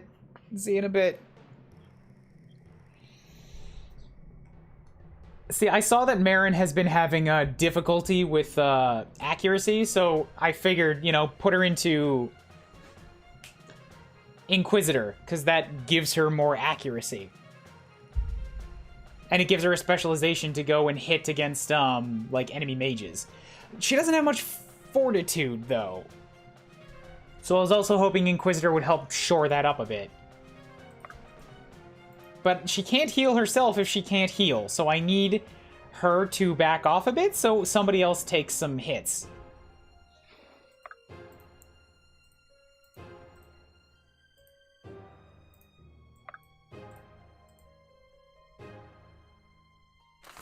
It ain't gonna be Sia. It is absolutely not going to be Sia that takes the hits. Bottoms up.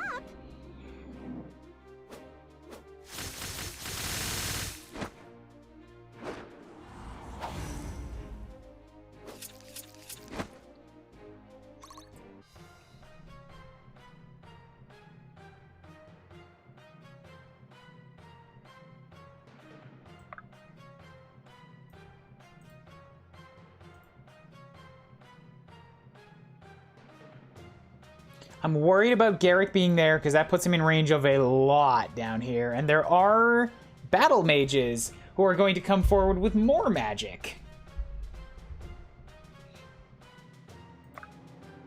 So maybe I just need to back up Sia a bit. I want to take out the mage so that he can't chase me and do more damage. Lead the way.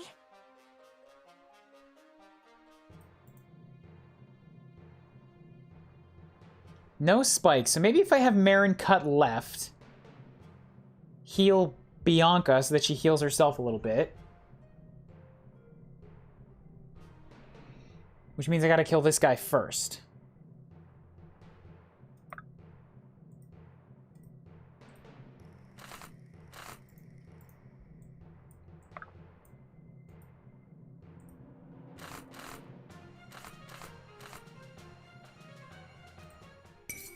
Stay back, creep. Good punch.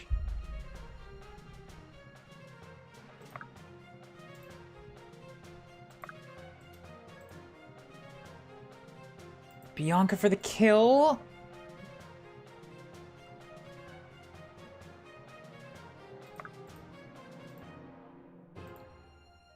If I have Garrick just stand here, if he hits with the Dolan, they've got a very poor chance of hitting him back.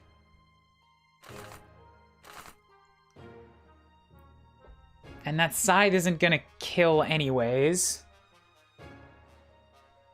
What's his chances against the Battle Mage?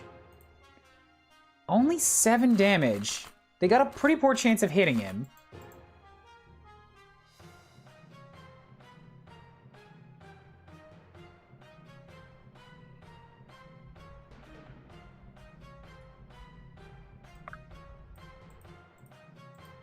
Can I take out Mr. Warbow here? Unlikely, and you're doing a lot of damage on a return fire.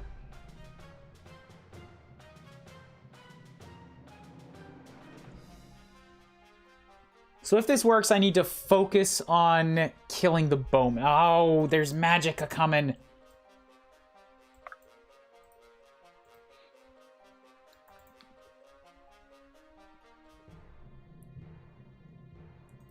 Oh, all right.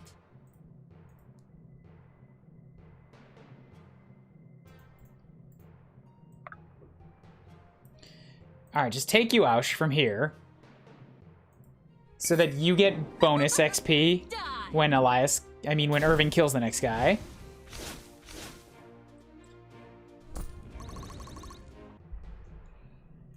Marin to over here, heal. Shtaboom.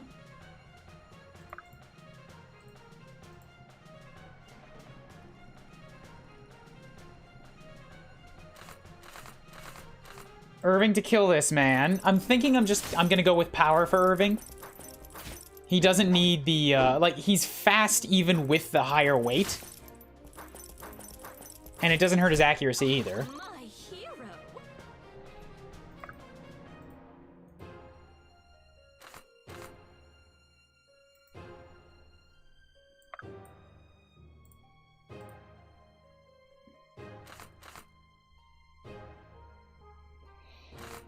Twister has a poor chance of hitting me, woof, but you have plate, so I need Pike to even do any damage to you.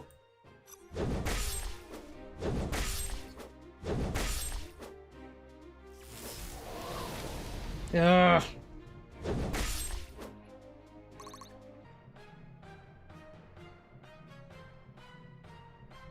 By the way, that may have been evidence right there that Swift Wind can trigger off of itself because I hit him 3 times before he hit me once.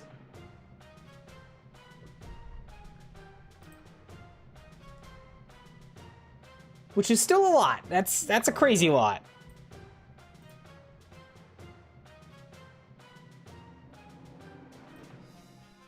I won't let you fall.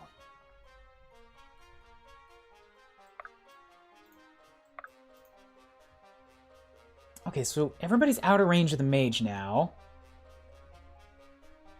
So I'm clear to basically just do whatever I want here. Let's sort of get in your way. If I go with the Dolan, it reduces your chances of hitting me.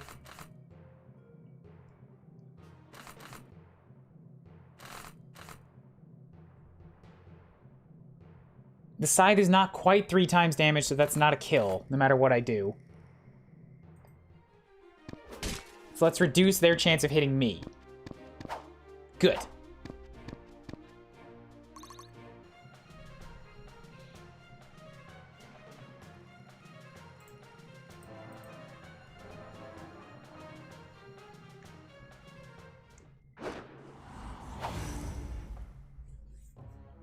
Wonderful, good. Proudly meeting expectations. That's not meeting expectations. I wanted you to get more luck for them crits.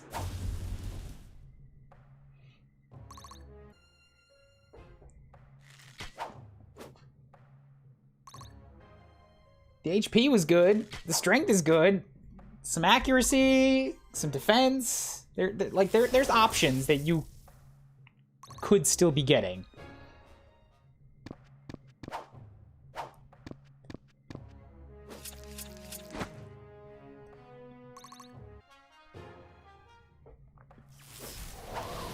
Ooh, okay, good. They're doing pretty well over there. They're doing very well for themselves.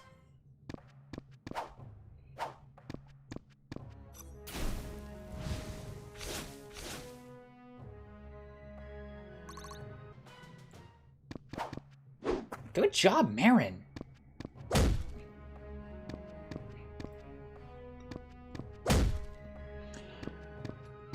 I feel like it get kind of bad by being picky on like the animations, and I like don't want to be too picky in the animations because I can tell that like that's where a lot of the love went in. It would have been nice to see like follow-up attack animations. Like if you attack twice, you don't have to attack, step back, and then do the same thing. It's like do a 1-2. And or if the melee units got different weapons depending on their got different like sprites depending on their animation. Because the mages, all of their spell animations are different. Like whatever weapon they're hitting with, you see a different spell. But for the melee units, it's just a standard weapon. Even if they're using like a pickaxe, they'll still be using a mace in the sprite. So I think it would have been a pretty cool touch if that also updated as you change your weapon.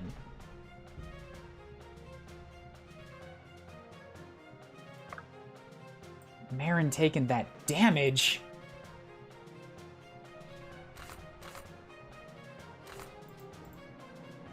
She needs to heal somebody so that she has counterattacks. But if I move forward too much, I'm putting myself in the range of more mages. Ugh.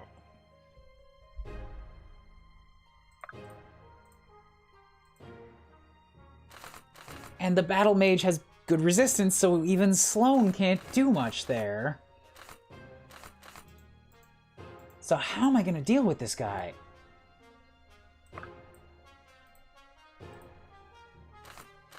It's like Inquisitors are basically custom built to handle battle mages. But Marin just doesn't have that much strength.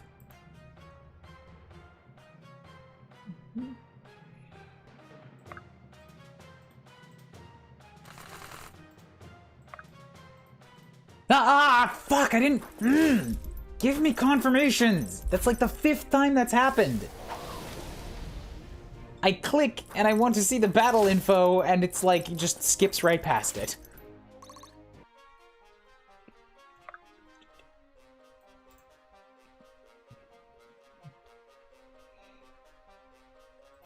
Oh, all right. Okay, so I can take out the battle mage with Sloane. That seems like a good call. Just remove him from the equation.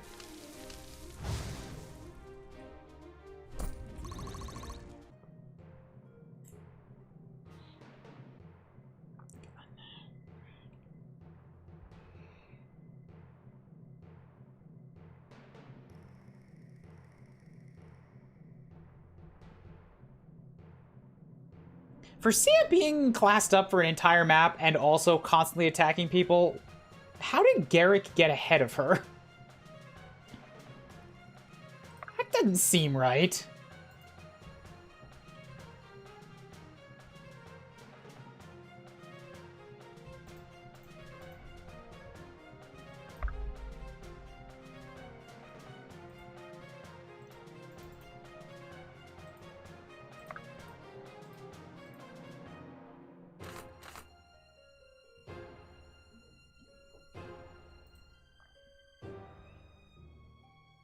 They all have too much HP for me to one-shot.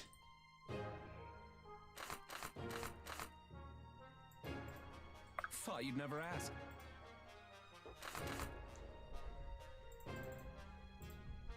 Thought you'd never ask.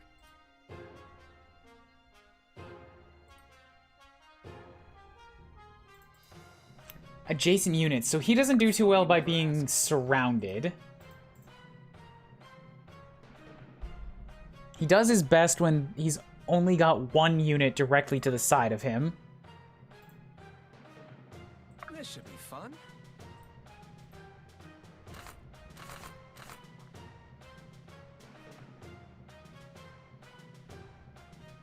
That's got potential. If this lands, he should die. I mean, if it critted, and it didn't crit. Alright, well, see ya. I want you to come poke at Battle Mage. You do no damage to Battle Mage.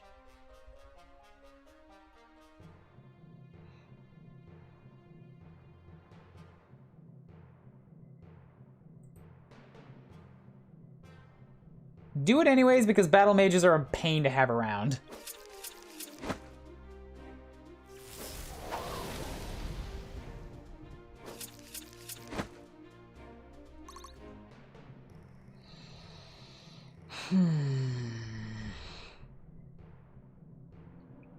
If I could clear this archer out of the way, I could have Marin charge the mage.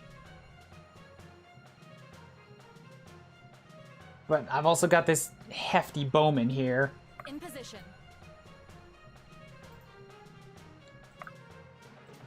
So let's just take care of you for a turn.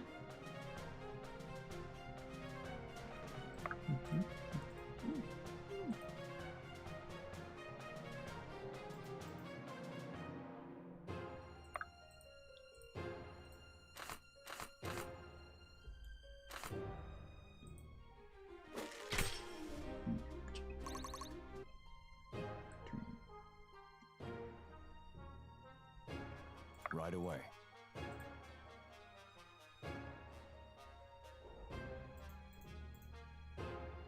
It's too dangerous. There's a lot of places where Marin can't be, Lead the way. or she's gonna die.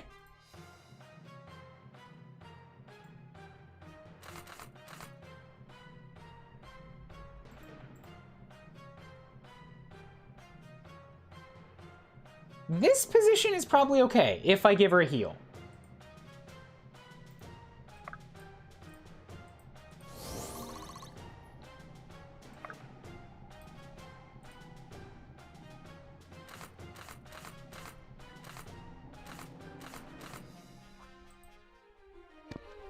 She definitely needs more fortitude to be healed, because those work off of like a percentage of the target's fortitude, which is a strange calculation to me. If you insist. This might go poorly. I might be getting myself into a very bad situation.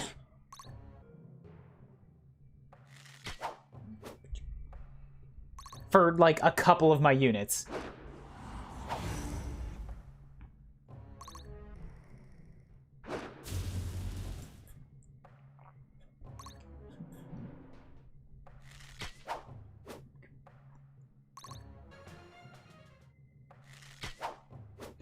Garrick pulling crazy dodge duty over here. But of course he can't hit any of them back, and now he's surrounded, so he's losing his crit bonus.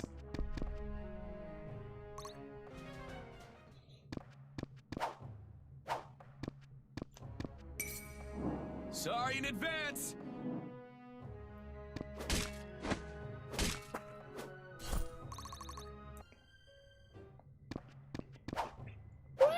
Most of these are like 43% chance. How is he dodging all of them?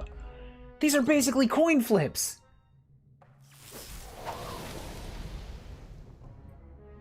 The dude must have crazy luck at craps. My god. Okay, downside is now he has to be saved.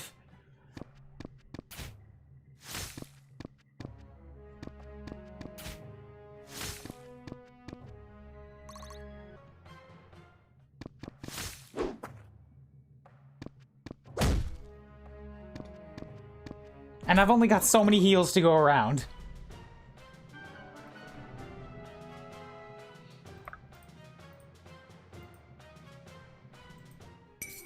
Dynamic duo coming through. So we're gonna oust you, so you can't do that again.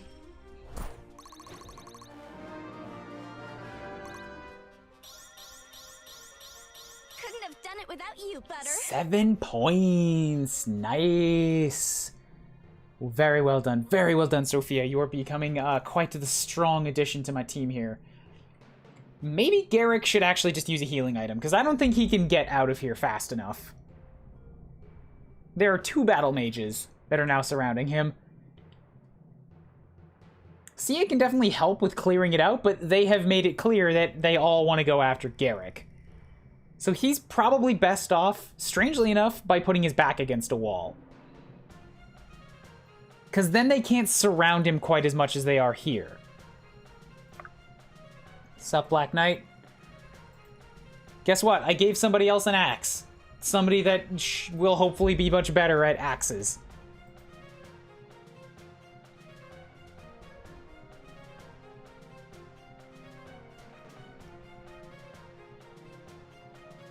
This seems appropriate right here. Baked beans. Oh, I'm also going to switch to the Dolan, just so that it reduces his chance of getting hit even more.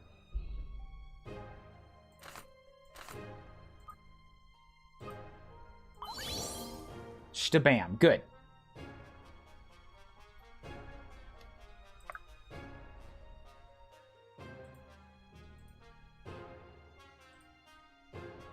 And then I've got Sia here, who will be at the ready to take on anybody that can't hit Garrick.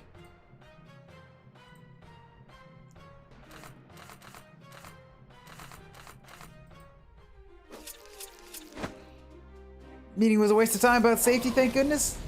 I don't think those are a waste of time. There are people that really need to hear it.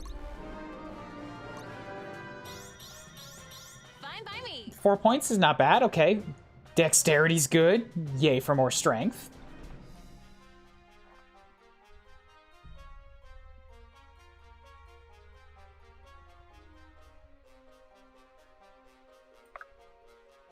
So let's stop in. What happens if I... So you've got a war bow, you've got a short bow, so you're gonna do much less damage. I can almost kill you, which means somebody else can definitely finish you off. Or somebody else could hit you first, and then I could have Irving get the kill shot for some free XP. Let's go like this.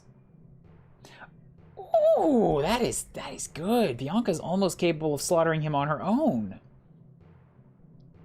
So let's try for that. Maybe she'll get the kill.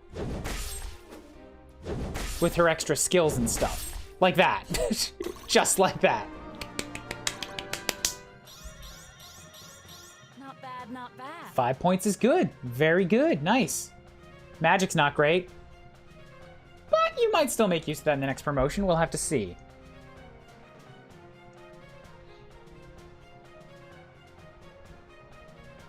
Lead the way. So Marin to here for a heal. Which also heals herself. Awaiting orders.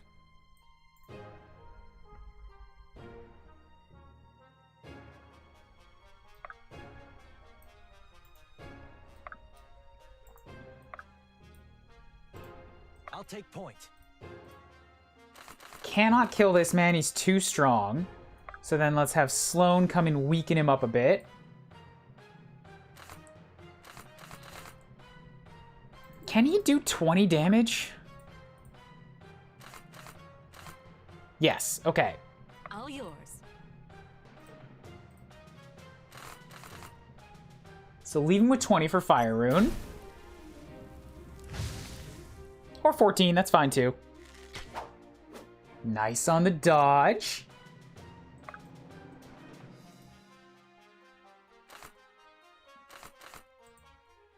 And then we'll just, bam! Down goes another archer. Was that really necessary? My sword grows lighter with every swing. Okay, good. Mastery speed. I'm happy with those. He got more HPs.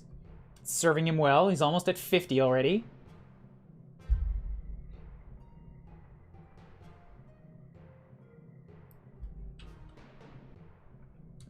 Power, 17 power, 12 defense. I'm still a little bit worried about Marin. When you're ready, follow me.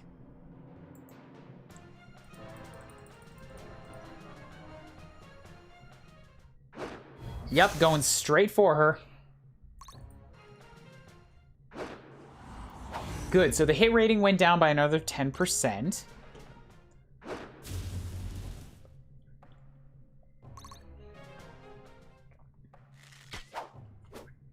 He's getting so much experience by just dodging stuff, which is wonderful.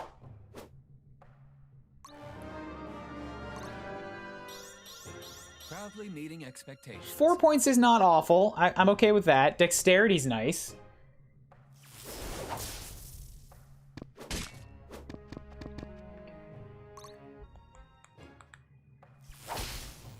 Dodging a 71 is also very, very good. Happy about that.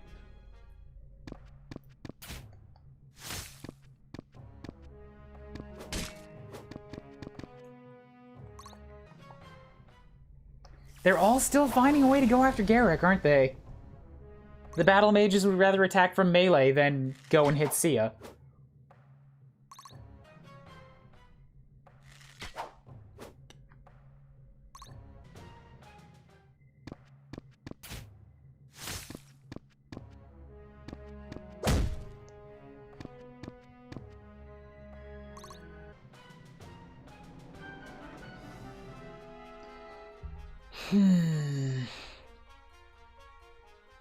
Marin, your Inquisitor self was supposed to immediately slaughter people, and yet I still find myself having to baby you. What happened?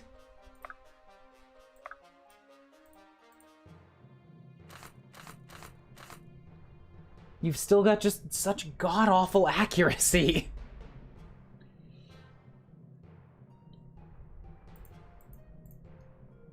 In position.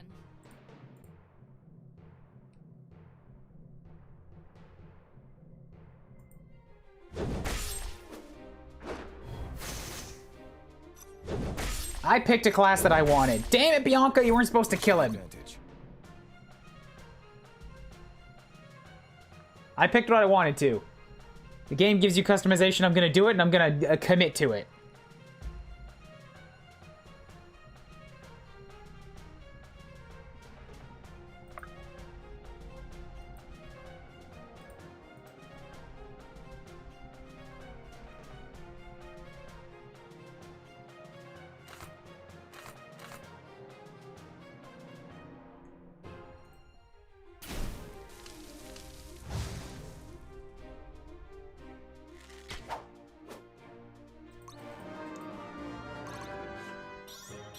Maybe I need a new outfit. Not great, but she's had some other really good ones. Lincoln's strength growth was not bad. Neither was Marin's. Like, she's got a 75% strength growth. She's just been getting stat screwed throughout the first 10 levels. I mean, like, I think it was even 60 at the time. Like, she's not impossible to set up as an Inquisitor. And her poor accuracy is something that I also misread the abilities. I thought that healing gave her more accuracy the next time she attacks. It only increases her accuracy for the enemy phase. So it's good for counterattacks. Heyo, Sandslash. Welcome back.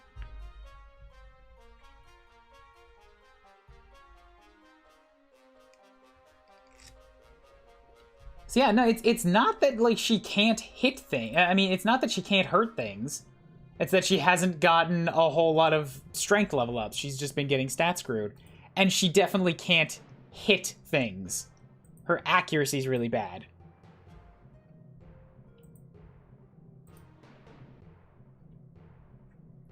That's why I thought Inquisitor would be really good. And it is not bad. I can still use her as part of, like, a wall. She's got pretty decent defenses.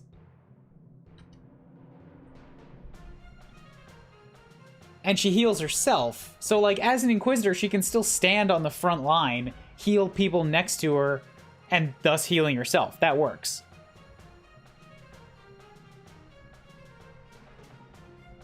Plus, she's only been an Inquisitor for, like, 2 levels. Give her some time. Give her some time.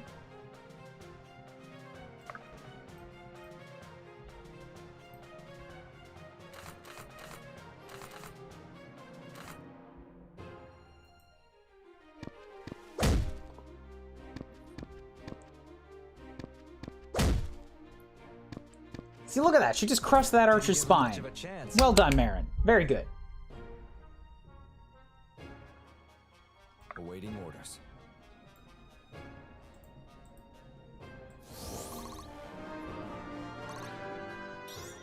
I cannot fail my oath. This level's... This map is bad for levels. Getting some real unpleasant experiences here.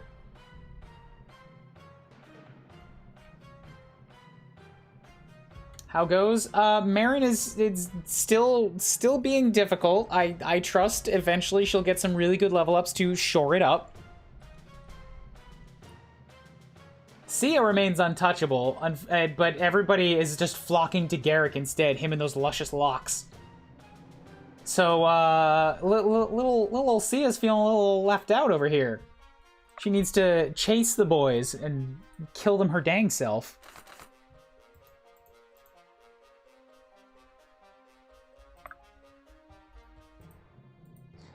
He does not do well when surrounded. This does not work well with this class. Nobody could ever hit Sia, so they all just went straight to Garrick.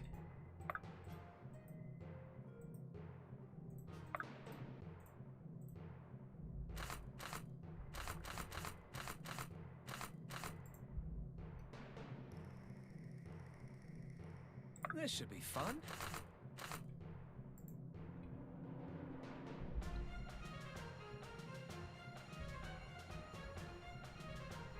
They're making the mistake of walking into an axe. See, you call that a mistake. I don't think it's as bad for them as you think it's supposed to be, Black Knight.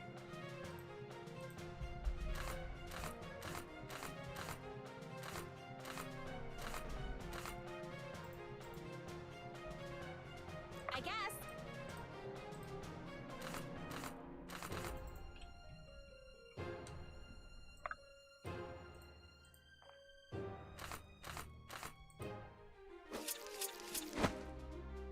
Yeah, that 1% hit is spicy. Nobody ever touches Sia anymore. Duelist is too good for her. Thought you'd never ask.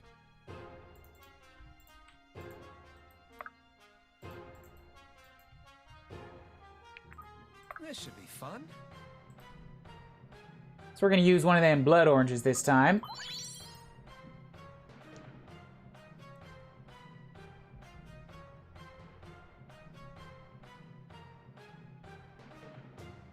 Together. You step to here, and then that frees up, so... Whoa, be careful with that archer. Sophia can step to here. And end the turn.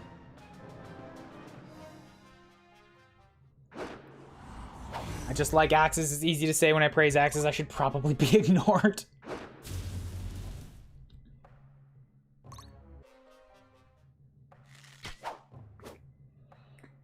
I'm happy that he's still fairly dodgy. He's not Sia dodgy, but he's pretty dodgy. Maybe they got frustrated with being unable to hit Garrick, so they thought, foolishly, that they would have a better chance hitting Sia. Sorry in advance.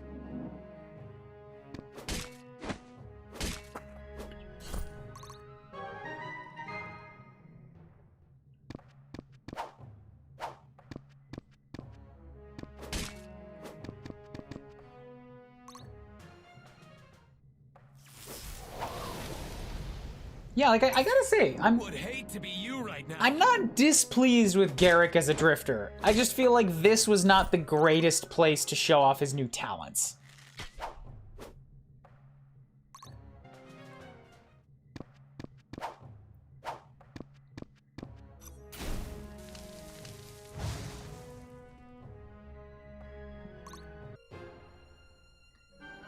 Well done. Okay, good, good.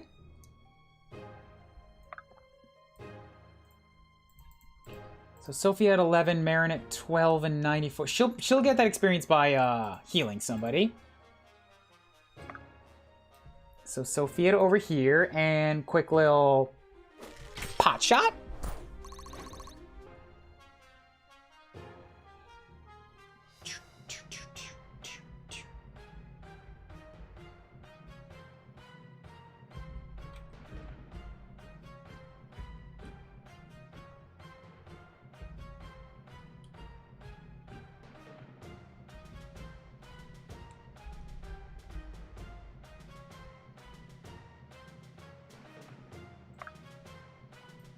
So how far can she move? 2 spaces to the left.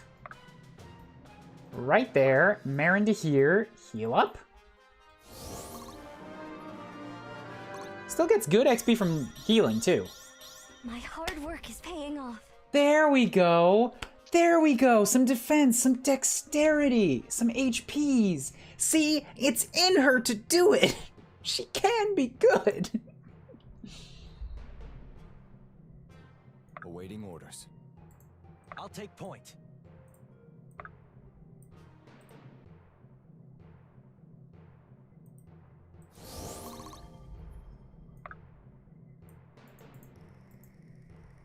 All right, you come at me, battle mages.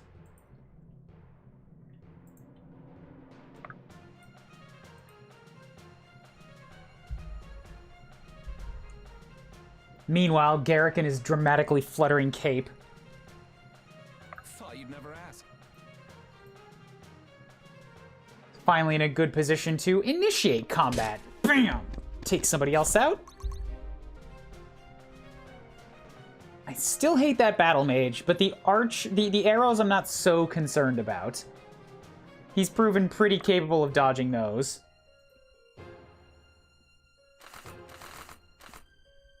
That becomes 16. Yeah. Commit to the saber. This one's on the house.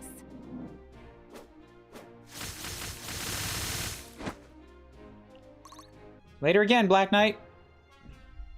I'll probably be done once this map is over. This one is much shorter than the previous one.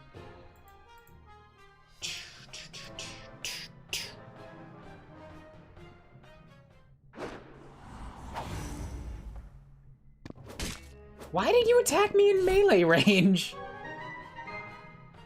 You didn't. You're choosing to attack me in melee. Would hate to be you right now. Why? Why would you do that?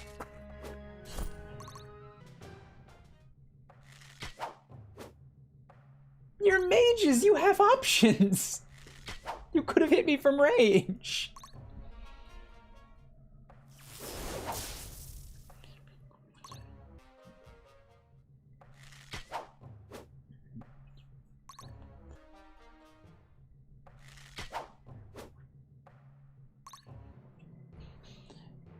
Well done, well done. Not so well. Okay, this might actually be bad. I've attracted both the north and the south at the same time. This is a lot. This is a lot. This will come me at once.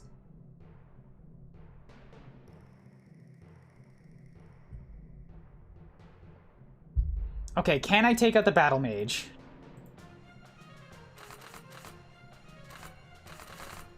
I can hit him. I can leave him with 12.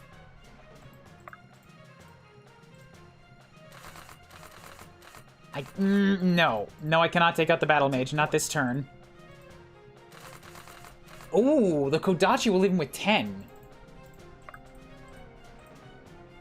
I can make that work. Okay, good. Let's go for that.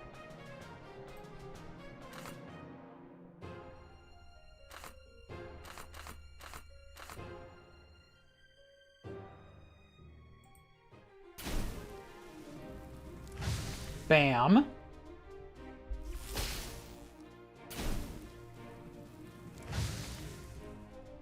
Okay, good.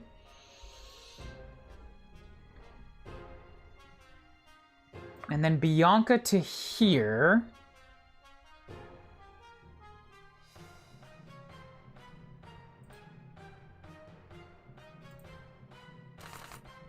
So I can Pachoo the archer.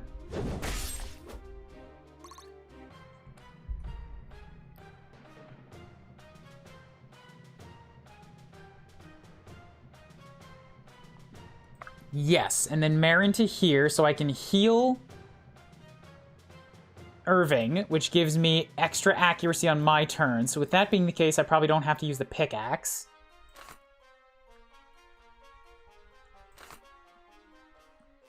I guess pickaxe is just the lightest one. Mace is the accuracy.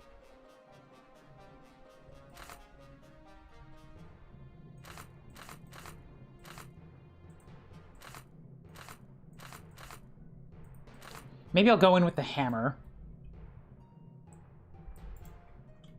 Hammer gives me a speed of 7, 6, 0, 3, 6. Yeah, so nobody can double me even with the hammer, which is great. Lead the way. So you go to here, you heal up Irving, gives you the extra accuracy. Irving comes to here.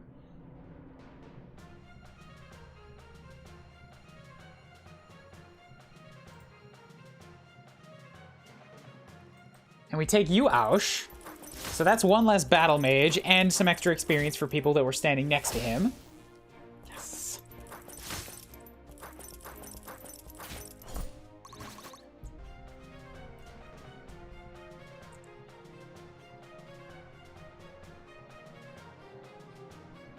And I'm not super stoked about putting Sophia in a dangerous position up there. Because these guys can hurt a lot.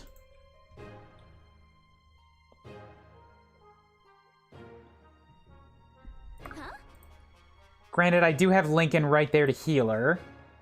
So yeah, just go for that. Take this archer out entirely. Here goes nothing. One big oof.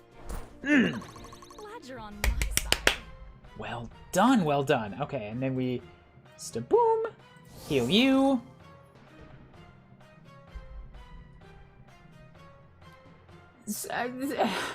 All right, this group has been getting whittled down. I think we're good enough to where he can switch back to the scythe pretty reliably.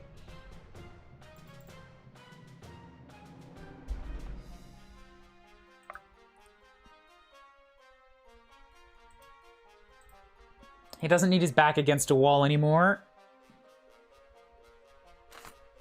Let's not push my luck. Stick with the Dolan. How's the map been going? Not too terribly. Nobody's gone down. I've managed to keep my 3 benched units just away, getting no experience. I've had to do a bit of babysitting on Marin, and she's had a shit level up and a pretty good level up. Irving and Bianca are still just completely, totally self-sufficient. So is Sloane. Sophia's a little fragile. Sia's untouchable, and Garrick has been dodging more than his percentages should have allowed for.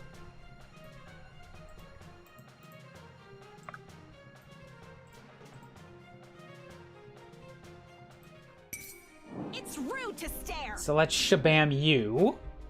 Take one more of those little potential archer shots away.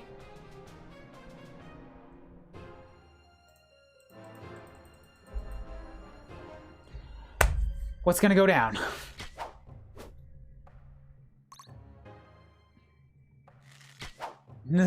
Good, good. If either of these warbow shots had landed, he'd be in a very rough spot. 2 steps forward, 1 step back. Garrick. Garrick has had 2 awful levels in this map. This has been a bad map for level ups. Absolutely. We've had like 4 2-point levels in this map.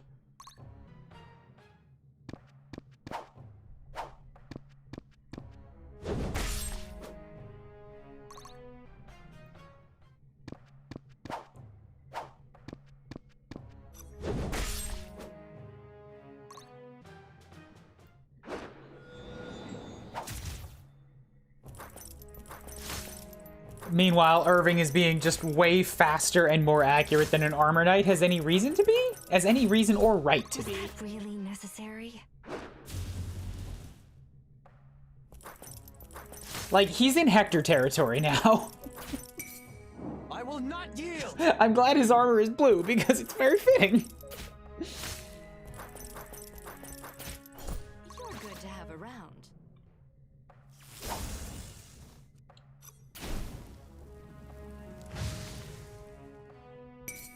It's a shame. You're so cute.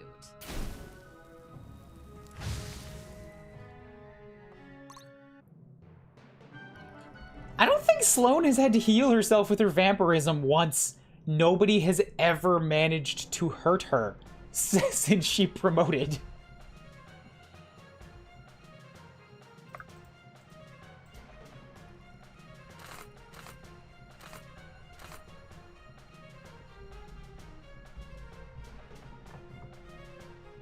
I honestly wanted to make him an Armor Knight, but I made him a Dragoon. Dragoon's skills didn't look like they were going to be too in line with what I want.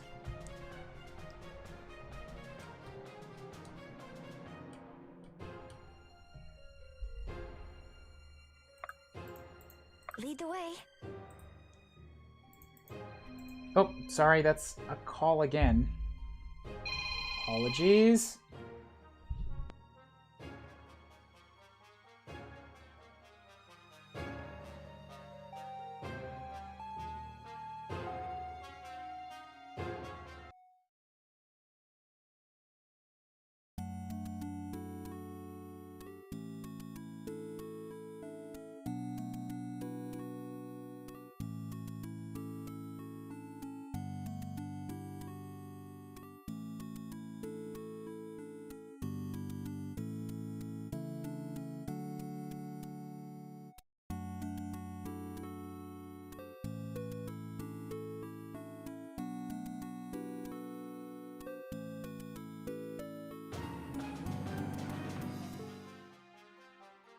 Same guys from earlier. I have been going for a while, so I don't blame them. But an hour from now, and I should be good. Okay, let's see. So I want to give Marin, like, I don't think kills actually give more experience in this game. Because I've gotten some kill shots and only gotten like 10 experience. So I don't know. It might have just been that I killed a ranger and that's a class 1. Like, if I get her to kill a battle mage, it might be good. So the knights have chain. The crushing damage does do good against chain. I just need him to be, like, weaker.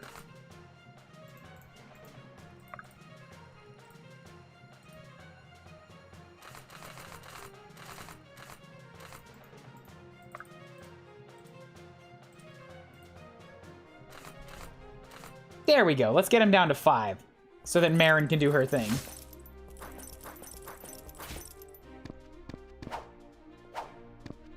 Come on, don't crit. Yes, wonderful. Give Marin a kill shot.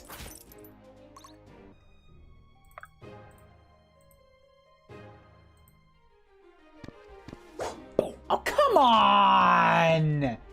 Girl. Ah. I needed you to do that. Fuck.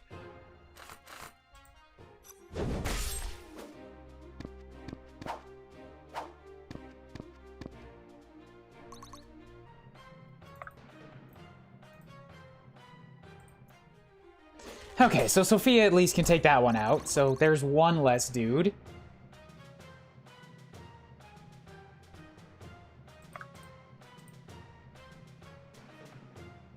So I've got B against his plate. That's not bad. Yeah, cleaving does pretty good against plate.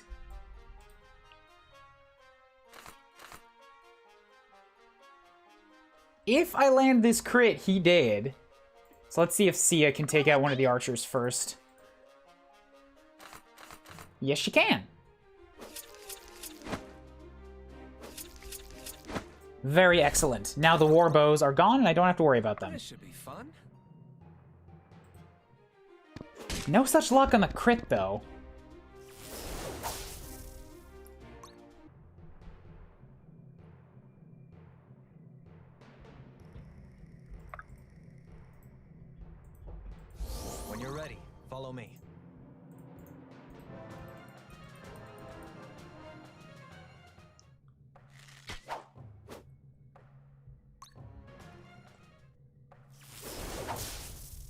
Keep dodging, Garrett. Keep dodging. Well done. Yokoyata, yokoyata.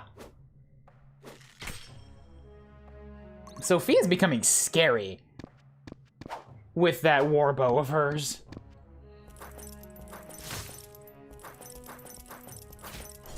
Was that really necessary?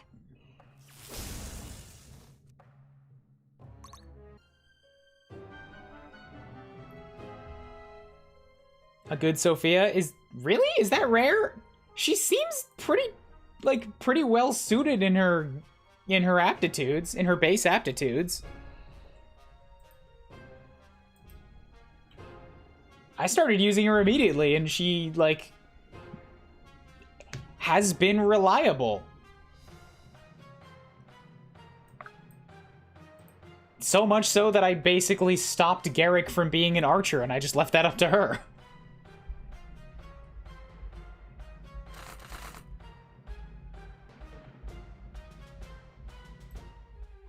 Come on, Garrett, get that crit. I know it's in you. Isn't she boosted? What do you mean by boosted? I haven't given her any items, no. What'll it be? She still has Orion's Pursuit. Hit chance increased by 15%. All right. You give that to Marin. Marin needs it.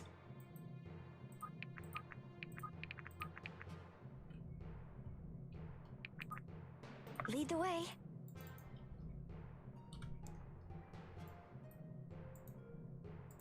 How can I help? That's so much better. There we go. That's what I want.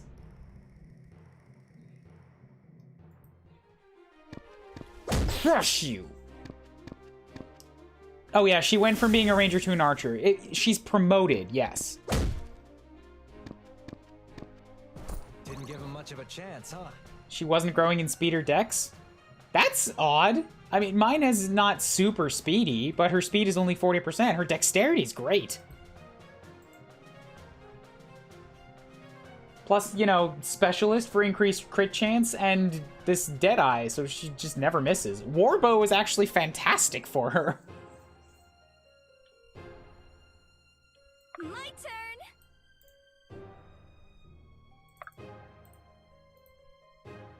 Because even with the power weapon, she's just, like, never misses. It's great. Huh?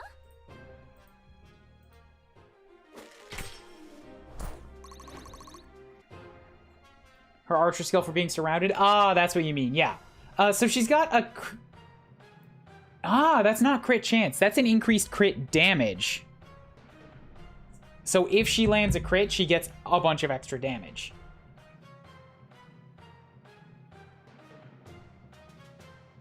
So against you up there, Mr. Knight. Let's just send...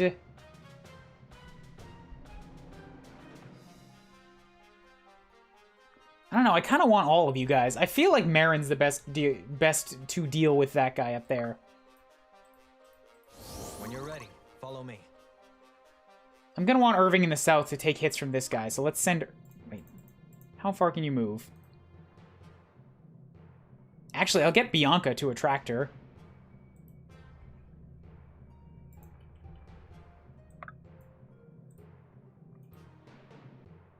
I'll take point. And Irving can go whichever way he's needed.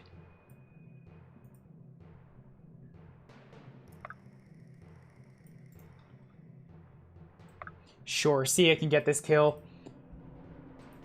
Since everybody's been attacking Garrick, he's been absorbing experience for all the dodges.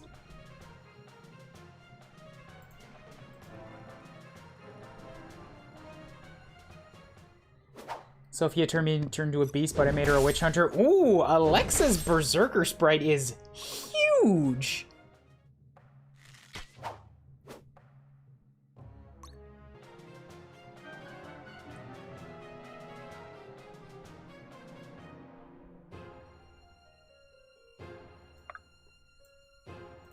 So we'll drop a heal for some more XP. Only 5 for a heal now from Marin. Okay. There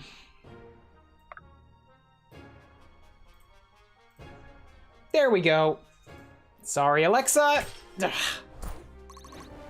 Just one right between the eyes. I feel stronger. Do I look stronger? That's a good 4 points. Strength, defense are both good. Dexterity and speed, there you go. She's doing even more damage, and she's even more accurate with it. Yeah, she's got 34 accuracy, which is literally only beaten by Sia, which you'd have to be cheating to outdo Sia. Like, she's good. Oh boy, okay, you know what? Just give Orion's Pursuit to Marin. There, now she's never gonna miss again. All of her accuracy problems are solved.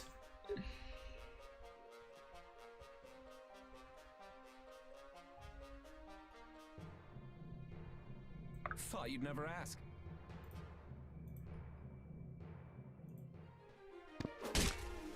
I need to find more ways to boost Garrick's crit. 31% is pretty high, but he's not been getting enough. Like,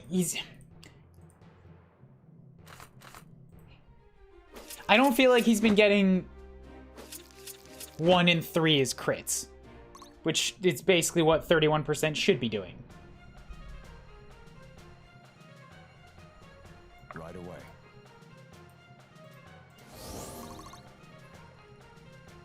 Together.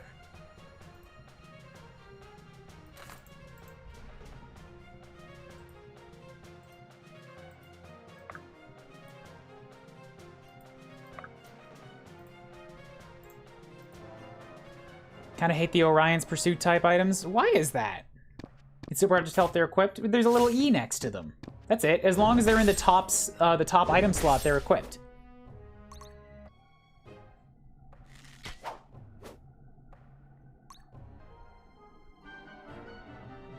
Can't imagine how insane next promotion Sia will be. I prefer not to think about it because it's scary. That'll just be too much. It's rude to stare. She already cannot be touched. The girl is unstoppable.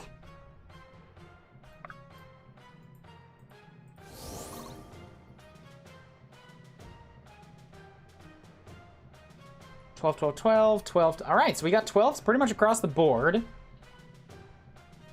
In position. If I hit you with a simple Volg, bam.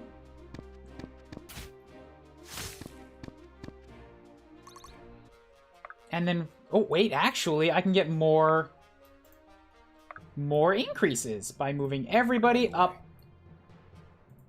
to there. So now I get a bunch of free experience, like 25 free XP, just distributed amongst the party. Very excellent. What was I thinking? That's not excellent. That's a bad. This level is cursed. This map is cursed. Achievement unlocked, dodge tank. Have a single unit dodge 20 or more times in one chapter. Hey, what do you know? I find it funny that it's not Sia that got that achievement. Good job, Garrick.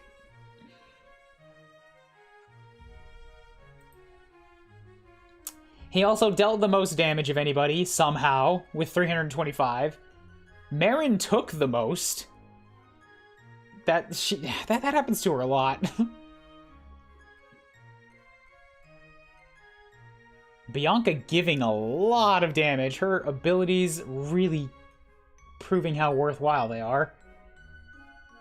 Dodges, yeah, Garrick, 37 dodges. Good lord. The dude was supernaturally good at that on this map.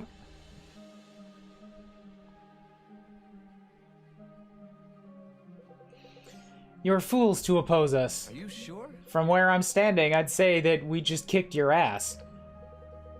Yes, I must say I'm impressed with your work. Such an eclectic group. Perhaps you truly are as special as your dear Sterling would have me believe. This guy now gets that voice. Honor. Your Highness, you honor us with your presence. Ah, show of respect. A bit overdue, I think, but that hardly compares to the treachery of this one. Oathbreaker, your war will bring only death and destruction. If you won't see reason, you'll see that for yourself. Ah, such poetry. Though I think I've heard quite enough for you. Perhaps you'll find a more captive audience in the dungeons at Durban. Now be silent, your battles are speaking. Don't think so.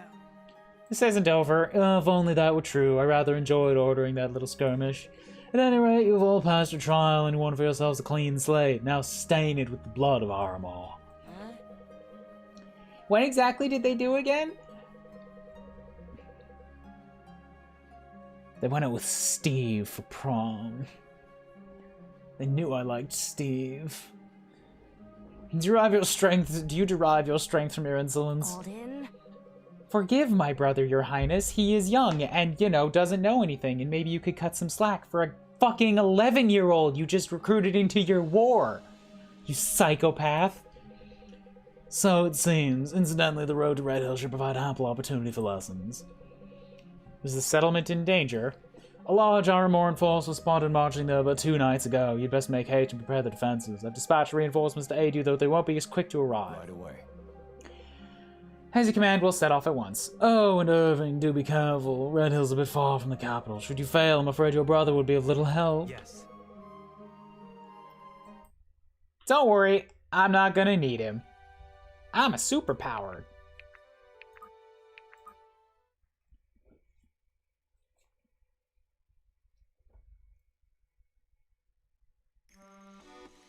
Okay, what do we have here now?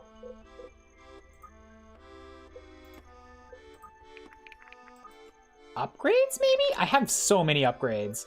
I feel like Sophia is absolutely earning her warbow, so we're gonna upgrade that.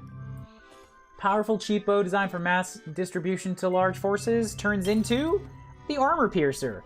Puts a bodkin through a suit of armor at 300 paces. 12 damage now. Wowzers. That's a strong. That's a strong thing. I'm also going to upgrade Irving's longsword because he has proven he doesn't need a Kodachi anymore. A classic and common weapon favored by those who prefer a powerful swing to a quick one. Bam, let's give you a +1. Marin, with your newfound Orion's accuracy, you probably don't need the pickaxe anymore either. Since you're now one of my most accurate units. So hammer or flail, or should I give her another map to play with it before I decide on something? Hammer would give her triple the damage of flail.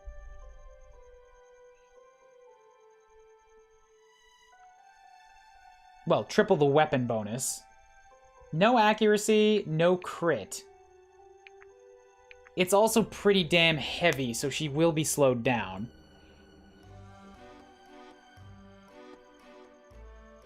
And she's not particularly fast, so I don't feel great about putting her up against mages who might be fast. I'm thinking maybe I go with flail. Might still be good for weight. Yeah, but I'm thinking like, see, the pickaxe is 1, whereas the flail is 2. And if I don't need mace for the accuracy, then flail's more accurate than the hammer, but has the potential of critting. Which means I'm either critting the mages I'm fighting against, or I'm critting the plate that I'm fighting against, or I'm critting on counterattacks.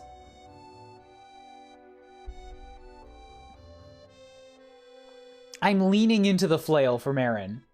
For Inquisitor Marin.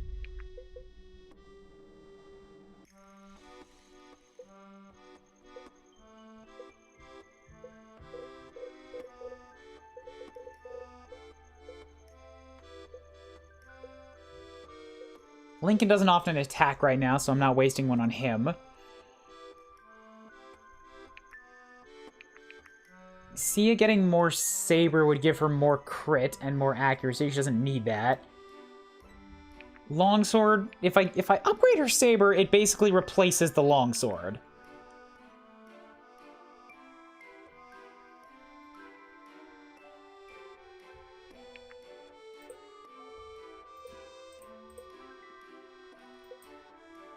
And I do like her crits.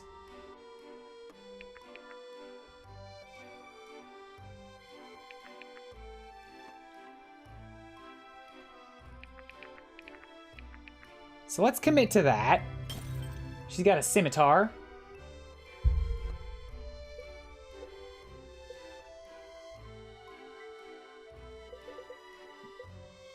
I'm gonna give her +1 to flail. Maybe it won't commit the whole way, but like a +1 should be okay. Irving's probably okay to go up in power to a claymore. Easily confused with the magical explosive traps, the claymore is simply a huge sword. So super damage there.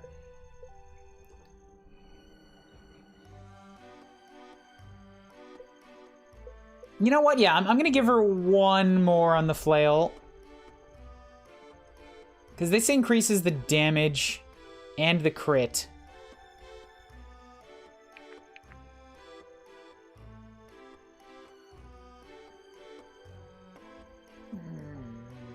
Maybe not. Sloan still doesn't have anything. Fire Dart is on for power. Flame Snap, Fire Wall, Fire Rune. I was using the Rune a lot. She doesn't really need much accuracy. She's pretty good already, so the wall's probably out. I'm using Flame Snap a lot, but that's just because I like crits.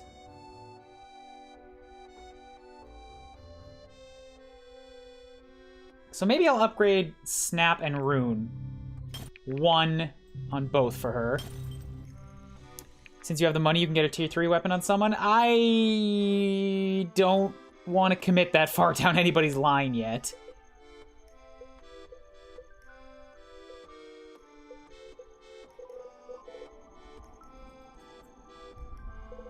I could give everybody a single tier 2 weapon though.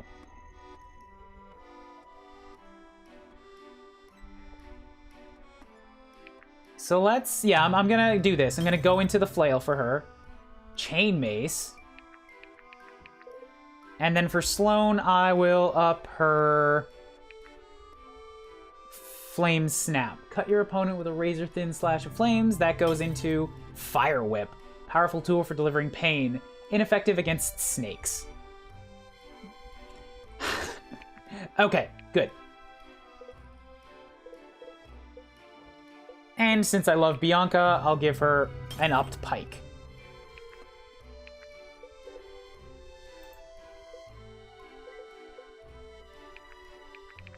And since I want Garrick to do better crits, I'm gonna give him an upped scythe. There we go. Alright, all the tokens are spent.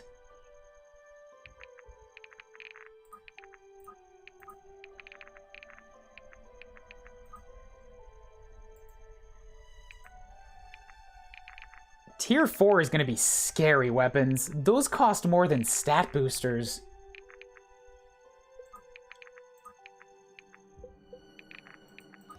So what are my stat boosters? I've got permanent 2 to strength and permanent 2 to luck. Marin is a really good target for the strength.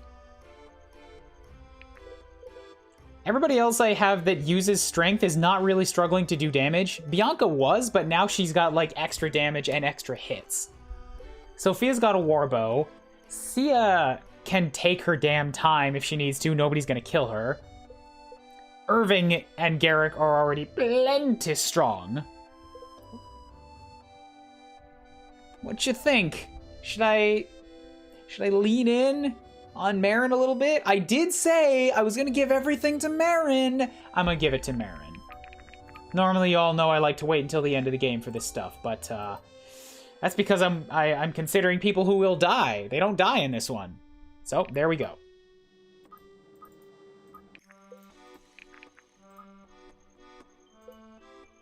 Raw egg. Bam. 14 strength. That shores her up a little bit. What do we got for bonds? Ooh. Oh, wait, it's only with Elias, the person who I'm not using. Okay, Lincoln has some stuff with a bunch of people.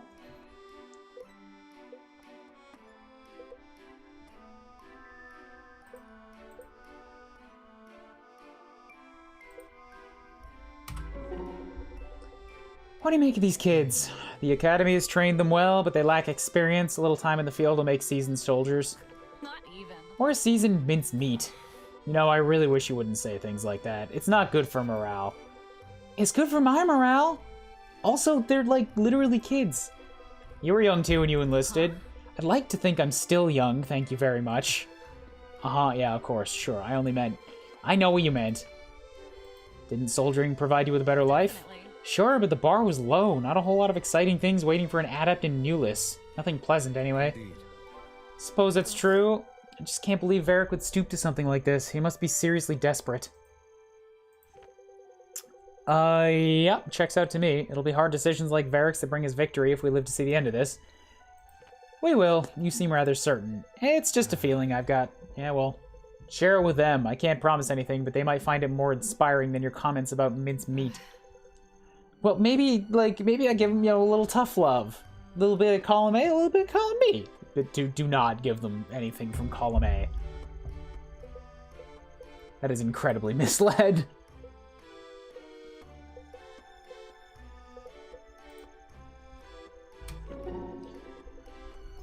Reporting for duty, Commander Irving. I'm no commander. I know, but you act like one sometimes. Do I? I hope Lincoln doesn't feel threatened by it. I should pay more attention to that. I think it's a good thing. But anyway, I thought I'd be saying things like that a lot more if I ever became a soldier. Not playing out as you imagined. Not exactly. It's a lot messier than I expected, and coming out alive involves a lot more luck than I would have guessed. It's a good thing I'm a pretty lucky gal. Also, I'm vibrating so fast right now that what you see is just an after image. So, like, that's got something to do with it. Right. Well, luck in the past won't help you now. Then what will help me? Besides you, I mean, you've already done lots of that. Training. Think of it this way. If you were betting on a fight in an arena and the only thing you knew about the combatants was that one trained twice as long as the other, you'd bet on the one who trained more. There's some luck involved in any battle, yes, but well-honed skills tip the scale. Imagine your enemies constantly are training. The best way to outmatch them is to out-train them. Bummer. Well, that sucks. I don't think I could put that much pressure on myself. Then you better hope your luck lasts. Or I could just stick close to all of you. And neither of those would hurt your chances. I bet I could go up against, like, the end boss and they still wouldn't be able to hit Sia. Since she became a duelist, it's nothing but, like, single-digit hit rates.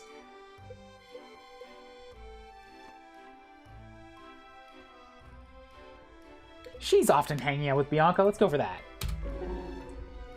Was that your first time behind bars back there, Sophia? At Drakenwell? Yeah, and hopefully the last. Good to hear. Wouldn't want anyone causing us trouble. Well, You don't have to worry about me. I'm usually pretty good with rules so long as I can remember them. Butter gets into trouble sometimes, but for the most part, I'm there to get him out of it. So you're the responsible one. Yeah, pretty much. Great. I guess he is a ferret after all, so the bar is pretty low. What kind of trouble are we talking about? You know, picking fights with bigger animals, breaking into things, stealing food, that sort of thing. Huh? Word of advice, try to keep him on a tight leash, especially around Lincoln. Tight leash. I don't think I've ever seen a ferret on a leash. Can't say I have either. I'm trying to say you should keep an eye on him. Oh yeah, most of the time I do that with both eyes. Most of the time, I hope that's good enough. Maybe one more, and then we'll call it a stream for the day. It looks like Tier 2 supports take a while to ease into it, which is good. There's not quite so much amount of, like, overwhelming support waterfall all at once. Those words didn't go together, but it's good enough. It made sense in my head. Garrick and Irving, sure. See, Garrick, I did tell you we'd pass our trials. And with flying colors, too, though I don't remember you mentioning anything about skipping a grade. Even your father was surprised by that. That will take some adjusting for him, relinquishing control over his little corner of the world. Well, don't think our early graduation excuses your debts. You still owe me a meal and a cold drink at King's Cornucopia. I'm genuinely unsure if you're saying that because you're a man of your word or exceedingly cheap. Are those mutually exclusive? Doesn't seem like it. Joke. King's Cornucopia, that place is so garish. Couldn't you have chosen, I don't know, literally anywhere else? You just don't want to see Claudia again. Yeah, and I'm sure you find it quite amusing to watch me order a drink with my eyes fixed on my feet. I didn't say that. No, but you were thinking it. Claudia, I suppose she'll be staying in Brookstead after all. Business will be down. I do hope she fares all right. Sounds like you're learning to show a little empathy. I'm as incapable of that as ever. Garrick the cold-blooded sharpshooter. I can hardly say it without trembling. That's me. You know, with all the chaos of our hasty recruitment, I'm quite glad we ended up in the same battle group. I'd die of boredom otherwise. Now at least I'll get to die of something interesting. Not anytime soon if I can help it, then let's hope you can. I wasn't aware rivers went both ways. This one does. I feel like that could have ended, I don't know, 6 lines earlier and it would have been fine. Stretched a little long. Ah, big stretch.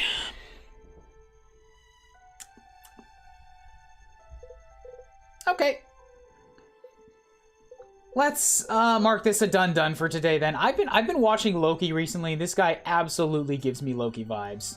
Just like the style and length of hair, the smug smirk, the attitude. He's a little less old-timey English about it, but it's absolutely Loki vibes.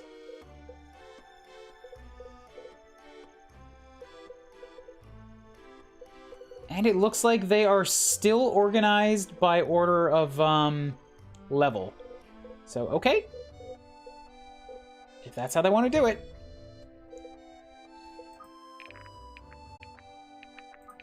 I think that's that. I think we're done for the day. Green is a major color scheme? Yes, that too.